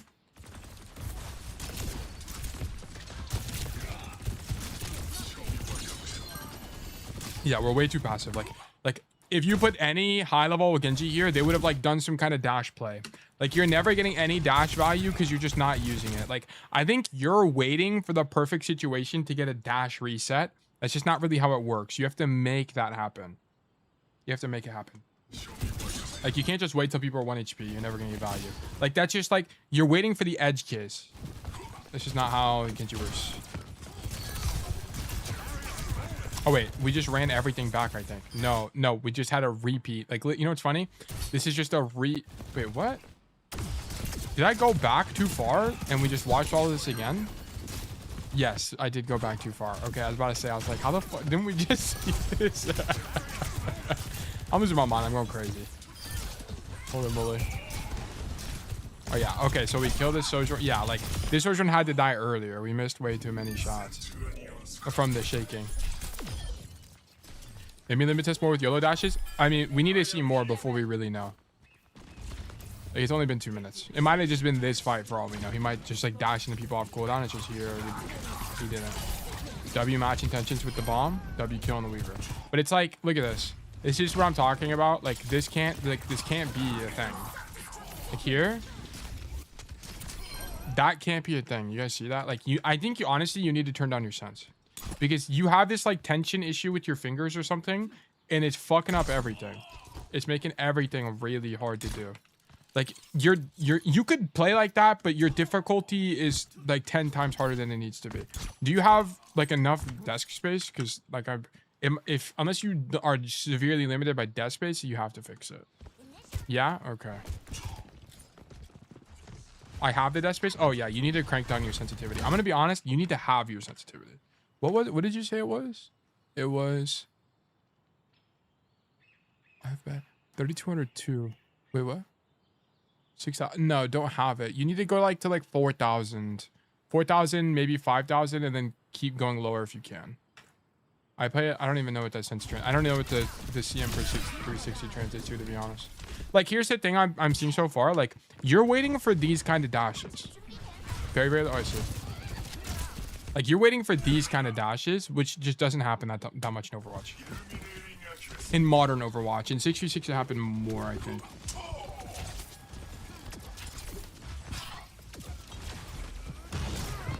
Gosh. Okay, but look at this. Like, look. It's 4,500. Oh, I see. Thank you for the translation. Okay, so here. Like, that right click can't miss. This right click, you have to hit at least one shuriken. But because of your flick, you don't hit any shurikens. Like, that one misses, but that can't miss. Okay, and I want to point out, 10H, she would have died. She would have died. Okay, and now you have to waste more time trying to kill her. My skills improve. I guess Genji wants higher sense. Yeah, but there's no way like that higher sense is the way. And it's also this specific. It's this specific player as well. Like, his shaking problem is so bad that he needs to have a lower sense, or he just needs to fix it entirely. Like, I don't know what the best course of action for that's going to be. Also, I love your castle control here, by the way, which is why I'm not commenting on it. This is great play from you. It's really good space denial. I don't think flanking is better here. The reason that's the case is because, let's say you flanked, you're going to be in open space as Genji, and this, like, sucks. This is broken. Like, this open space here sucks for Genji, so coming this way doesn't do anything. Like, the best thing you can do is just stop the enemy team from using castle and shoot your gun and wait for people to be 1 HP. Like, that's it. We also have Blade here. You should be looking to Blade. Honestly, yeah, we just get Blade here.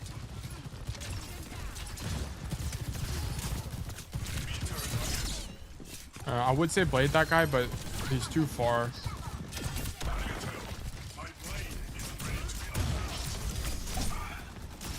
Okay, he's just dead. I would just Blade here. Just win the fight. Honestly, just blading these guys just to win the fight would be strong. But honestly, if you don't want to, sure.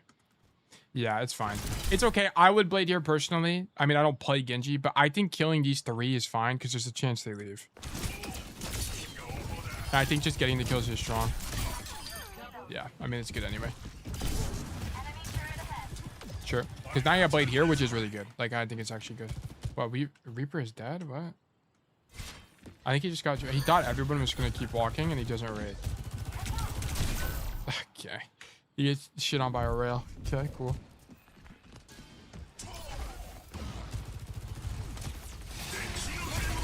That's a really good blade from you. This is a perfect blade. Love the idea. Nice job. I think your second point was near perfect, by the way. I actually really liked your second point. It's just the first point that was really awkward from you. Love the space control on castle. I think the blade was perfect. I think you had good blade discipline. I would have ulted and you didn't, and it actually paid off. Like, this was all good from you. Force this sig out.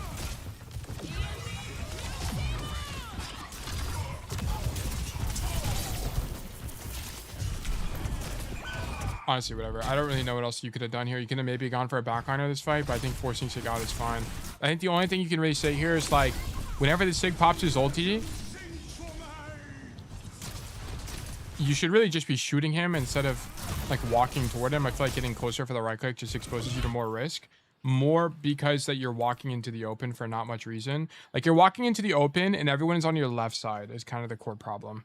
Like, so I just kind of feel like we don't need to walk forward here. Like, if you're going to do this, dash through him or something. And from here on, I'm like a headless chicken on mid because I don't really know what to do in these third points. Well, I think the question is, like, why swap off Genji? Like, do you swap off instantly? You got Mei here? Yeah. Like, why swap off Genji? I guess in the Mei sig, it can be kind of awkward. Like, I feel like Genji, I mean, I don't know. You, like, get held here for 4 minutes? Like, what even happens? You do? Okay. Okay, cool.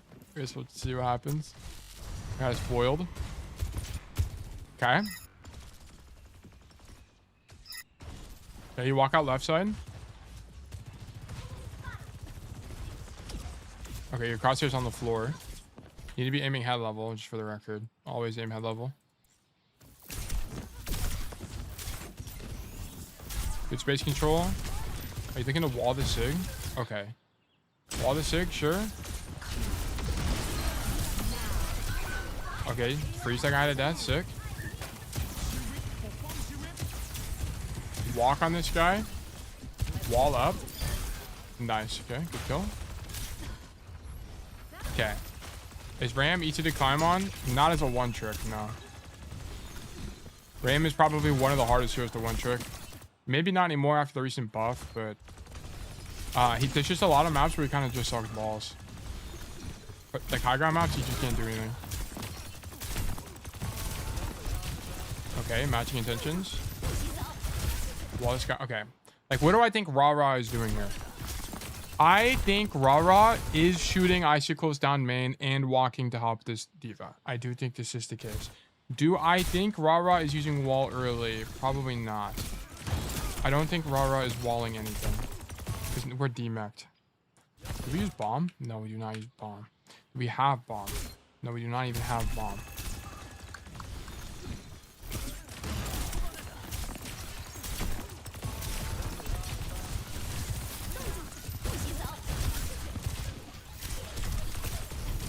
Okay, so the only thing about this is it's like your diva ints and then there's just not really a lot to do. The only thing I would say here is that here, whenever you go for a wall, like what is the point of walling them out? Like, I guess you're trying to wall the Mizuki is the idea here, but I think it's actually likely better to wall to save your team. Like wall here defensively so you can rotate out kind of idea, but I think the fight's kind of cooked anyway after this DMAC happens. So I really don't think there's a way to win this, even with a better thing.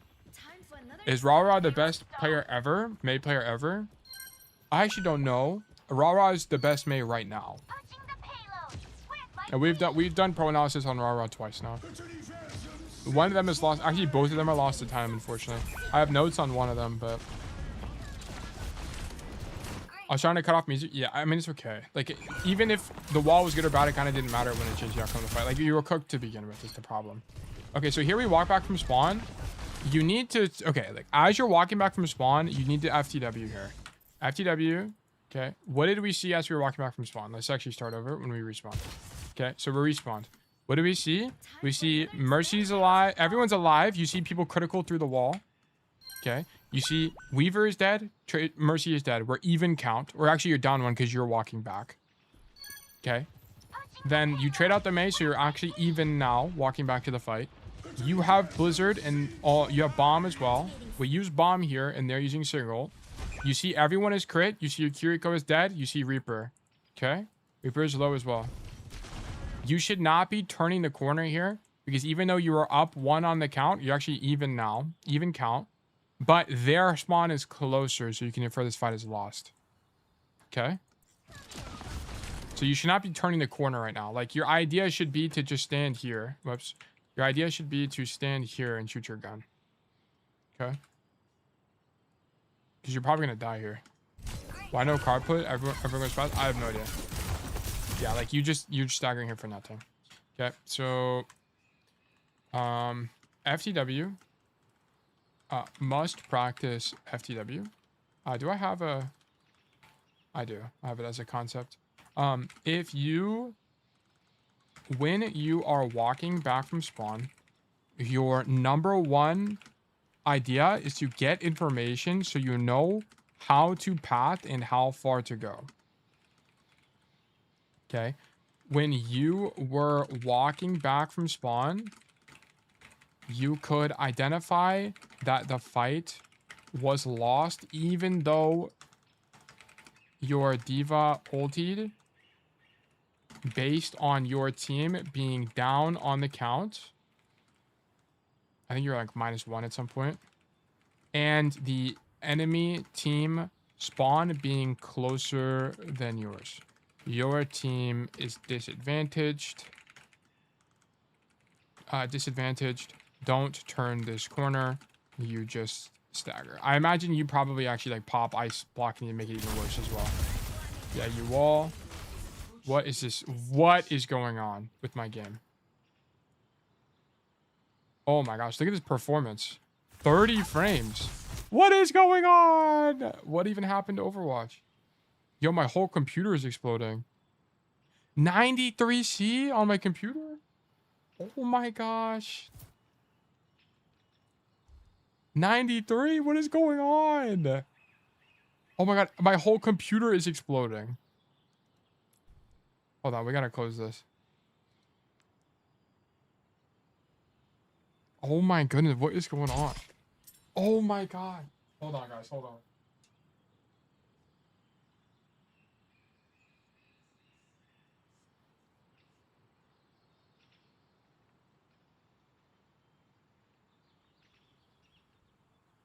Hold on, I need to, hold on, give me a second. Give me a second.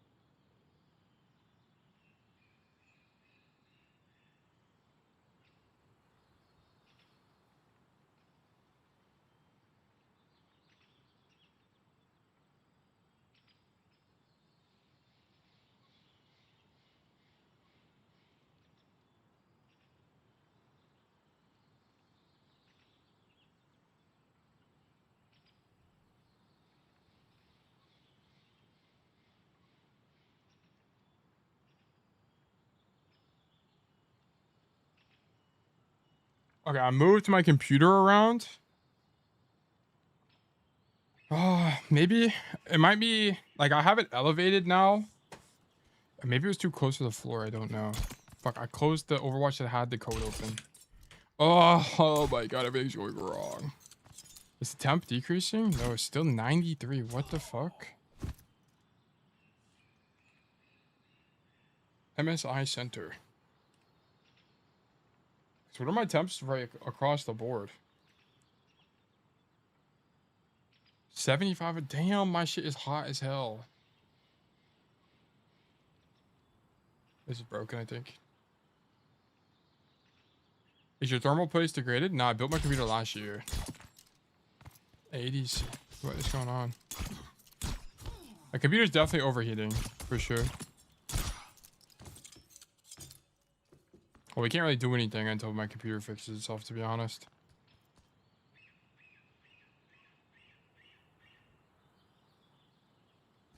What was I even talking about on May? Oh yeah, you might stagger there. Like you need to not turn the corner. Holy shit, everything's going wrong. Maybe I shouldn't close Overwatch at this point. Let me black screen real quick. Let me see what's going on. Task manager. Let me see if anything else is like going crazy for no reason. Brave, nah. Oh, my VS Code is running, but nothing's happening on this. I don't know why. Close this. I can't handle my hot ass May. It actually can't. Yo, Michi, thank you for the follow. Currently having technical difficulties, but thank you for the follow. The computer doesn't feel hot. I could open the side panel. Crypto miner running in the background. Dude, I'm mining too much Litecoin. Too much Ethereum.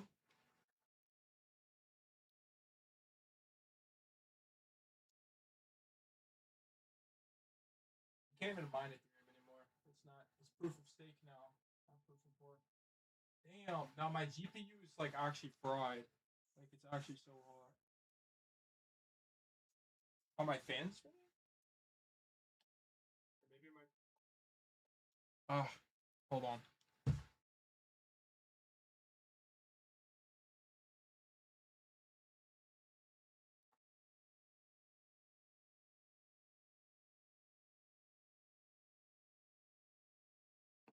Yeah, all my fans are spinning. I don't really know why it's fucked up, to be honest. Damn, found the crypto miner. I put in Warminator. He got me cooked alive. Cooked the whole operation. 93 C, man, jeez. The CPU's cooling down. Yeah, I really don't know what happened, to be honest. That's actually crazy. I've never had that happen before. I think it's because my computer is like not high enough off the floor. Is there a tier list for TP under control? What do you mean TP under, like on control maps? Didn't Zeta make one? Zeta made one at some point and it was pretty accurate. Let me boot up Overwatch again. I think it should be fixed now. Also, my room has very poor ventilation and I have my door shut, which is also part of the problem. It's like got to be 90 degrees in this room. Let me actually see how hot it is in this room. Hold on. Yeah, it's 80 degrees. It's not chilly in here at all. It's actually quite hot. Maybe VS Code. Literally what happens to mine. I think it's just because I had the room door shut and my computer was too low to the ground, so it wasn't the fans weren't spinning properly. Basically, it's a really actually stupid idea. Stupid problem. I need to change accounts here. Stay offline. Which one is this? This one is Faneron. Give me just a second. We're about to get back online, boys. Reconnect. BattleNet. My computer is why I always leave my windows open plus fan blowing. Yeah, I think I need to do this.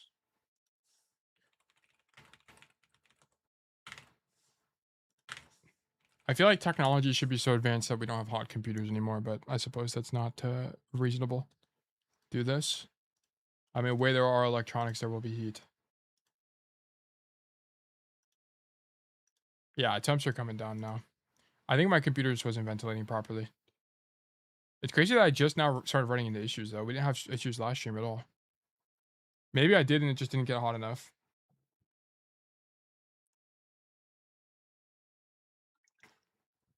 You said it's 80 in your room. How I'm alive is beyond me.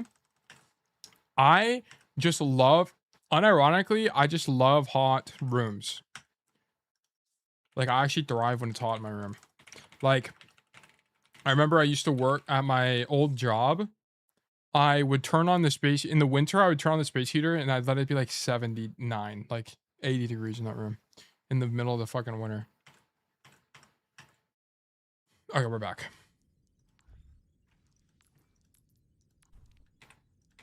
Let me get this code. This is not it. Here. Okay. Oh, it already exists. I like it when it's cold so I can wear socks. I don't like wearing socks at all. Because like my feet still get clammy. So like it's just like not the answer. Turn this on. Okay, then let's go back. Okay. Alright, so you swap off Genji. This fight you died.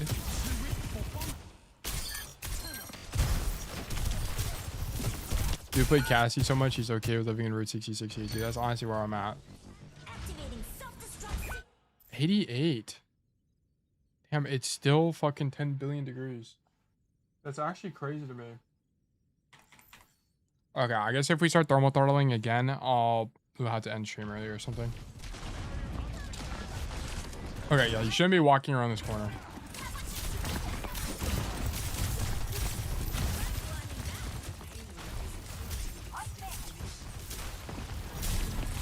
Yeah, you're dead here. Or you're gonna force your left shift and then die later. No, you don't even die. Well, miraculously live. That guy's dead though.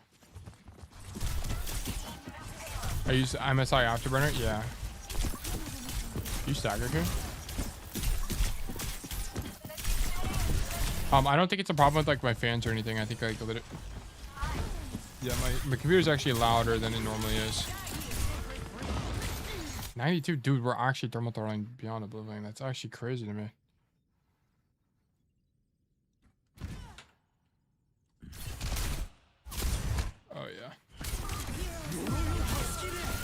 I realized after here I should have walled the Mei off, escape and ultied.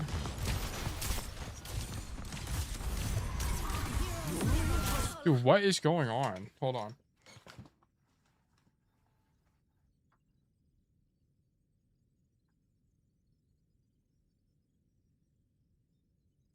It's actually so much colder in the rest of the house, it's actually crazy. It's just like unbelievably hot right here. Something must be wrong with my computer, actually. Like I need to crack open the side or something. Like what is going on?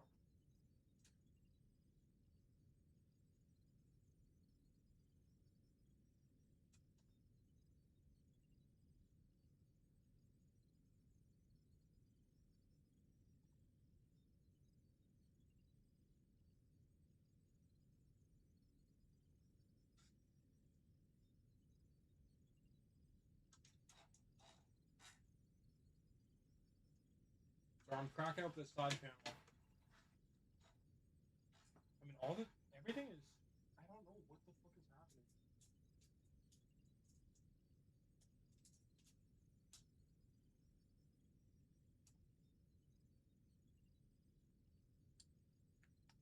I don't know. We literally can't do anything. Like, I actually can't even do anything.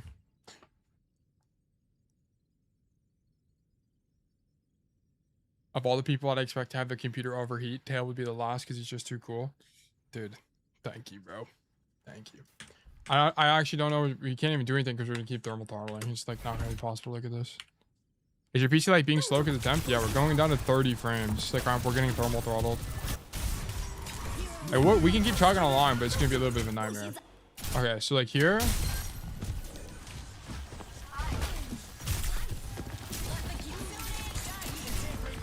This wall doesn't matter that much. Like walling here doesn't matter. What needs to happen is you walk with the Kitsune. You need the Blizzard right now.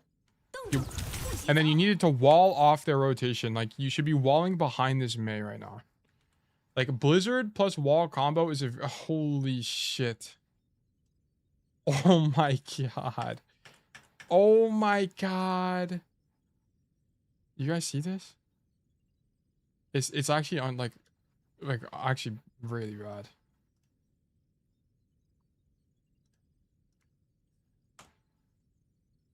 Holy moly.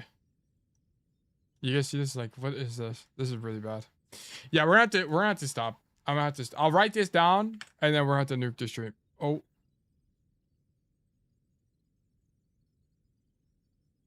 Everything's falling apart. My GPU is getting cooked alive. Yeah, we're gonna have to wrap it up. Yeah, 95 C. Yeah, we're gonna have to wrap this up.